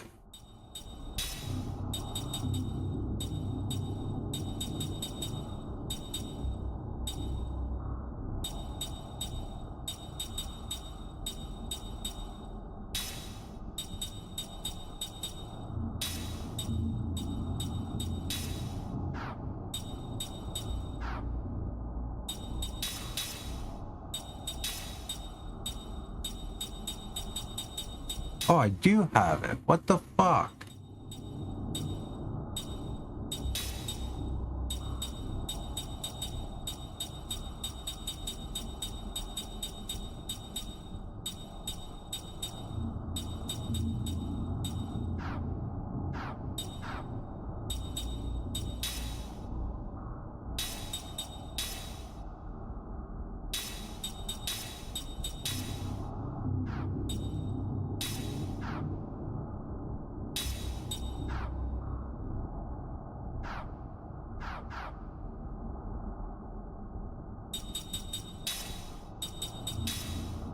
Where's she getting level 3 spirit magic?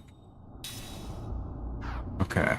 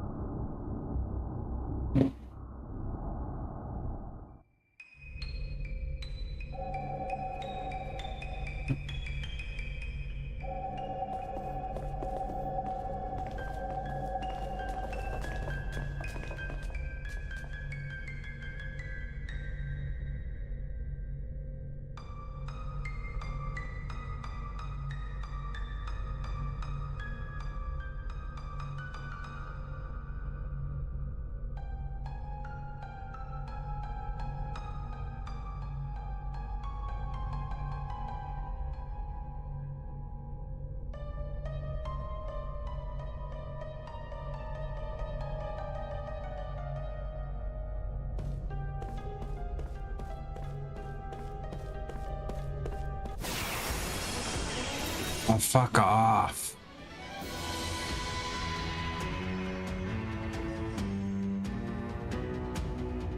This does not look good.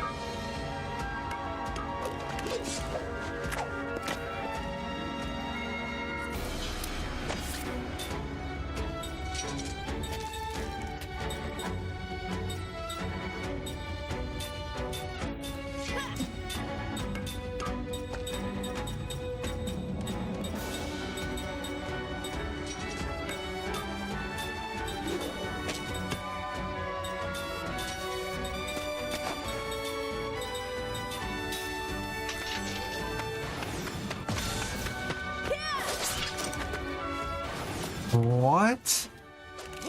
Oh, we gotta take out the books. No.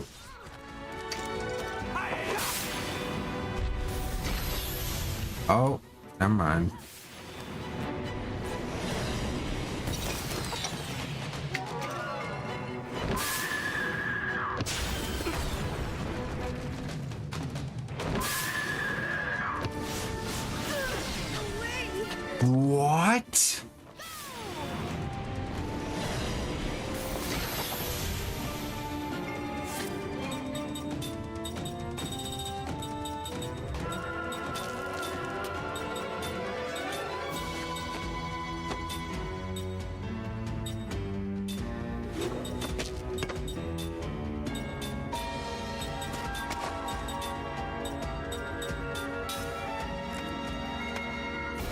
Okay. Sorry about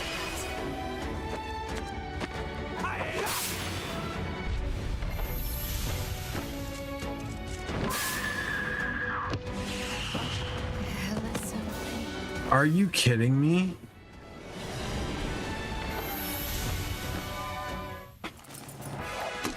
Like taking candy from a baby.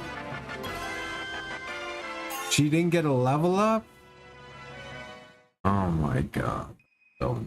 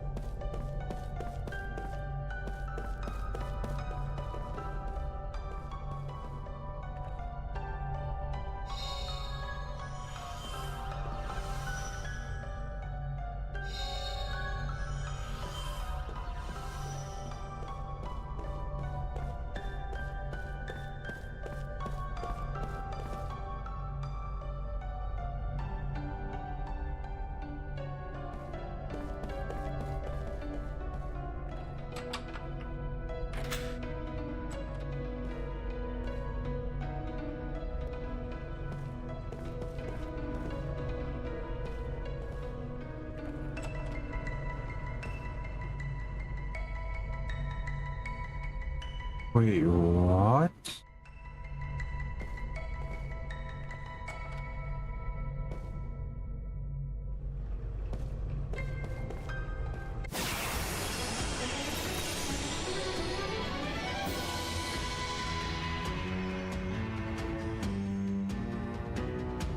Let's get him!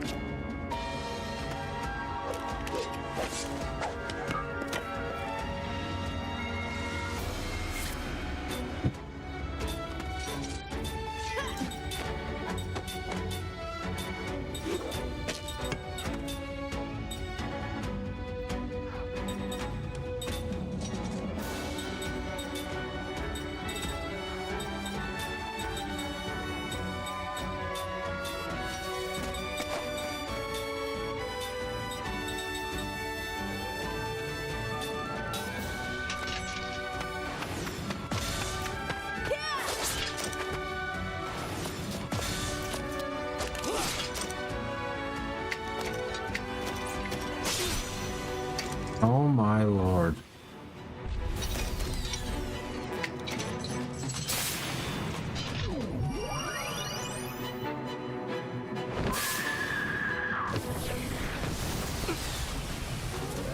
Oh my god. You gotta be kidding me. Check it out!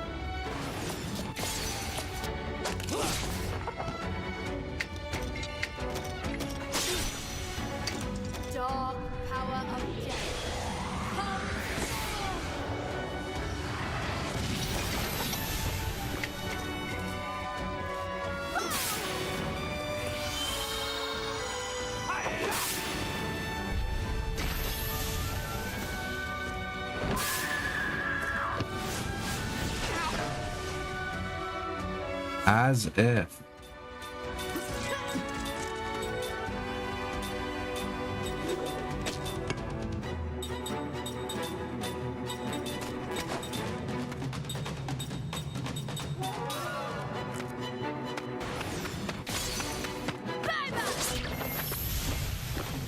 Oh, thank you. It's not in my nature to lose.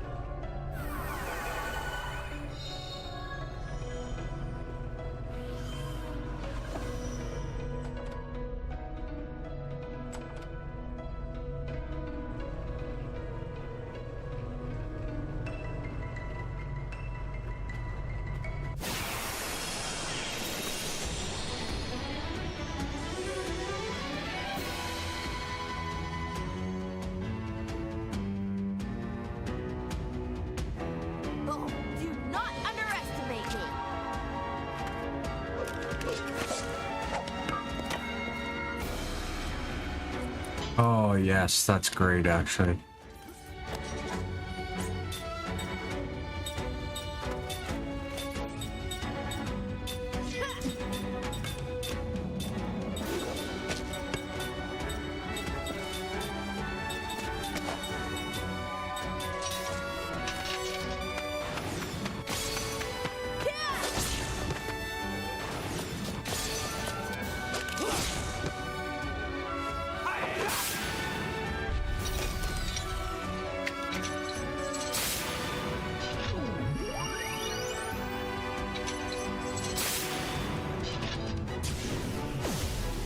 Nice.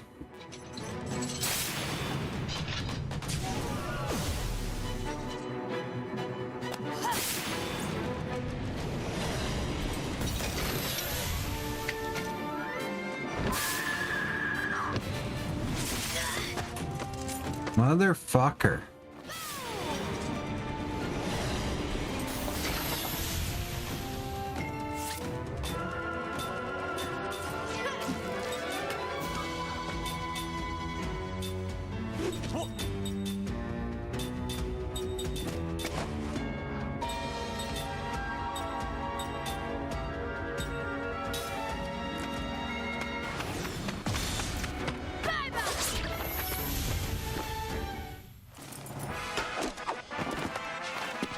No rhyme or reason to that.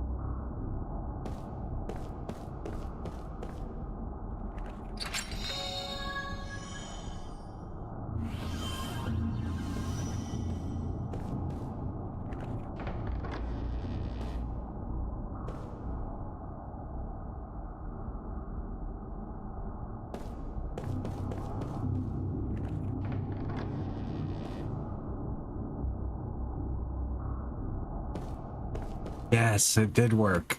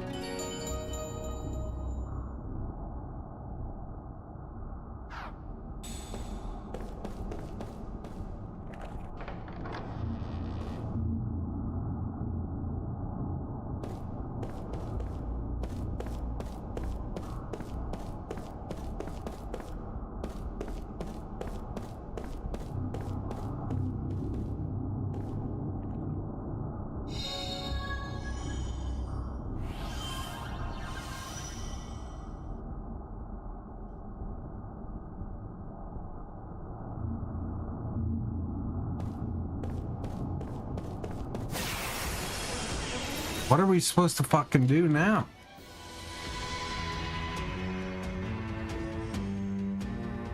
Let your guard down, eh?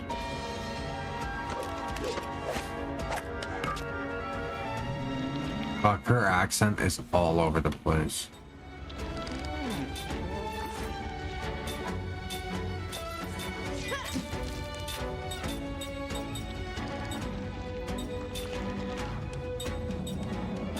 Lara.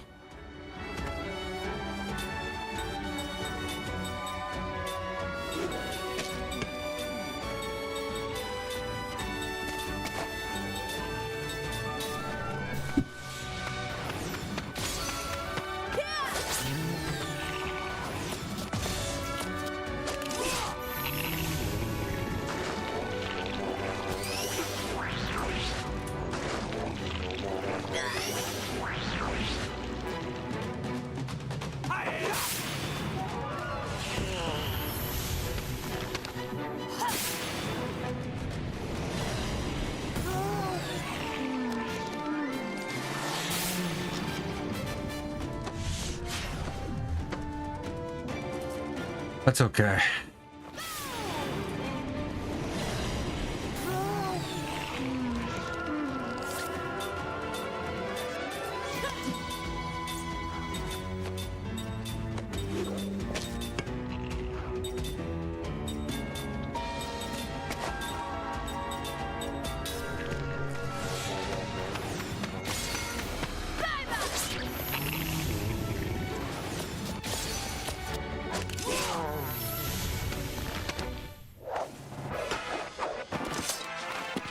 Waste of time.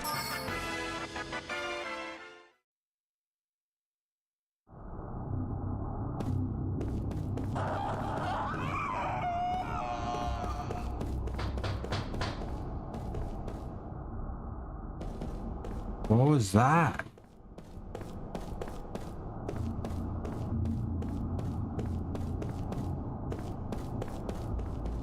I don't understand. What the fuck was that?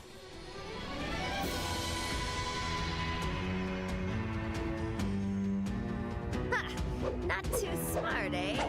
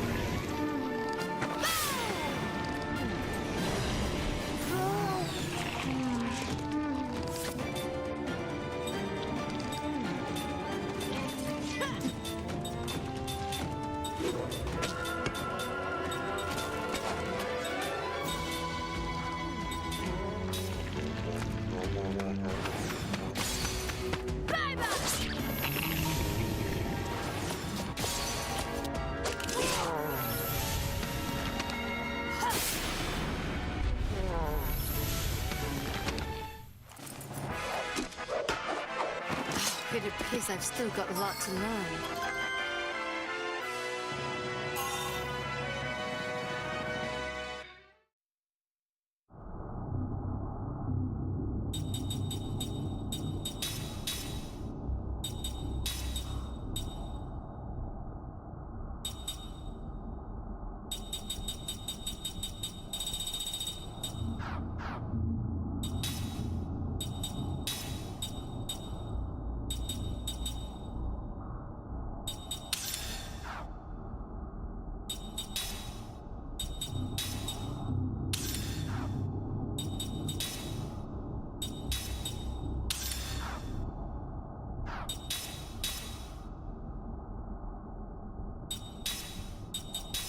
Wait, why didn't...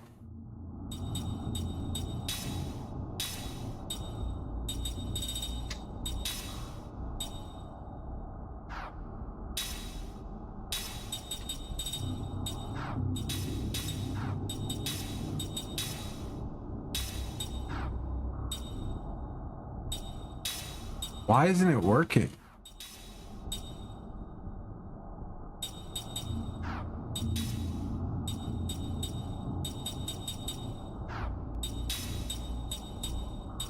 I don't understand.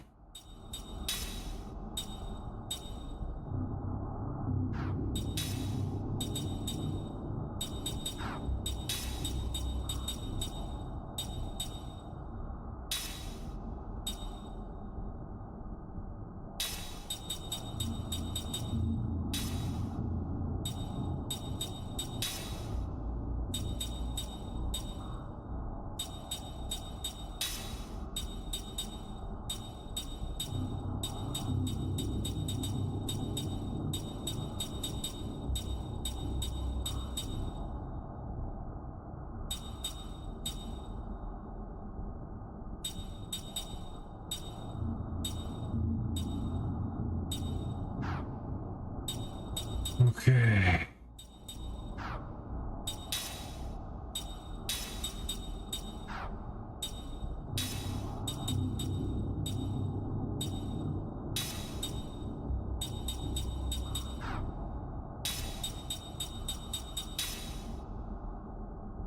Anti everything.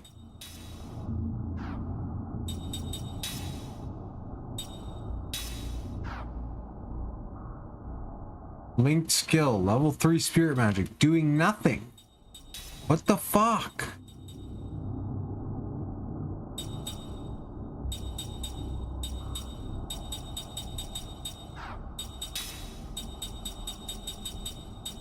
Is it because I can't go that high? Like, what the fuck?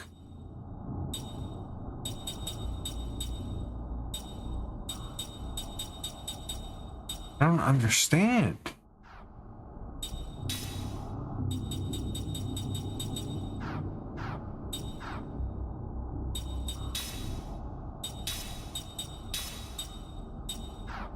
No.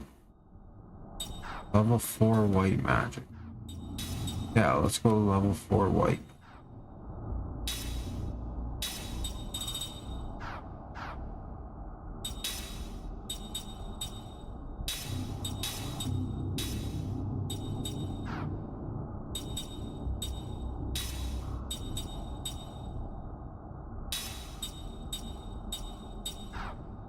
Oh, is it because Mac's not fighting with us?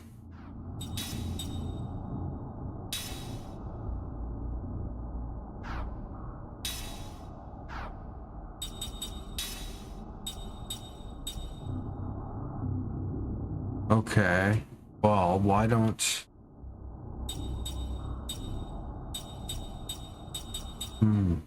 Okay.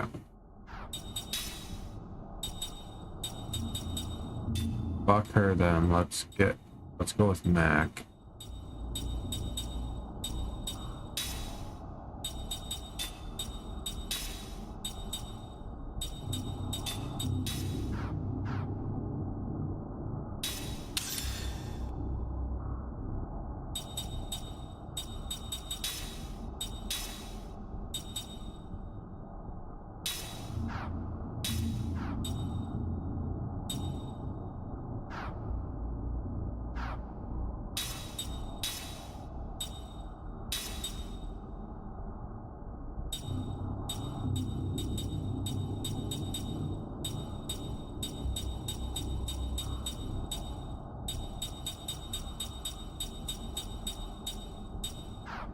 So I don't get it.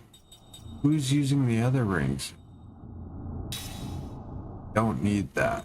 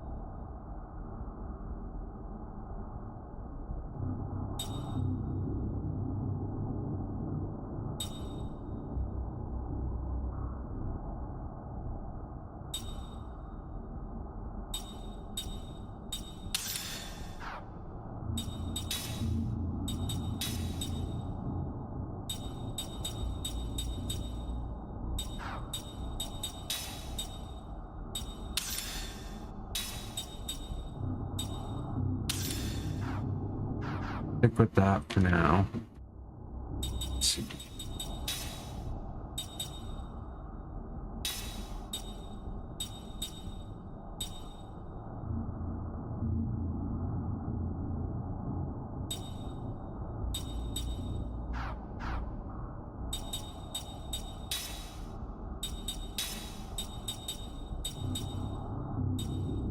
Okay, she's got mana earrings maxed out. I just need steel blocker.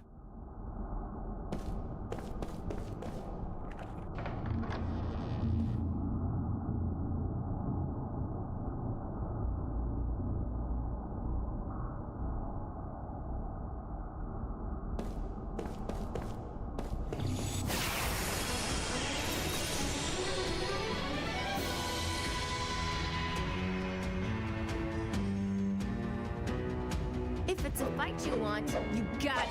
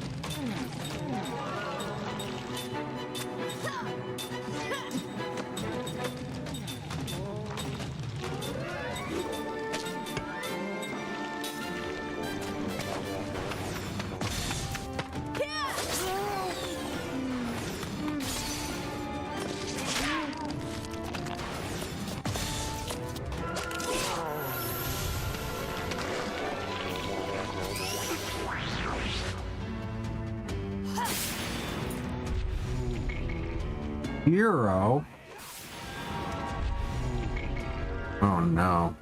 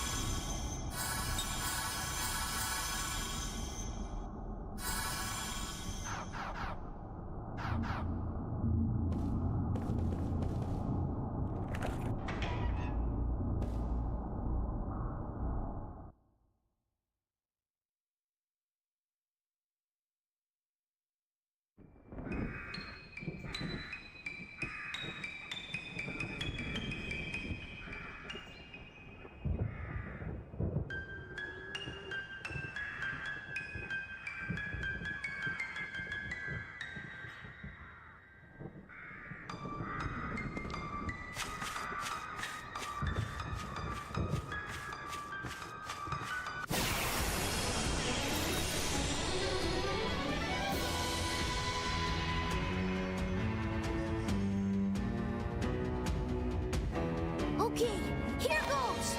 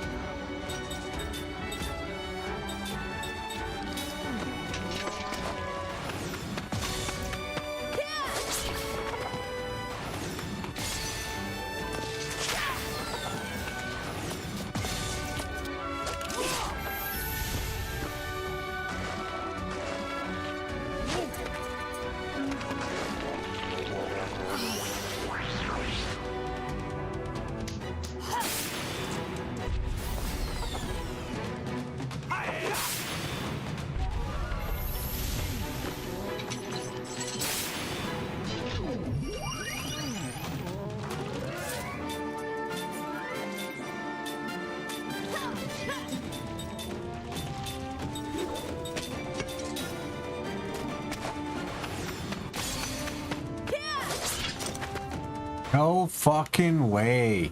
So it doesn't matter about the books.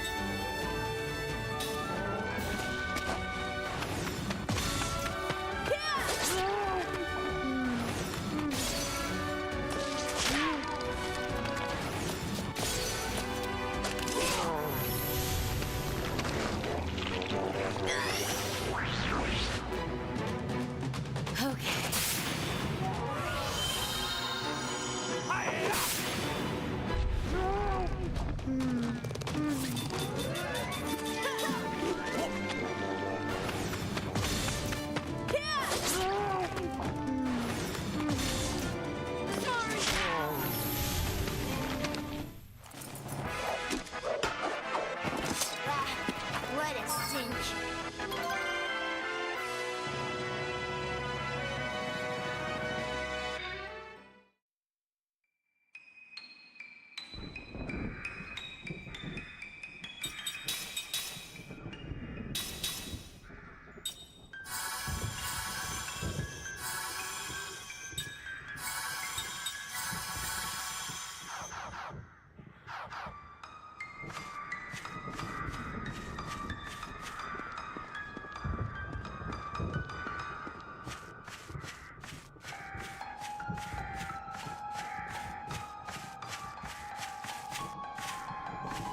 Fuck me.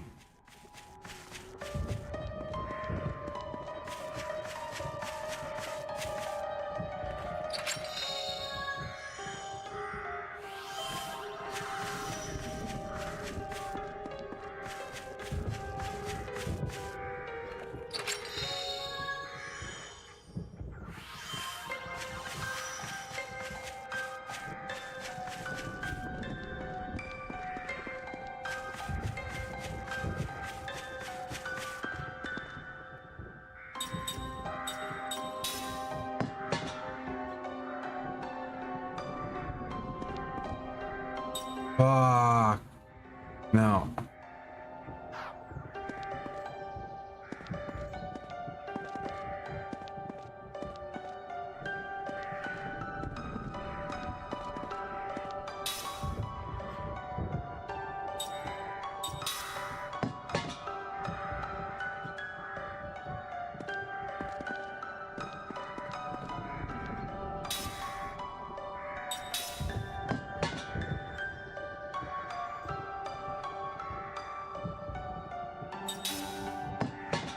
The bow played a second.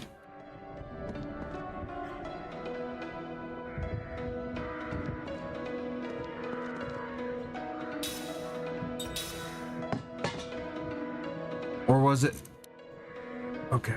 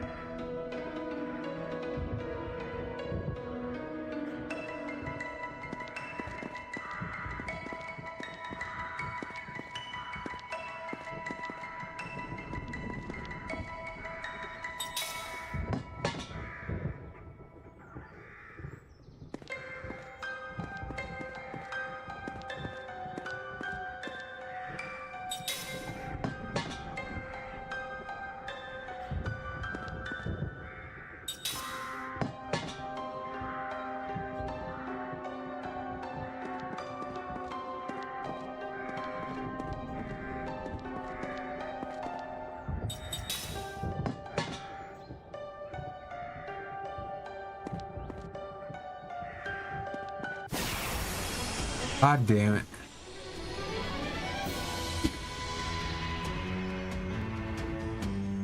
Out of my way.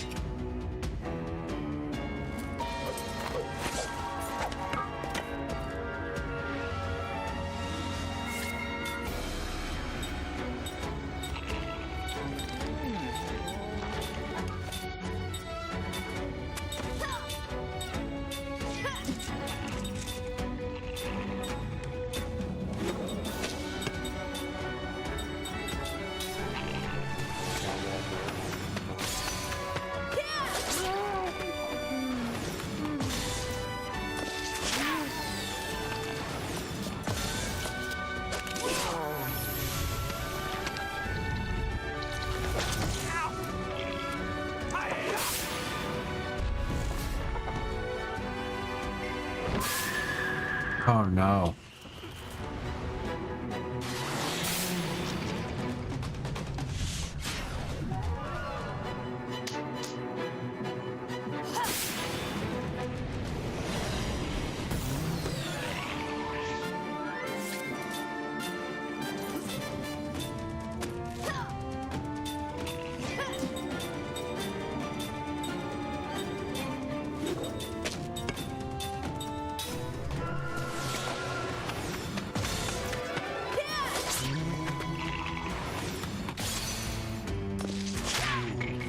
No, he can't hit it.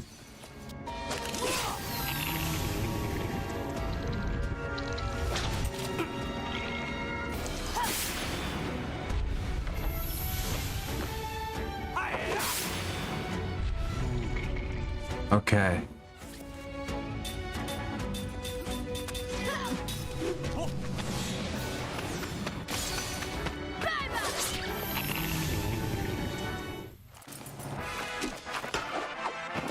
It's not in my nature to lose.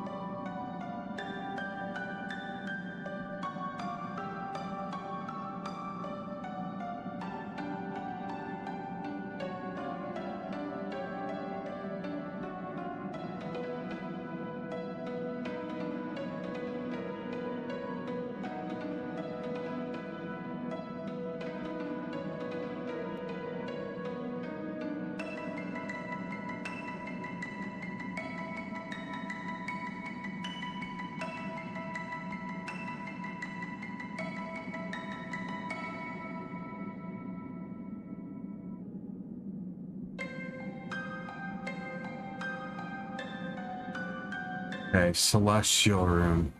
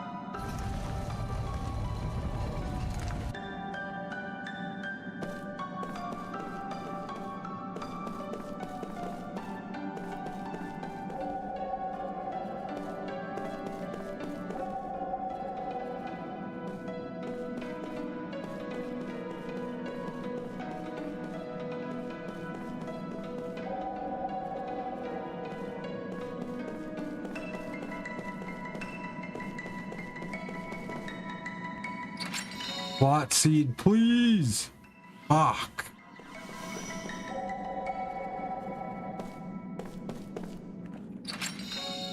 I want a slot seed so bad.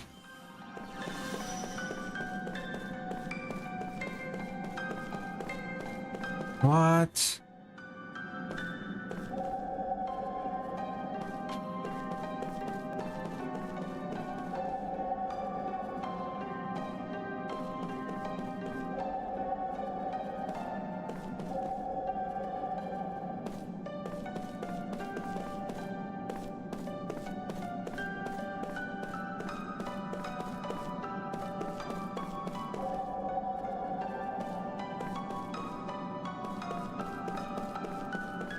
Heard all the way back at the end.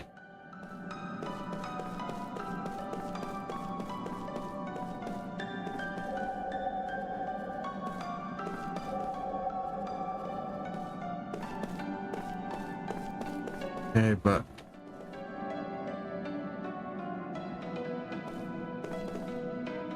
the bow.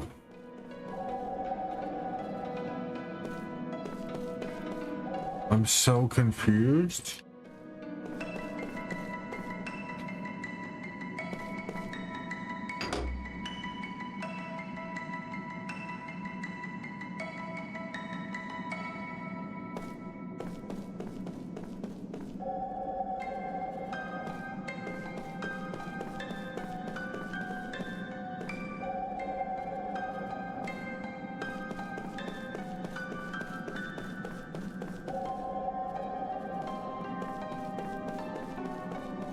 Okay, so I have to actually stand on the light.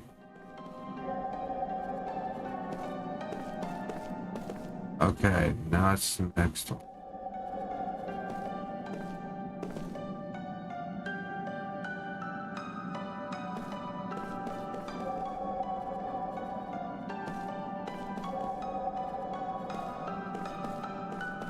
No, wrong one. Oh wait, no, this is the right one.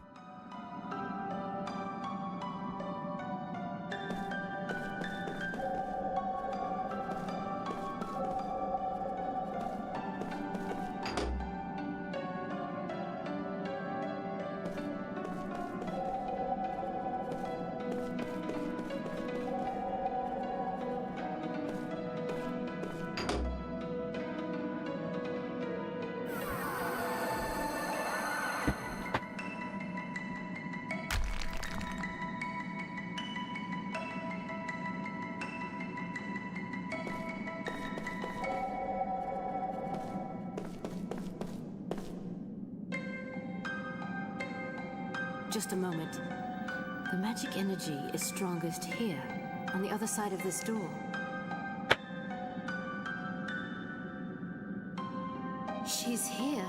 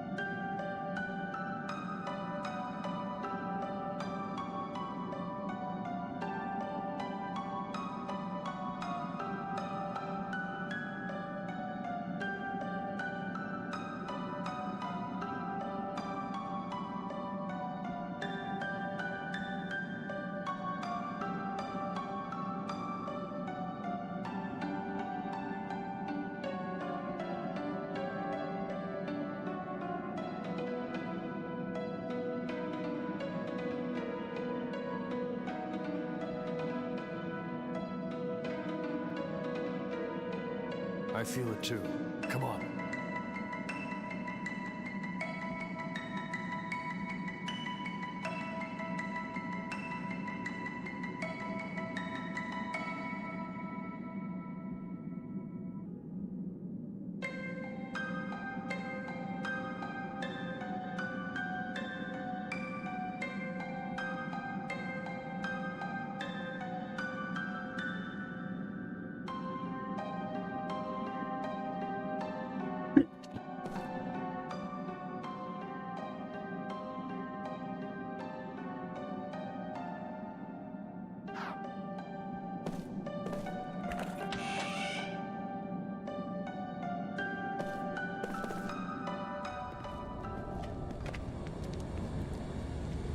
I have a favor to ask of you.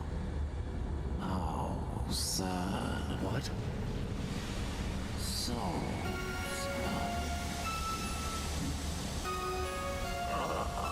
What the?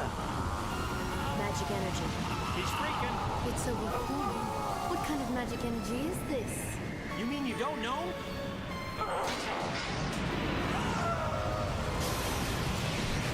Oh, here it comes!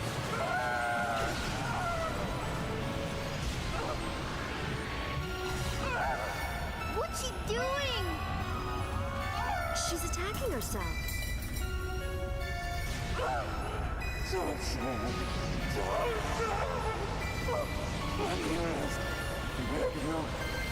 Why is she doing this? She's crazy, that's why. Hey, if she wants to rest, let her. No. She'll die if she continues. If she dies, who will break the seal of the Black Cave? Oh, right, yeah. Good point. Stop her! Oh, me? How about that? You heard me! No, I didn't. No, I didn't.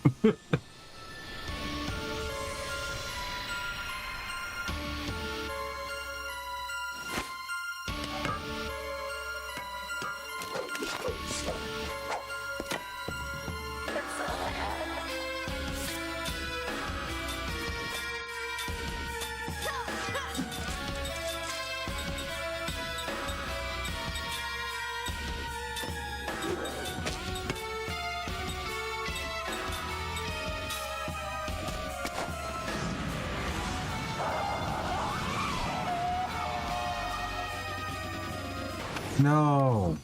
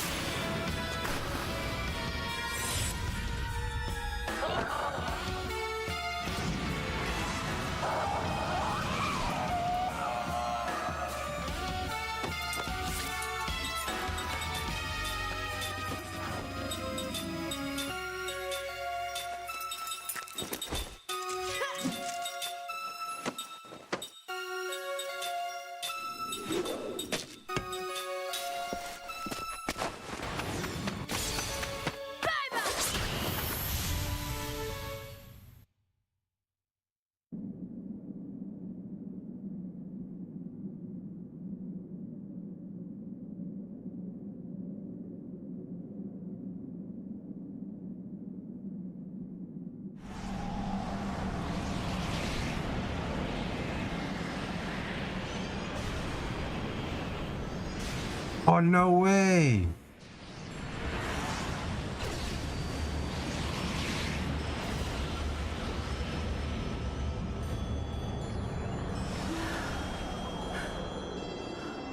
Damn. Sarah! What? This is Sarah? This is our grandma? Our grandma?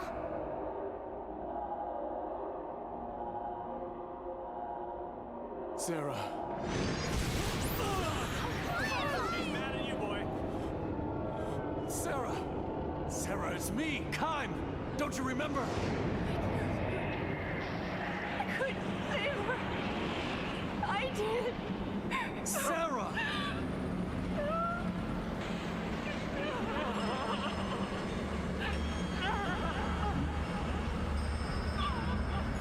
It's not working. Gungora's trapped her the same way he did me. She's punishing herself because she's convinced she killed Lirum. She's put up a strong barrier around herself. We need to do much more to save her. What do I do? How do I save her?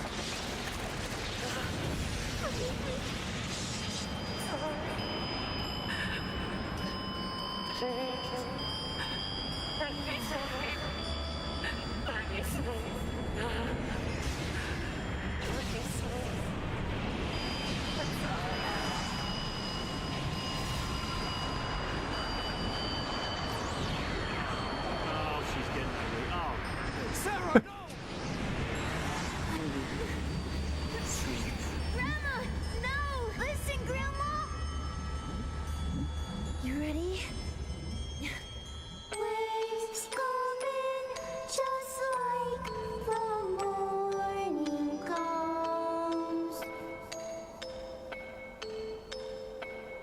Things come and go, but soon they'll disappear into the dust.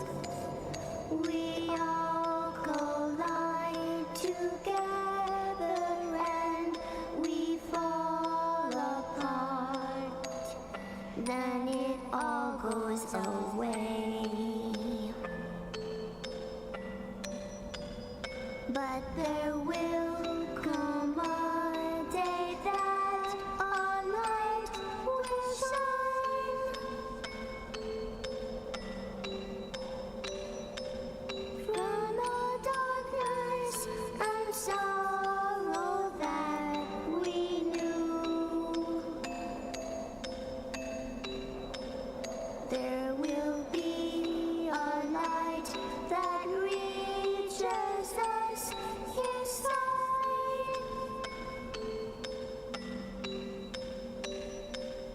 To a new world full of love that sees us through.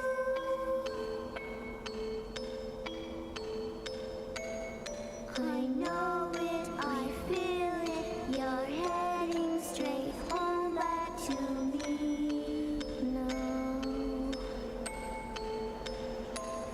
I know it, I feel it, you're heading straight home back to me now.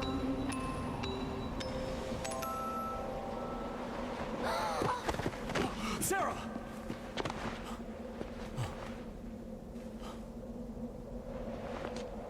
Sarah, it's me, Kime. Wake up.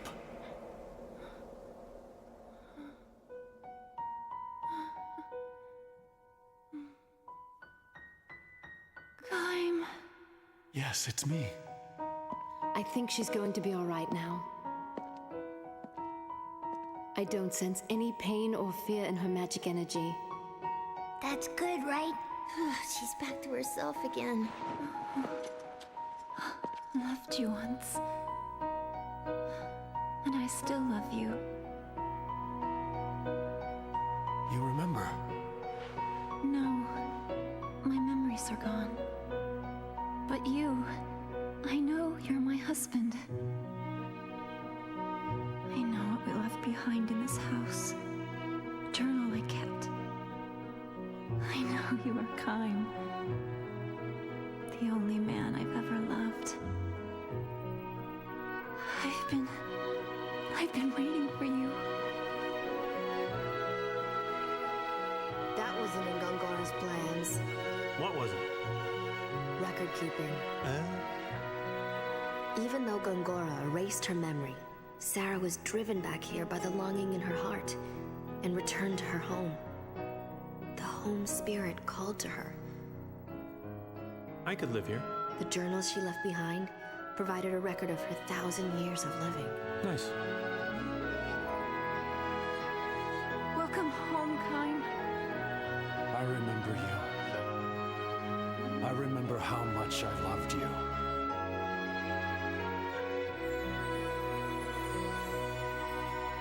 Part of me knew that I loved someone with all of my heart, even though I had no memory of just who it was. That and the feeling that I'd lost someone precious to me.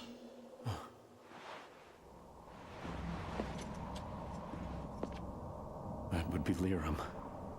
Liram. Our daughter. Liram is no longer with us.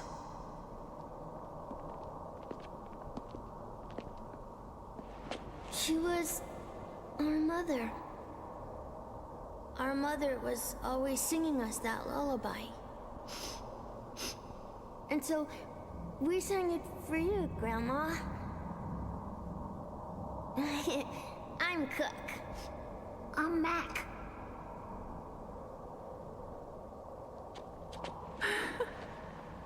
Nice to meet you. Cook? Mac?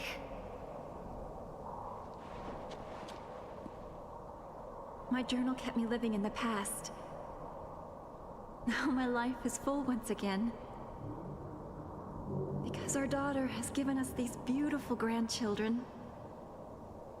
Everything that happens from now on will make new memories to live in my heart. Don't you think that's wonderful? Uh-huh. Being surrounded by these mementos is what helped me wait for you.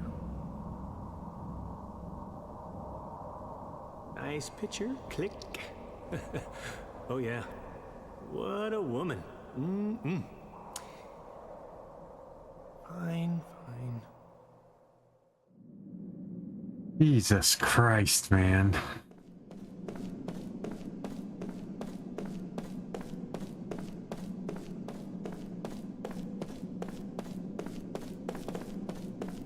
Like, really?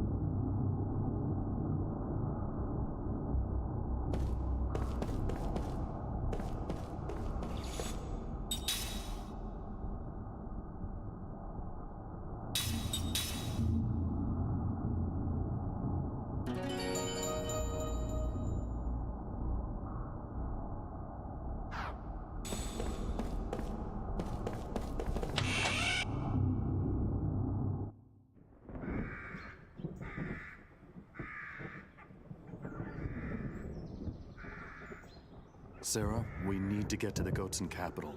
We'd like you to unseal the Black Cave. That seal was set to prevent an invasion by Gotsa, so that Tosca wouldn't be caught up in a war. Yeah, but just, your head was screwed on wrong then. Even with your memory gone, you acted to protect others. The longer we leave Gongora to his own devices, the more children like ours will come to harm. Help us, Sarah. Come.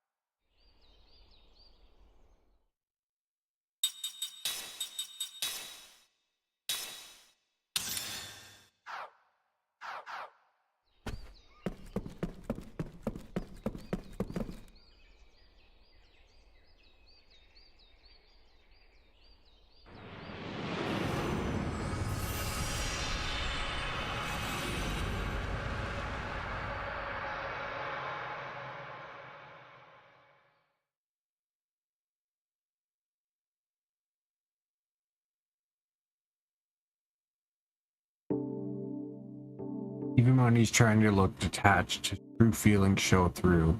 He is timid, cowardly, and gentle. He might try his best to put on a threatening expression, but the smile that comes afterwards is indescribably sweet and almost worshipful. This is why Kaim is always telling him to forget it. This happens when they are perched on bar stools or earning a day's pay in the quarry, or walking through the marketplace, or standing on the stone-paved roadway. But why, Big Brother? Tobal says with a pout. He always calls Kaim Big Brother, even though Kaim has never asked for his companionship. He takes every opportunity to follow him around. He is worshipful in this sense. Please take me with you, Big Brother Kaim. When you leave this town, he begs like a child even though he's old enough to have a regular job. Sailing over the ocean, crossing continents, traveling anywhere you like. My heart starts pounding when I imagine that kind of freedom, he says, his eyes shining like a child's. I've always wanted to meet a traveler like you, Big Brother. Take me with you, please. I can't stand this hick town anymore. He would grab Kaim's hand and cling to it like a little boy. and often he would look around at the people in the street or at the crowds in the tavern, openly making boyish faces at them to show Kym his disgust. You come from another town, so you know what I'm talking about. The only thing this place has is its history. Sure, it's old, but it's half dead. Look at these people's faces. Not one of them has any spark. All they want is to get through one ordinary day after another without any problems. It's the worst place in the world. If I have to stay cooped up here much longer, I'm gonna have a moss growing on me. No spark? Kym doesn't see it that way. People here behave with the refinement and mild manner appropriate to a historic city known as the ancient capital. They simply have no taste for the kind of ambitions that go with high hopes or danger. Having never set foot outside this place where he was born and raised, Tobal knows nothing about other towns. Kym knows all too much about them. There are those that used to be the left and right banks of a single town separated only by a river, but which now clash in hatred and intense and ongoing war. Towns in the grip of famine where the residents snatch food from one another, economically flourishing towns rampant with crime driven by greed, towns of rotting houses abandoned by their people in search of wealth and prosperity, while just over the hill there sparkle boom towns where the people celebrate their riches all night long. On his endless journey, Kym has seen towns without number, and he not only thinks to himself, but says to Tobal, "This is a good town." The praise is the last thing Tobal wants to hear about his hometown. "You must be joking," he says. "Not at all," says Kym. "This really is a good town." "I'm telling you, that can't be true. No place is perfect, of course. I'm not talking about perfection. You've only been here 6 months or so. You don't know. I've been stuck in this hick town since the day I was born. You can't know how I feel. Bored out of my mind. I'm sick of this place. I can't stand it anymore." Kym is not unaware of what Tobal is trying to tell him. Still, but no. Kym shakes his head and gives Tobal a sour smile. "You know," he says, "there are some people in this world who would give anything to get a taste of what it's like to have enough peaceful days to make you bored. Oh, that may be so. I think you are lucky to have been born in a town like this, where the people are so happy. When you sleep at an inn in this town, you don't have to keep your ear cocked all night for threatening sounds in the hallway. Young women can walk the streets at night without a dagger for protection. Children have plenty of plain but nourishing food, and they can play outdoors until the sun goes down. Life on the road teaches you these things. The more towns you see, the more deeply the lesson leaves its mark on you. Kinds of things that Tobal takes for granted are in fact the indispensable keys to happiness." "I'm not so sure, big brother. Isn't happiness making your dreams come true? All you need to do is go on living in peace and security. What's the point of living at all?" Tobal is not just being perverse and arguing for the sake of arguing. Eyes locked on Kym's, he is asking these questions in all seriousness and sincerity. Kym recognizes that Tobal is an absolutely straightforward fellow, and that precisely because he had a comfortable, untroubled upbringing, he has come to feel constrained in the town where he was born. The irony of it calls forth a twinge of pain in Kym's breast. This in turn provokes him to challenge Tobal. "Tell me, what is your dream?" "My dream? That's obvious, isn't it? To get the hell out of this place as soon as possible." "Go where?" "Anywhere. Anywhere but here." "What will you do when you get there?" "I don't know." "What if you end up someplace that's not all what you're expecting?" "I said I don't know, didn't I? Stop being so hard on me, big brother." "Not being hard on you. These are things you have to think about." "Well, I've had enough. An outsider like you can't possibly know how I feel." Though he stalks away in anger, Tobal will be back in the morning, as worshipful as ever of his big brother. He has the simple, carefree personality of a child. Tobal has a wife, the young, still girlish Angela, whom he has known since childhood. Angela carries within her the crystallization of their love. Tobal will soon become a father. Tobal's parents, relatives, and friends shower their blessings upon the young couple, will soon be young parents. Tobal says to Kym, "I don't want this." Glowering, he all but spits the words out as the two sit at the far end of the tavern's bar. "Don't want to be a father?" Kym asks, which only increases the bitterness of Tobal's expression. Tobal nods, but as if to negate this answer, he mutters, "No, I'm glad enough to have a kid. How can I not be happy about that? But I don't know. I just don't want this. He can't quite put it into words, he says. He cocks his head a few times as if to explain himself, and then he swigs down his liquor. You don't have a family, do you, big brother? No, I don't. What does it feel like to be all alone in the world? Kime's only answer is a strained smile. Tobal interprets Kime's expression and silence to suit himself. You're absolutely free, right? Of course you are. No load to bear, no lag irons. You think kids are lag irons? In a word, yes. Tell the truth, Angela is too. And my parents, when they get old, they'll become another burden. Working every day for Angela and the kid, raising the kid, taking care of my old parents, and my life ends. That's what the birth of a child is. It's like a life sentence, you're stuck. Time does not nod in agreement with this, neither does he try to argue against it. Tobal interprets this silence too, as he sees fit. I know what you're thinking, he frowns. Shut up, kid, you don't know what you're talking about. Time says nothing. Tobal, uncomfortable, looks away. Glad, he says, more to himself than kind. I'm glad to be having a kid with Angela. I'm going to do everything I can for them. It's true. I wouldn't lie to you. You have to believe me, big brother. I really am happy. I know I'm going to have to work hard. Yes, I know, says Kime. I'm happy, but at the same time, I don't want it. It's not that I'm embarrassed about it or anything. It's just that, I don't know, I want to give up this whole business and run away somewhere, far away. And now the truth comes out, Kime says with a laugh. What do you mean? You said you want to run away, not travel. This is probably Tobal's true feeling, to which he gives grudging assent. I suppose so. How else can I put it? Kime almost wishes he had been a little tougher on Tobal. How would Tobal answer if he said, for example, you know, Tobal, you started talking about traveling with me around the time Angela's belly started to swell? What would the look on Tobal's face be like if he asked, if a family is lag irons, why did you even propose to Angela? How would Tobal shift his gaze if she confronted with him with, you know, Tobal, if you want to get out of this town so badly, you don't have to travel with me. Just take off by yourself. Kime doesn't have the meanness to ask such questions, nor is he given to meddling in people's private affairs. Instead, he drains his cup of its last few drops and says only, let's get out of here. Even after they have left the tavern, Tobal goes on about the stupidity of living the rest of his life in this town. Broad night sky is clear, the moon is out and perfectly round. I'm asking you again, big brother, when you leave this town, just say the word to me. Wouldn't it be better for you, too, to have a traveling companion? Tobal is starting to go in circles again when Kine interrupts him. Didn't you want to get out of there all by yourself? Traveling with a companion is not exactly a solo trip. No, well, you see, right. I just go part way with you. You can let me tag along a little while and then I'll take off on my own. You just slow me down. I know that. Traveling is hard, sure. My life might even be in danger sometimes, I know that. That's what makes it so thrilling. Risking your life is no game. Look, if I turn out to be a drag on you, you can just leave me behind. That's it. I wouldn't mind that. I mean, look, I'm ready to leave my parents and my wife and kid behind. This is never going to end. Kime nods and sighs and says, alright. You'll take me with you? Tobal's face lights up.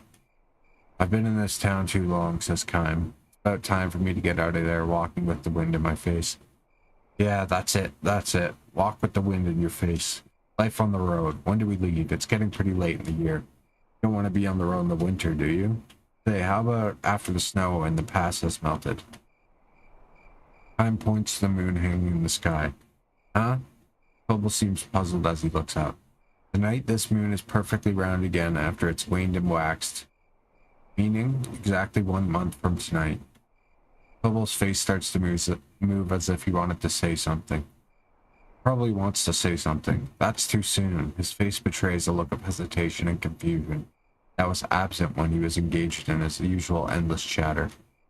A month from now? That's the middle of winter, big brother. I know that. Want to be hard getting through the pass? Want to go? No, that's not it. You don't like it, you don't have to come with me. I'm leaving the night of the next full moon. That's all there is to it. Okay then, big brother, I'll go. I'm definitely in. The night of the next full moon, Angela would be having her baby right about then. A month slips by. Towards the beginning, Tobal is excited, and whenever they meet, he reminds Kime, don't forget your promise, big brother. After the waning moon has disappeared from the sky, however, he begins to grow more reserved. The vanished moon reappears in the sky, and as it waxes, little by little, Tobal stops trailing after Kime. Sometimes he goes so far as to slip away through the crowd when he sees Kime approaching in the marketplace. Kime notices Tobal's change in attitude. It is something he expected to happen and was even counting on. Hands upon her swollen belly, Angela wears a smile of deep serenity as she shops at the market. Not just Tobal, but everyone who encounters that smile of hers must surely come to realize this. The dreams of the young, to be sure, involve doing what you want to do. That is not the only kind of dream there is. When people grow up, they see that there's another kind of dream. That is to wish for the smile of the one you love and who loves you in return. Too long for it always and forever. That is another kind of dream that people come to understand when they grow up. The moon is full again. In its perfect roundness, the moon floods the empty stone-paved road with brilliant light. Tobal comes running out of breath to the empty room where Kime has completed his preparations for travel. Tobal is carrying nothing. He's not even changed out of his everyday clothing. Big brother, I'm so sorry, he pants, gasping for breath. He ducks his head repeatedly before Kime an apology. You changed your mind? Kime asks, trying not to smile. No, not at all. I'm going to go. I'm planning to go with you, big brother. Only Angela went into labor as the sun was going down, he says. They called the town's most skilled and experienced midwife. Tobal still hasn't heard the baby cry. The birth is taking much longer than it should. Angela is giving it everything she's got. My mother and father are praying for all they're worth. So at least until the baby's safely born, I want to stay with Angela. She says it calms her down to hold my hand, so, well, I really can't leave her now. Kime nods to him with full understanding. So please, big brother, wait just a little longer. As soon as I've seen the baby born, I'll leave home, I swear. I'll definitely go, so just a little longer. Even as he speaks, his feet are stamping impatiently on the ground with eagerness to rush back home. I understood, says Kime. I'll wait until the moon is directly overhead in the night sky. Don't worry, it won't take that long. You'll just have to wait a little while, just a very short while. No hurry, but on the other hand, I want you to promise me one thing. What's that? When the baby is born, I want you to hold it in your arms. Don't come back here until you held the baby, understood? Tobal looks at him with a puzzled expression, but he nods in agreement and says, understood, I will do exactly that, big brother, so be sure to wait for me. Tobal charges out of the room with even greater force than when he came in. The sound of his footsteps running on the stone pavement draws away, and when Kime is sure he's gone, a smile slowly spreads across his face. Tobal never comes back. As the moon reaches its zenith and begins to dip toward the west, signs of light appear in the eastern sky. Kime approaches the mountain pass on the edge of town. He will be traveling alone. Heading up the pass, he walks swiftly as if to shake off the sound of Tobal's voice remaining in his ears. Big brother Kime, I'm so sorry. Big brother, I'm so sorry. He can imagine the voice all too clearly, and Tobal bowing his head in an abject apology. There's no need for him to hear the actual voice. Long after he has left the town, he will continue to see Tobal's worshipful smile in the eye of his mind. Tobal would not have provided much support as traveling companion, but a journey together would likely have given them both much to laugh about. But never mind, this is just fine, Kime tells himself and ups his pace even more. He is not the least bit resentful or angry at Tobal for having broken his promise. Quite the contrary, he would like to bless Tobal for having chosen to stay in his native place and protect his home. All the more so because this is a dream that can never come true for Kime himself. A frigid wind tears through the pre-dawn pass. The cries of a newborn baby could ride on that wind to be heard up here. Kime chuckles at the thought. Will Tobal abandon his dream to leave his hometown? Or will he start looking for another big brother who will conceal his fear of going on the road alone? Kime has no way to tell. Best to leave it unresolved. Tobal could not take to the road the night his child was born. The hands with which he held his newborn baby were useless for travel preparations. Only for that reason, he took one step toward becoming a grown-up. Let's go, Kime mutters to himself as he crosses over the pass. Look, Angela, he's smiling. The happy smile that Tobal fixes on his baby will be travel companion enough for Kime till he reaches the next town. The end.